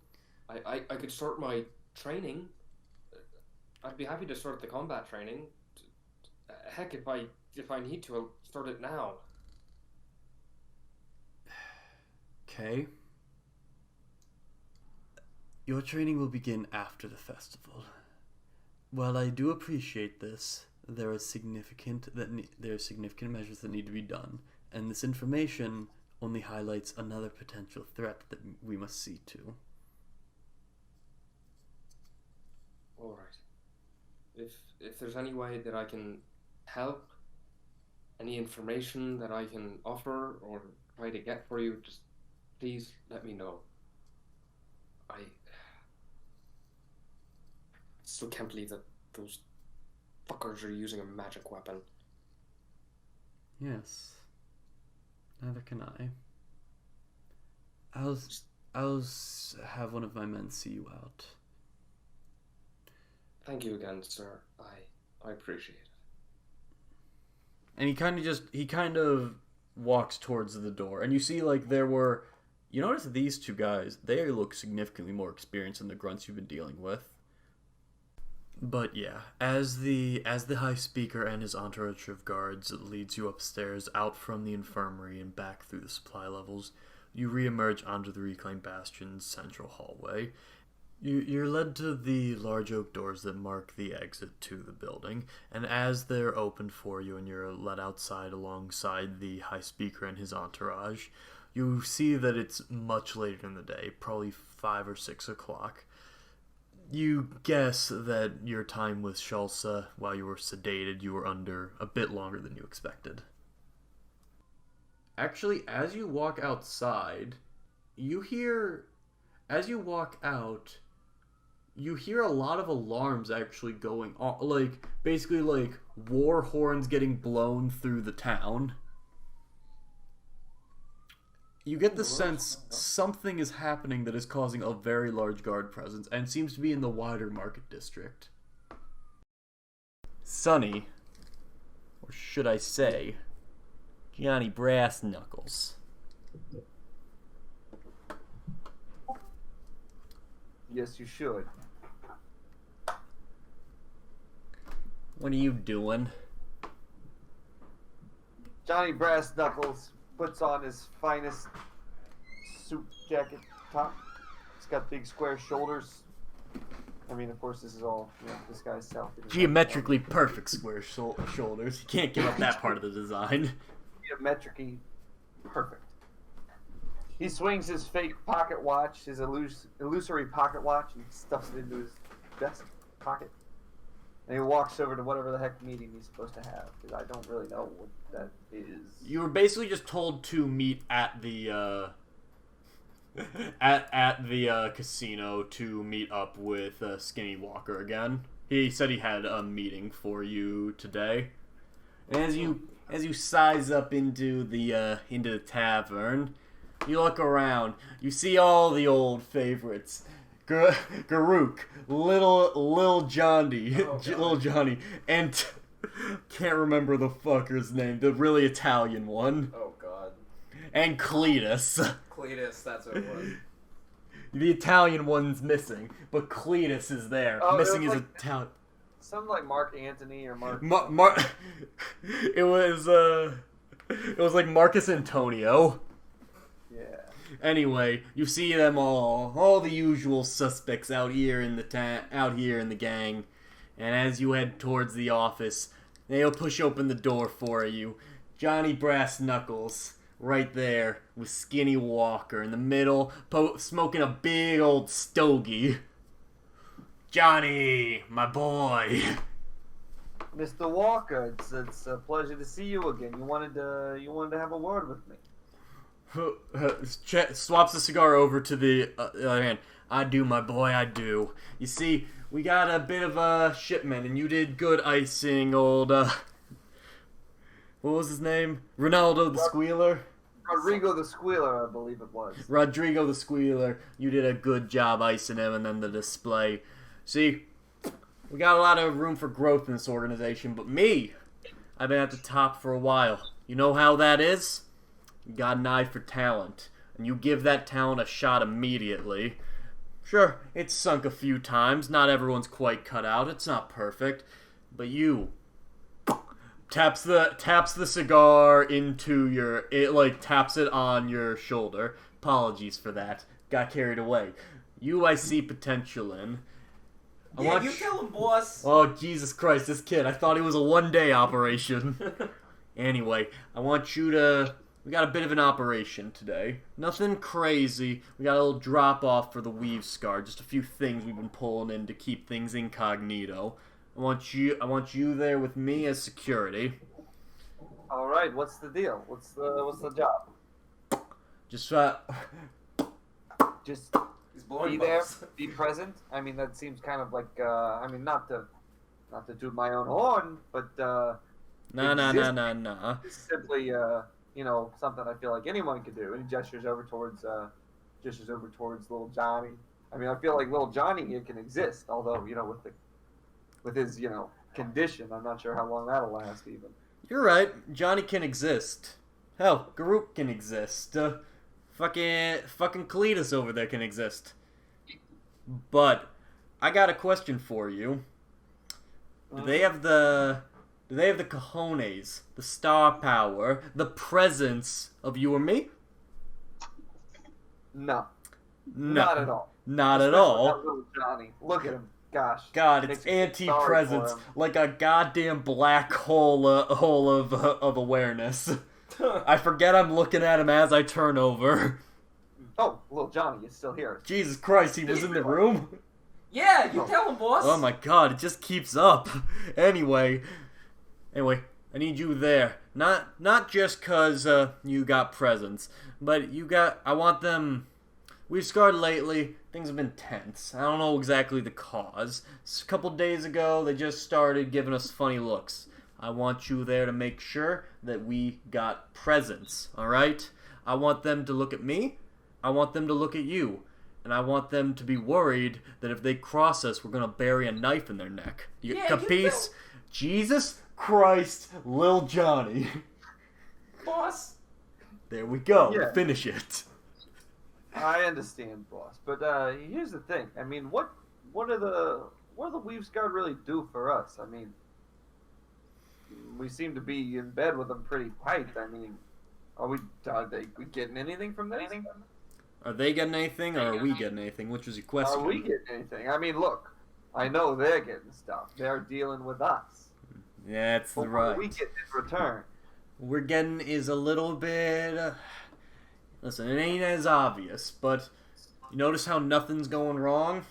They help keep it that way. City Guard are off our back mighty fine after a little favor we called in for our good work. Beyond that, money helps keep this place moving. And most importantly, those fuckers at the menagerie, they're on the back heel right now. Could we have done it on our own? Probably. But it's harder, and they're helping to keep the pressure on them. That Archeron son of a bitch, listen, I don't like him, but he's crafty. He can bounce back off of it if we can't keep it on. Every time we push him, though, we are there to push him back again. Eventually, man's gonna stumble and he's gonna be gone, and that's when we walk in.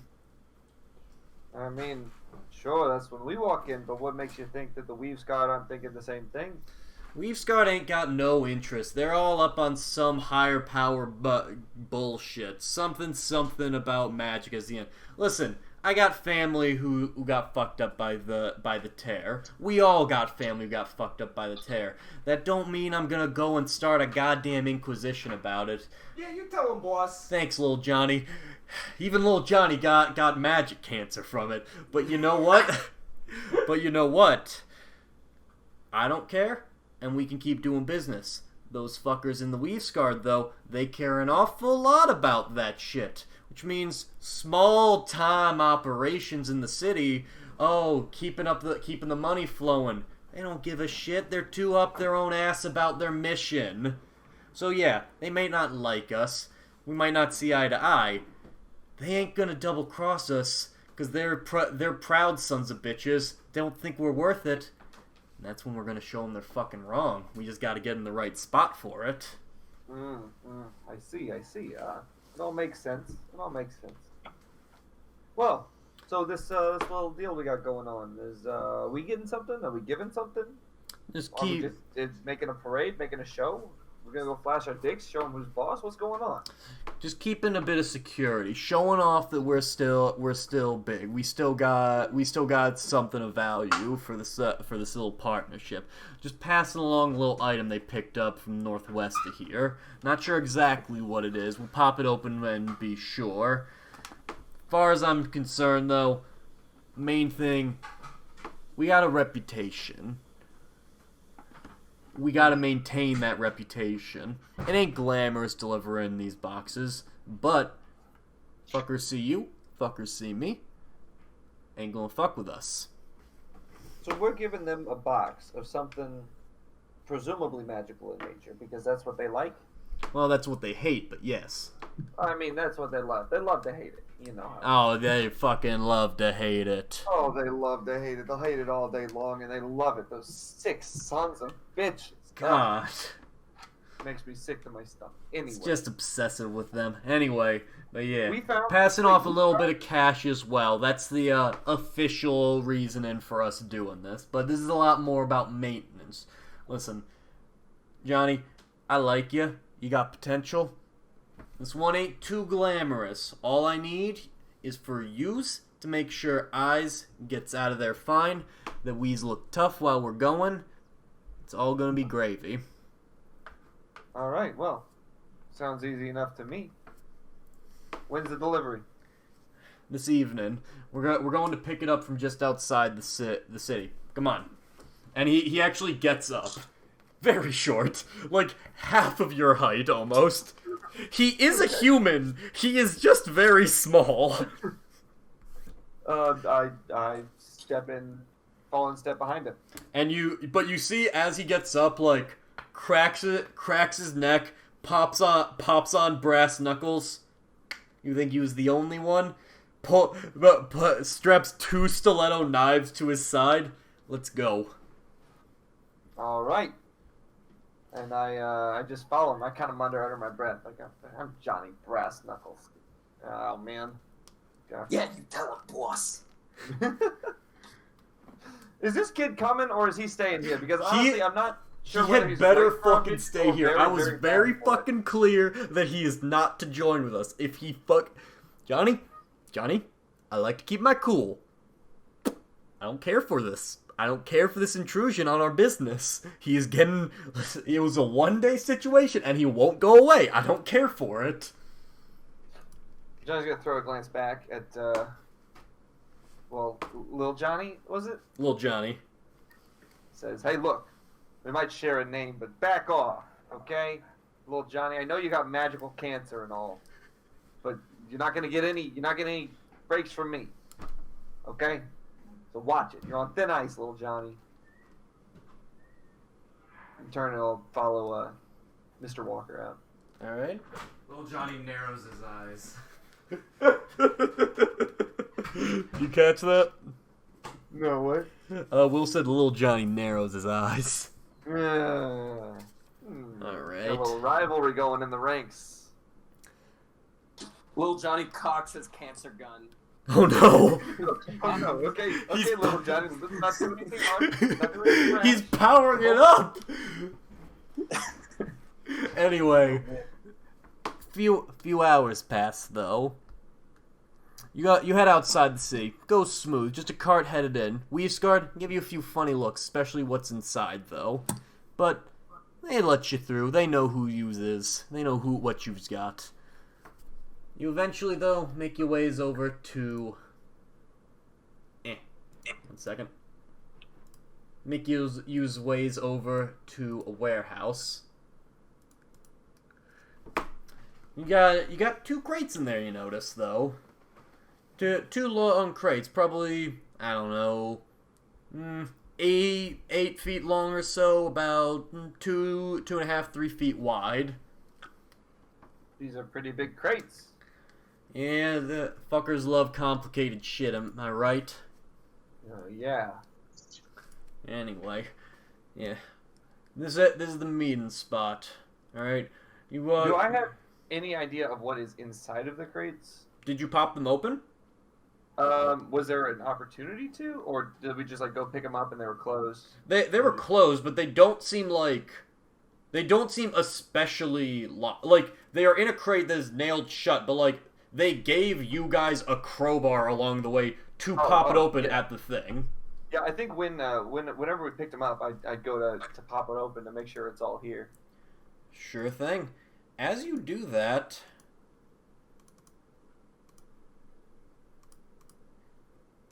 is that visible for everyone? Weird? Huh. You see this inside. It's kind of almost like a mix of metal and just this membranous, sack, pretty much occupying almost the entirety of this thing. This dark metal that kind of it's almost shaped to look like bone and just this weird fucking textured thing. You swear, you see very slight bits of movement, almost like it's just along the surface of it. Something is like a small ant bug or something is tracing along it, and it's just squirming ever so slightly in both of them. I gesture down to it and I say, what the fuck is this? The fuck is this indeed? Jesus Christ. Okay, first of all, what is it? Second of all, where did they find it? Was it just sitting out there. Like to imagine somebody would try to burn this thing if they saw it. Fucking Christ, I'm tempted to burn it right now. Jesus, look at it. The warehouse is empty except for the two of you right now. Well, I mean, let's not throw out burning it. It might be a pretty powerful power play if we do it in front of the Weave Guard. Listen, that's a statement to make, but I'm not sure. I'm just not sure on how good an idea that is. I'm willing to hear a pitch for it in a minute. You recognize any of what this shit is? Do I recognize any of what this shit is? Make a Arcana check. Pull my character sheet here.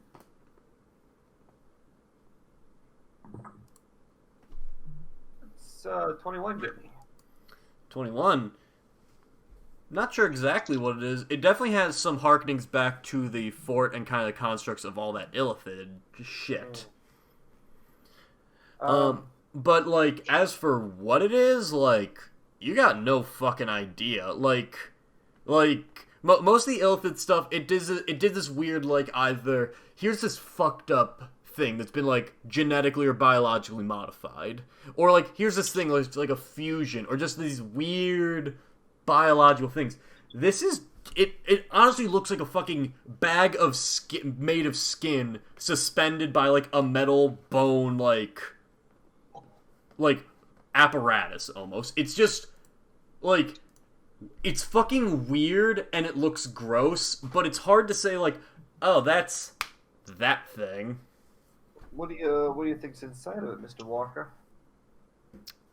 Trying to see, you see him getting closer, and like you see him put his hand on it and like try to like wipe a bit of it away, and like it gets a little clearer. It's got fucking weird slime on it. What the goddamn shit is this thing? Is that a?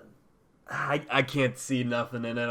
I'm too short. What you got anything on this? I want to do investigation. Okay, how are you investigating it?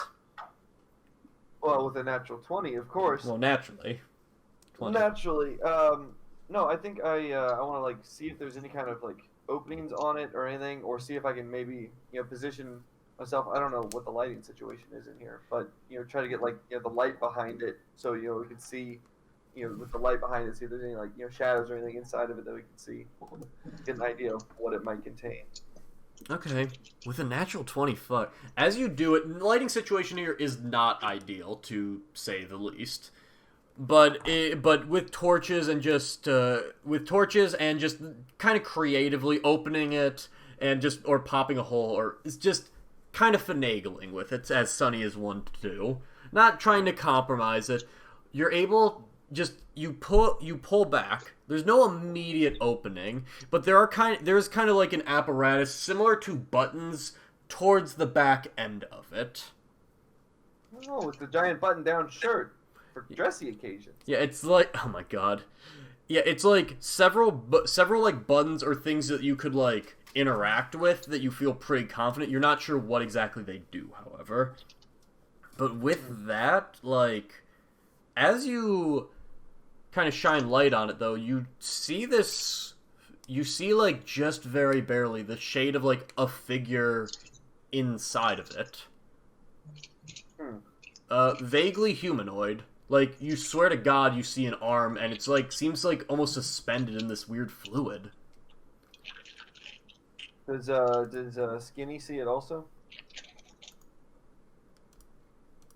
What in the goddamn? Do you point it out to him? Oh, yeah.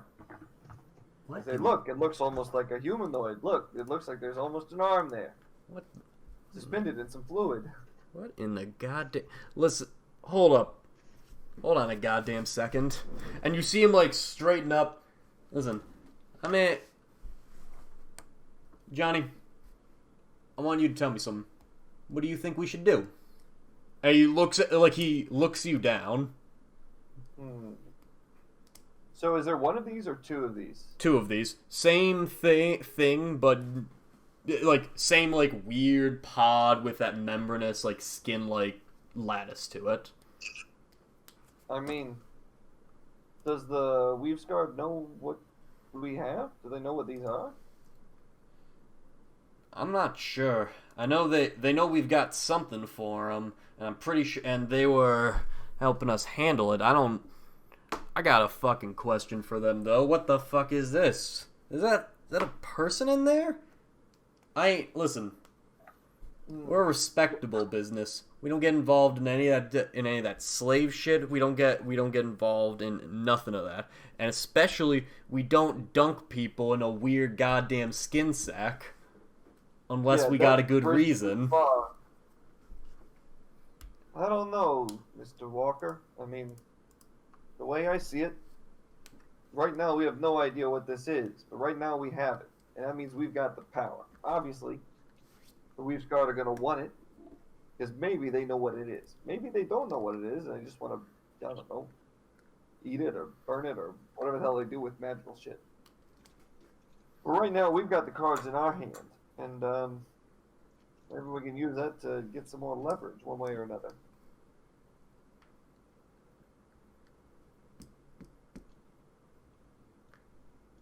Wait till the meeting.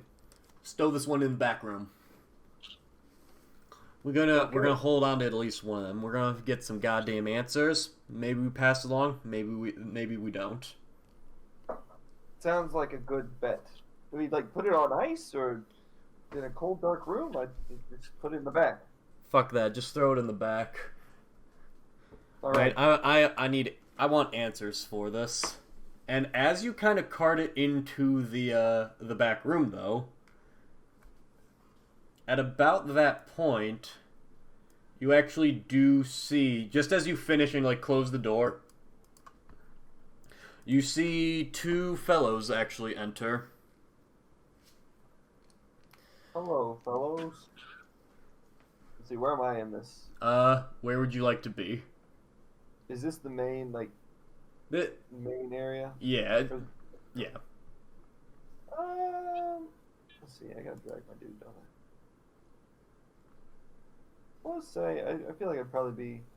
Which one of these is the back room? This one. Sorry, hold on. I'd probably be right about here. I did not make a token for these, unfortunately. That reveal it? Okay. Yeah, I can see it. 1 second. We're gonna use this as Mr. Walker's token for right now. Alright, fuckos. We got a bit of business to talk. Me, use, and Johnny Brass Knuckles here. I kind of nod my head at them. Use? Is someone eating or something? Good question. Adam's mic's coming in intermittently. Can I just lower the volume there? Oh, it's all good. I thought I was muted, so I'll mute myself. Alright. Anyway. Sorry about that. The fucking dock workers always with their lunch breaks. Anyways. Yeah, you tell them. I will goddamn cut you. Thought I told you to stay back. Oh, no. Anyways. What the fuck is this? Immortal. What in the goddamn shit is this shit? Over to and gesturing very openly to the opened up fucking brine shit. The giant nutsack? Exactly. God damn it. I'll move over here. Stand beside Mr. Walker. So these two guys who walked in, what do they look like? Honestly, just a little bit mundane. You notice they're wearing kind of nondescript outfits, and, just for a moment, you see, they don't seem... They look off. They just look different. So nothing's shady. Roll insight. Two Johnny-come-latelys. Not great on insight. We've scarred shady shits. Alright, that's their nature. They're a fucking anti-magic inquisition, and look at what they're fucking holding. Mm-hmm. Are they obviously armed or anything, or just two guys? Yeah, you see them armed. They both seem to have short swords at their sides and daggers like in hand. Okay. Wait, what the fuck? Hey. What's with the pieces, pals? This is a friendly business transaction. You coming to Mr. Walker's presence brandishing knives? I have a mind to lay you out right now.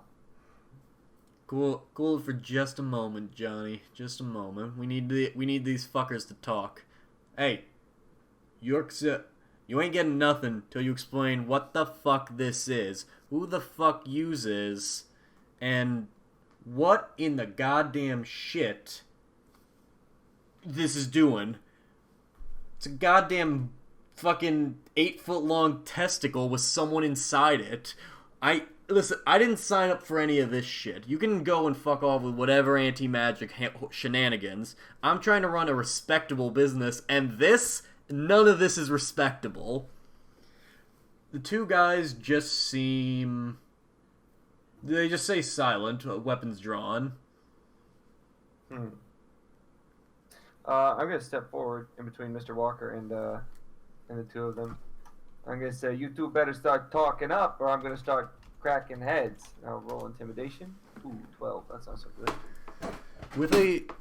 With a 12, unfortunately, it's just not quite enough. Your presence is decently, like, you know, you're a tall guy with brass knuckles. It's not ineffective, but the problem with this right now is they're kind of just playing cool and calm, and as you get more agitated, it's showing that you're getting agitated. So you get the sense it's like you seem thrown off your rhythm. Oh, they're about to get me started. And they don't want to get me started. Now I'm fucking started. About to get fucking started. Alright, you chuckle fucks. I'm about to get started. I didn't want to get started, but I'm about to get started, okay? Is there, what else is in this, like, in the area here? Is it just kind of, like, empty mostly, or is it just random crap, or what? Yeah, there's some stuff around. There's a lot of just empty boxes. These guys are really just not playing ball with you right now, but do you look around? Yes, I do want to look around. Okay, as you move around, you just start, like, just seem frustrated. They're disrespecting the boss. They're disrespecting you. And they ain't saying shit.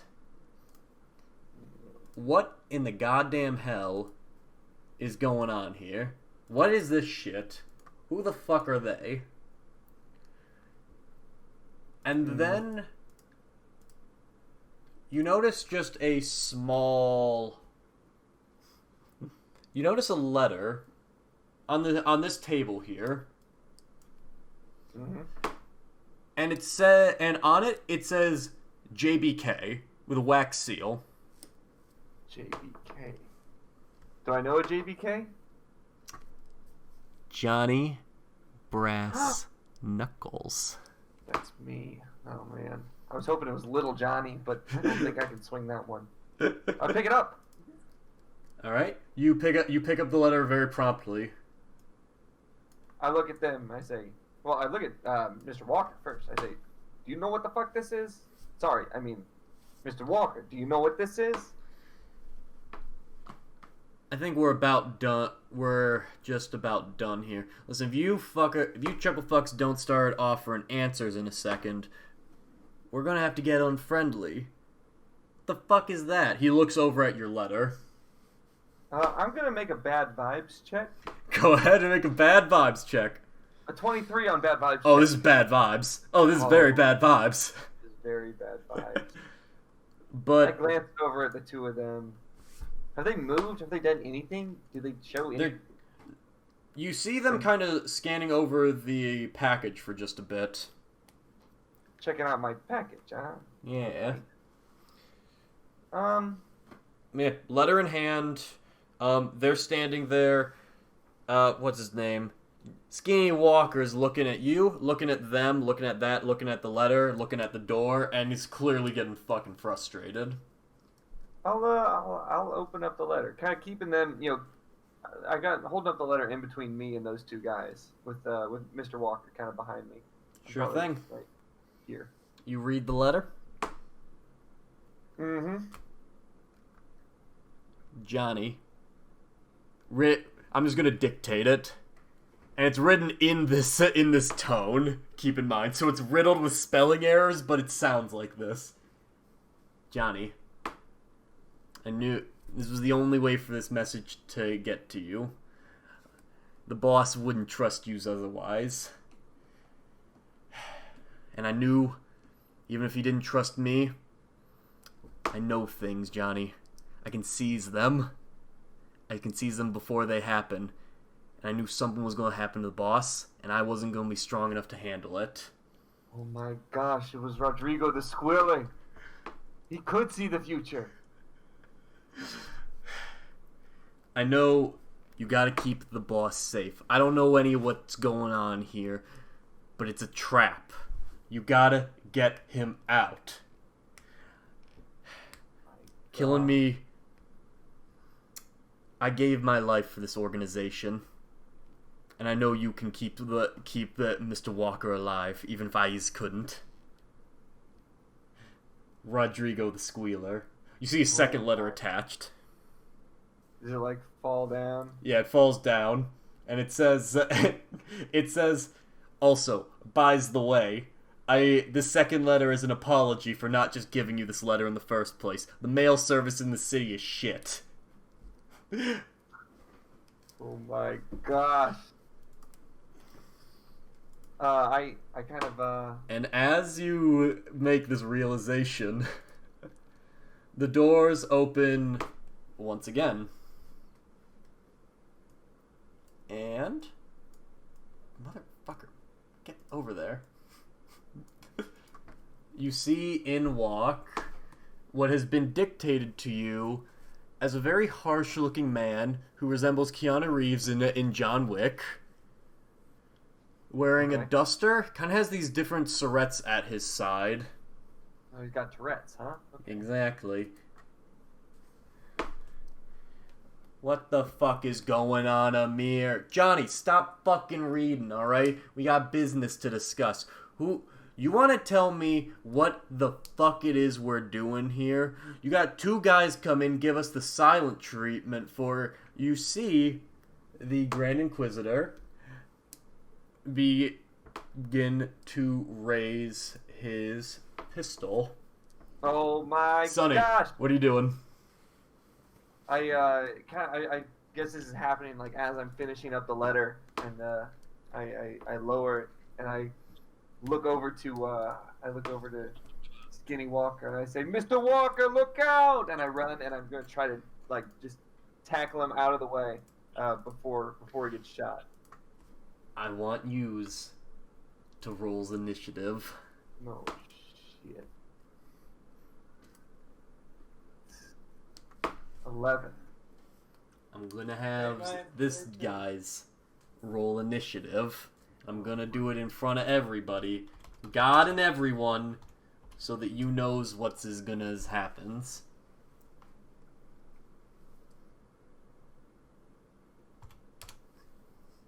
Fuck. What the goddamn? What does this look like as Johnny moves over? Johnny, like, he's reading he's reading and he starts reading faster and faster as he gets near the end.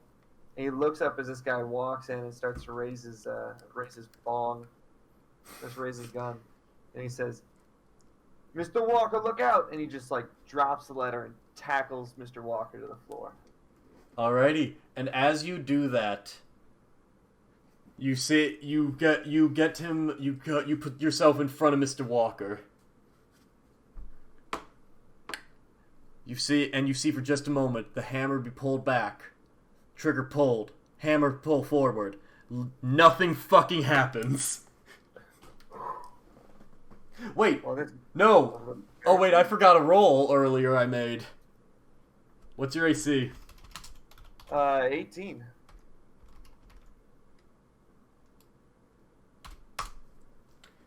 Oh my gosh. You hear a sharp pang all of a sudden, and you just feel this immediate wound in the back of your spine. Well, you don't have a spine. Your robo-spine. Not my robo-spine. Jeez. Am I hurt? How do I feel? You take 13 points of piercing damage immediately. That's not good. God, my spine! Our business. And you see Amir for just a goddamn second.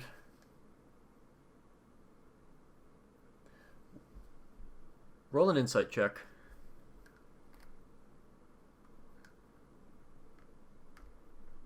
Uh, 13.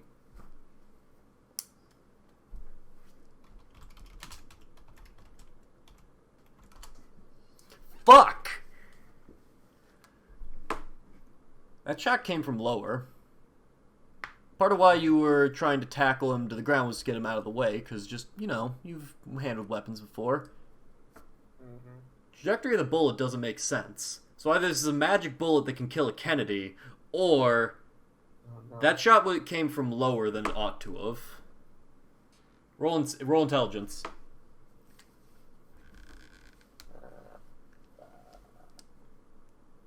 11.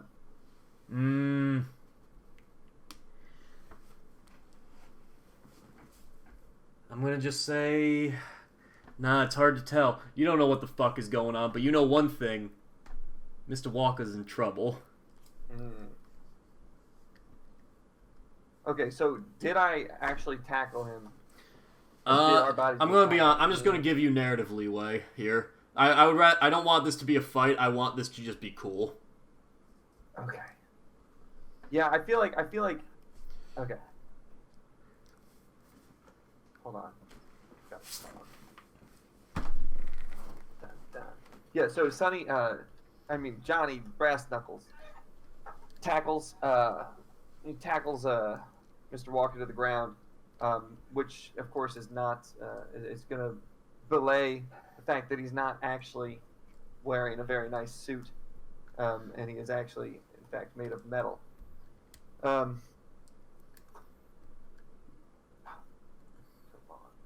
on. So he tackles him to the ground.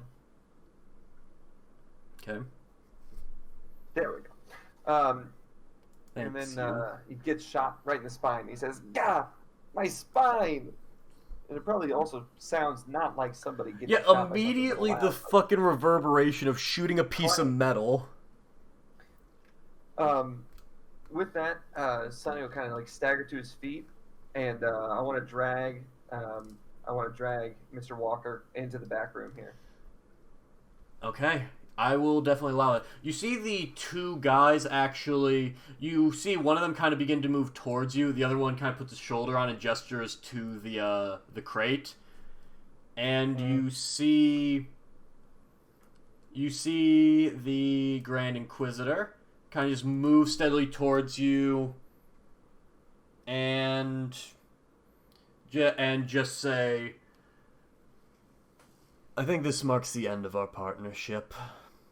You aren't needed anymore." Jeez. You son of a bitch, Amir.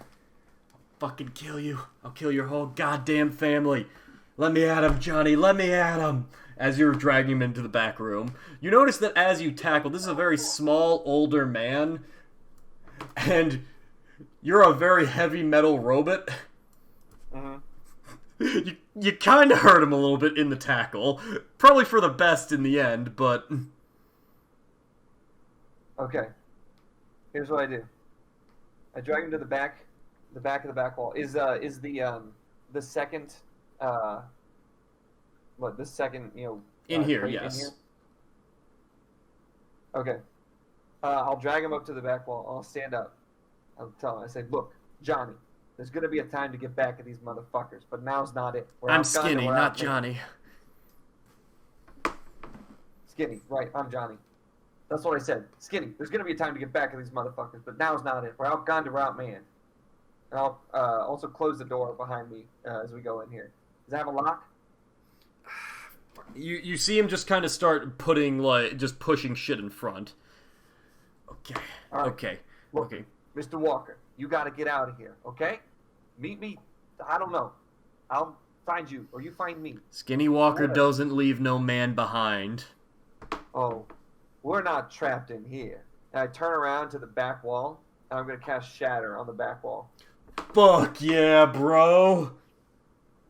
So Sonny, like, turns around, and, like, shakes off both of his hands, and I'll just, like, do a double punch. And as I punch it, cast Shatter on the back wall and just blow it out. Fuck yes. All right. Look, we got to split up now.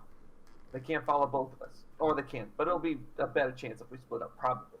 I don't know. Anyway, you run, get back, get the guys, hunker down, okay? I'll be okay.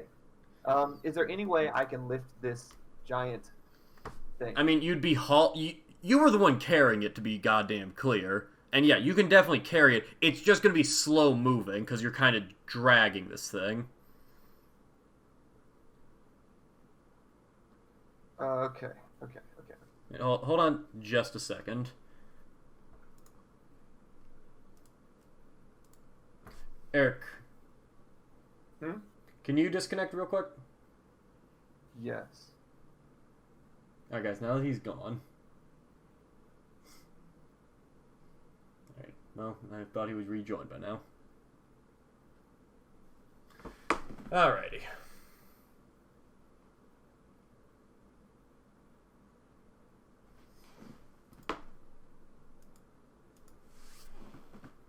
Yeah, that was wild, David. That was really exciting to listen to. Where did Eric go? You asked him to Oh. disconnect. I'm sorry, I'm an idiot right now. He was just super lagged behind, so I saw your outgunned comment before I actually heard him say outgunned. I'm back. Excellent. Okay. As you blow out the back wall though, you see You find it? Yeah, you see Mr. Walker kind of run past you like, I better see your ass back. This is a goddamn war now. Mir doesn't know who the fuck he just pissed off. And he starts to book it down the street. Sonny, what do you do? You know, I bet it's the cannon. All right. Oh man, I wish we brought little Johnny along right now. Yeah, you tell him, boss. Jeez. You hear a gunshot. No, little Johnny. We left him inside with those maniacs. And little Johnny walks out and the barrel of his cancer gun is smoking.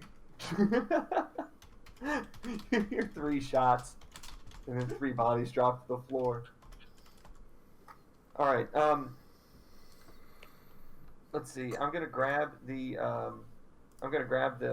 giant crate. Okay. I'm gonna drag it outside. Okay. As you do that, it's fucking big. It's really goddamn big. You're able to get it outside because you just blew open a goddamn wall and part of another adjoining building.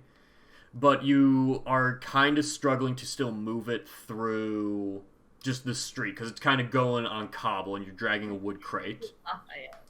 Okay. Is there any like kind of cart or anything nearby? You in fact see a cart right here. Excellent. I throw it into the cart. Okay, make an investigation check as you do. Okay. Investigation 7. Okay, you throw it into the cart. Easily done. Okay. I guess there's no horses or anything around, right? You're gonna fucking rickshaw this? Yeah, I grab it. I start running. Okay. And as you begin to take off with it, this is going to be a skill challenge. I don't know what the fuck the odds are for this, but I'm gonna just run with it. So. Okay. No. Johnny Brass Knuckles is gonna run with it. All right. Use I take tells off down me the is what Use is gonna do. I'm gonna just take off down the street. I'm gonna head downhill if possible, if I know which way that is. Absolutely. If I All right. don't, Make investigation. Make a history check and then one more investigation check. You 20 and then 16. Absolutely. As you move through the path, you just start carrying it down a street, and it just happens. It just by sheer luck, it happens to be built into kind of a lower section, so you're able to build up a bunch of speed. Not enough for the cart to like run you down with just the momentum, but enough that you're able to start getting going. And actually, as you start to move, you hear just like a dagger just whip and get buried right into the crate, and just another just crack as what you know is a gunshot, even if Sonny doesn't, as Johnny Brassknuckles does, erupts. Okay. And with that investigation, actually, as you go, you just see, for just a half second, as you are in fight or flight, you want to get this thing the fuck out of here, because what the fuck is this? And you want to make sure Mr. Walker has a good distraction. Mm-hmm. You see 2 bodies outside, though. Oh no. Do I recognize them? Obi-Wan Kenobi. No, not explicitly. With this 16... High or low? Actually, no, I'm going to roll for it.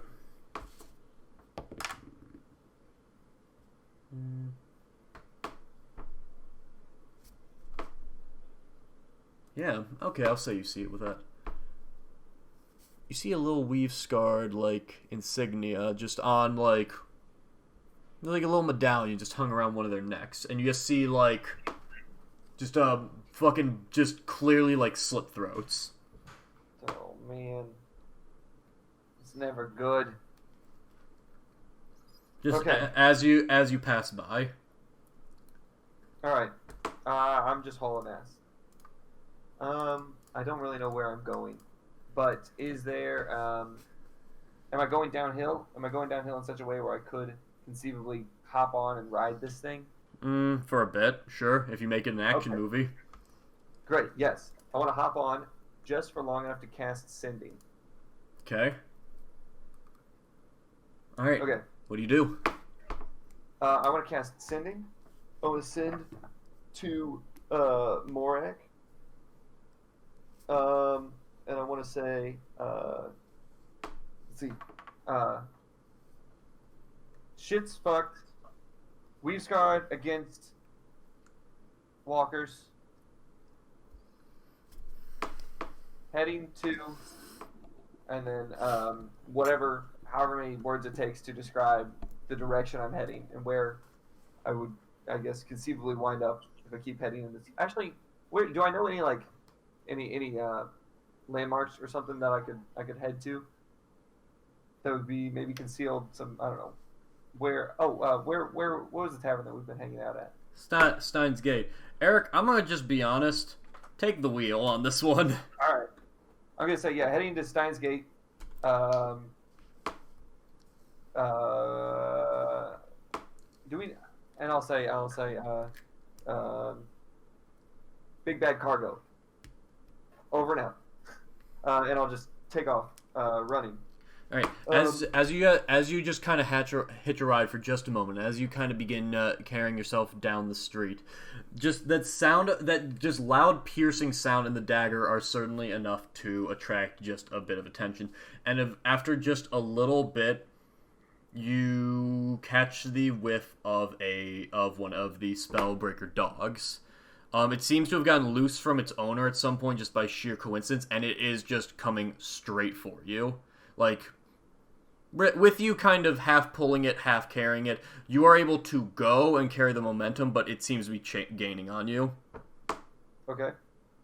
I don't have any animal handling, do I?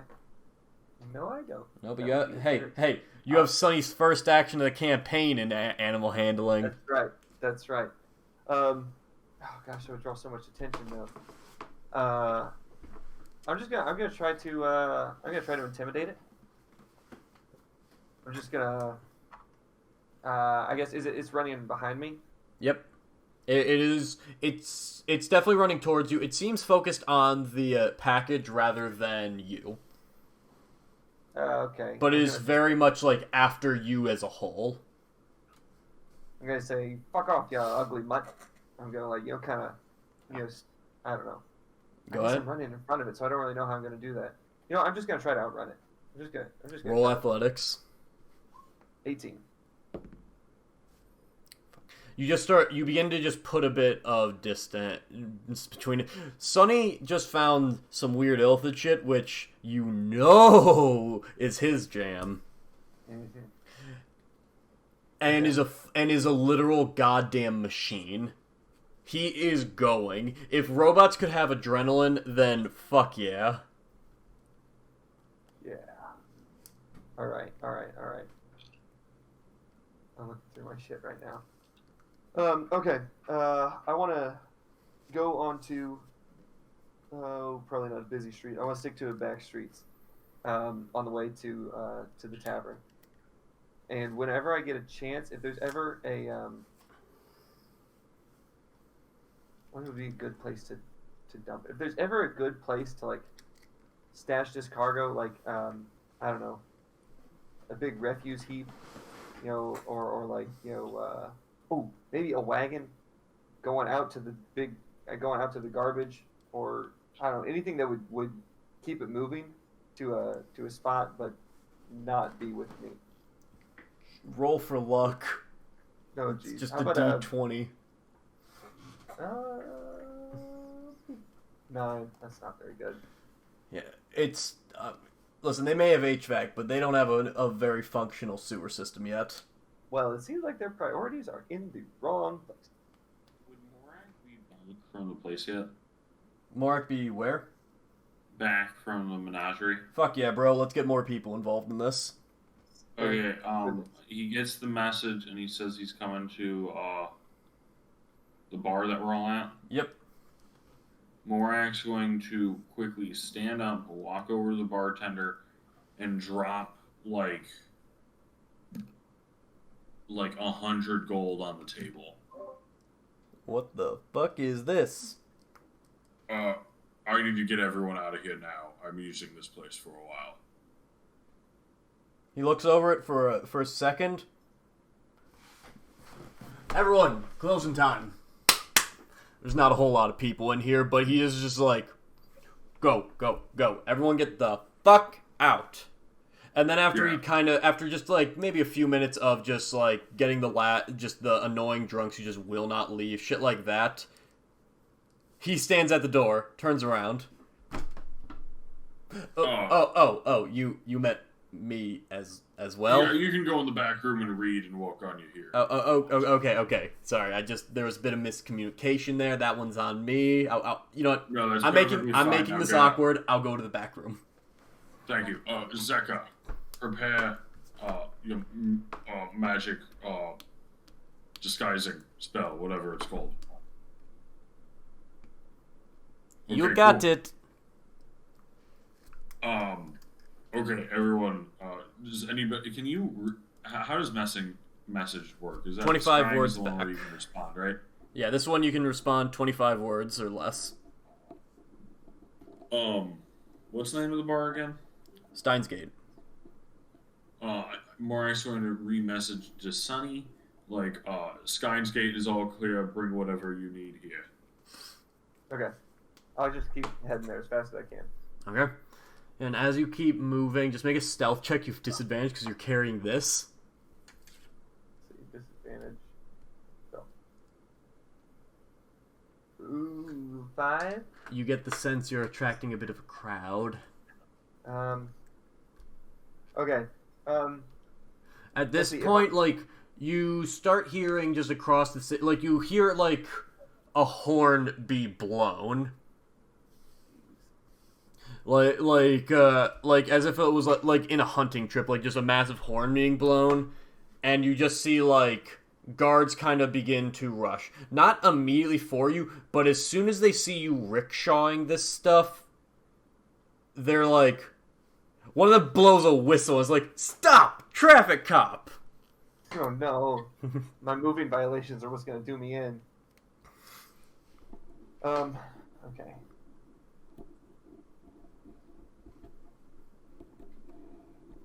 Okay, if I'm ever in a spot where I'm, there's nobody can see me or nobody can I'm kind of somewhat concealed at least. I'm just gonna keep changing my disguise to just whatever, anything different with mask of many faces. You got it. So I'll just constantly do that whenever I go through somewhere, like an alleyway or something where people don't have a great view of me. Then, geez, I already used all my spells. That's the bummer. Minor illusion. Okay, and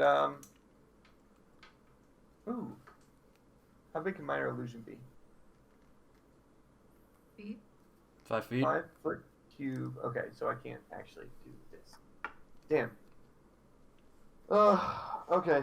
Jeez. I've got really no option except to just keep running. So I'm just gonna keep running, kind of taking sort of like a circuitous path. But I just want to get back to the tavern as quickly as I can. Okay. Anyone in the rest of the party? Morak, if you so choose, you can inform anyone you'd wish of the situation. Yeah, I feel like I would tell the party like what's going on. All right. Anyone on the But party side prepping? It would just be the one sentence I got. Gotcha. Okay. Okay. Yeah. Final roll of the night. What do you want me to make? What are you trying to do? I'm just trying to haul ass. Okay. Haul ass best I can. If you want to do athletics, Really quick. I just want to see if I'm able to head out there to assist him. how? Because he's running away from a bunch of people chasing him along with dogs, right? Dogs, guards. It's So- kind of just a mix at this point. We don't really know that though. Yeah, If like I'm- Well, now hold on. I did say shit's fucked. So I mean, Well, we don't know what that means. Yeah, but I wanted to head out there and see if I'm able to find him, and if I am, perform an action. what is the action if you find him? I want to cast Minor Illusion 30 feet away to make a weird barrel look like it's shaking full of something, and hopefully draw the dog's attention towards there. Roll Like- investigation if you can find it. Roll Arcana if it works. Sure. you see me just Scooby-Dooing through different alleyways and stuff, and the constabulary runs in behind me, and I run out a different I alley. can see. Yeah, maybe. You aren't able to find him. Sonny, are you Whoops. just trying to haul ass before anyone catches you? Yes, that's what I'm good at. Roll athletics. DC for this is going to be pretty high. I'm gonna use my inspiration. Hell fucking yes! Natural 20. Let's fucking go. Sonny, you've been hauling Oh. ass. This is some weird fucking shit. All of this entire night has been weird. There are just 2 fucking weave-scarred bodies out front. That deal just got interrupted for no goddamn reason by the main boss of the weave-scarred. You're missing Skinny Walker, and you've got this weird, just membranous shit on your back. Fuck this day. This is so goddamn weird.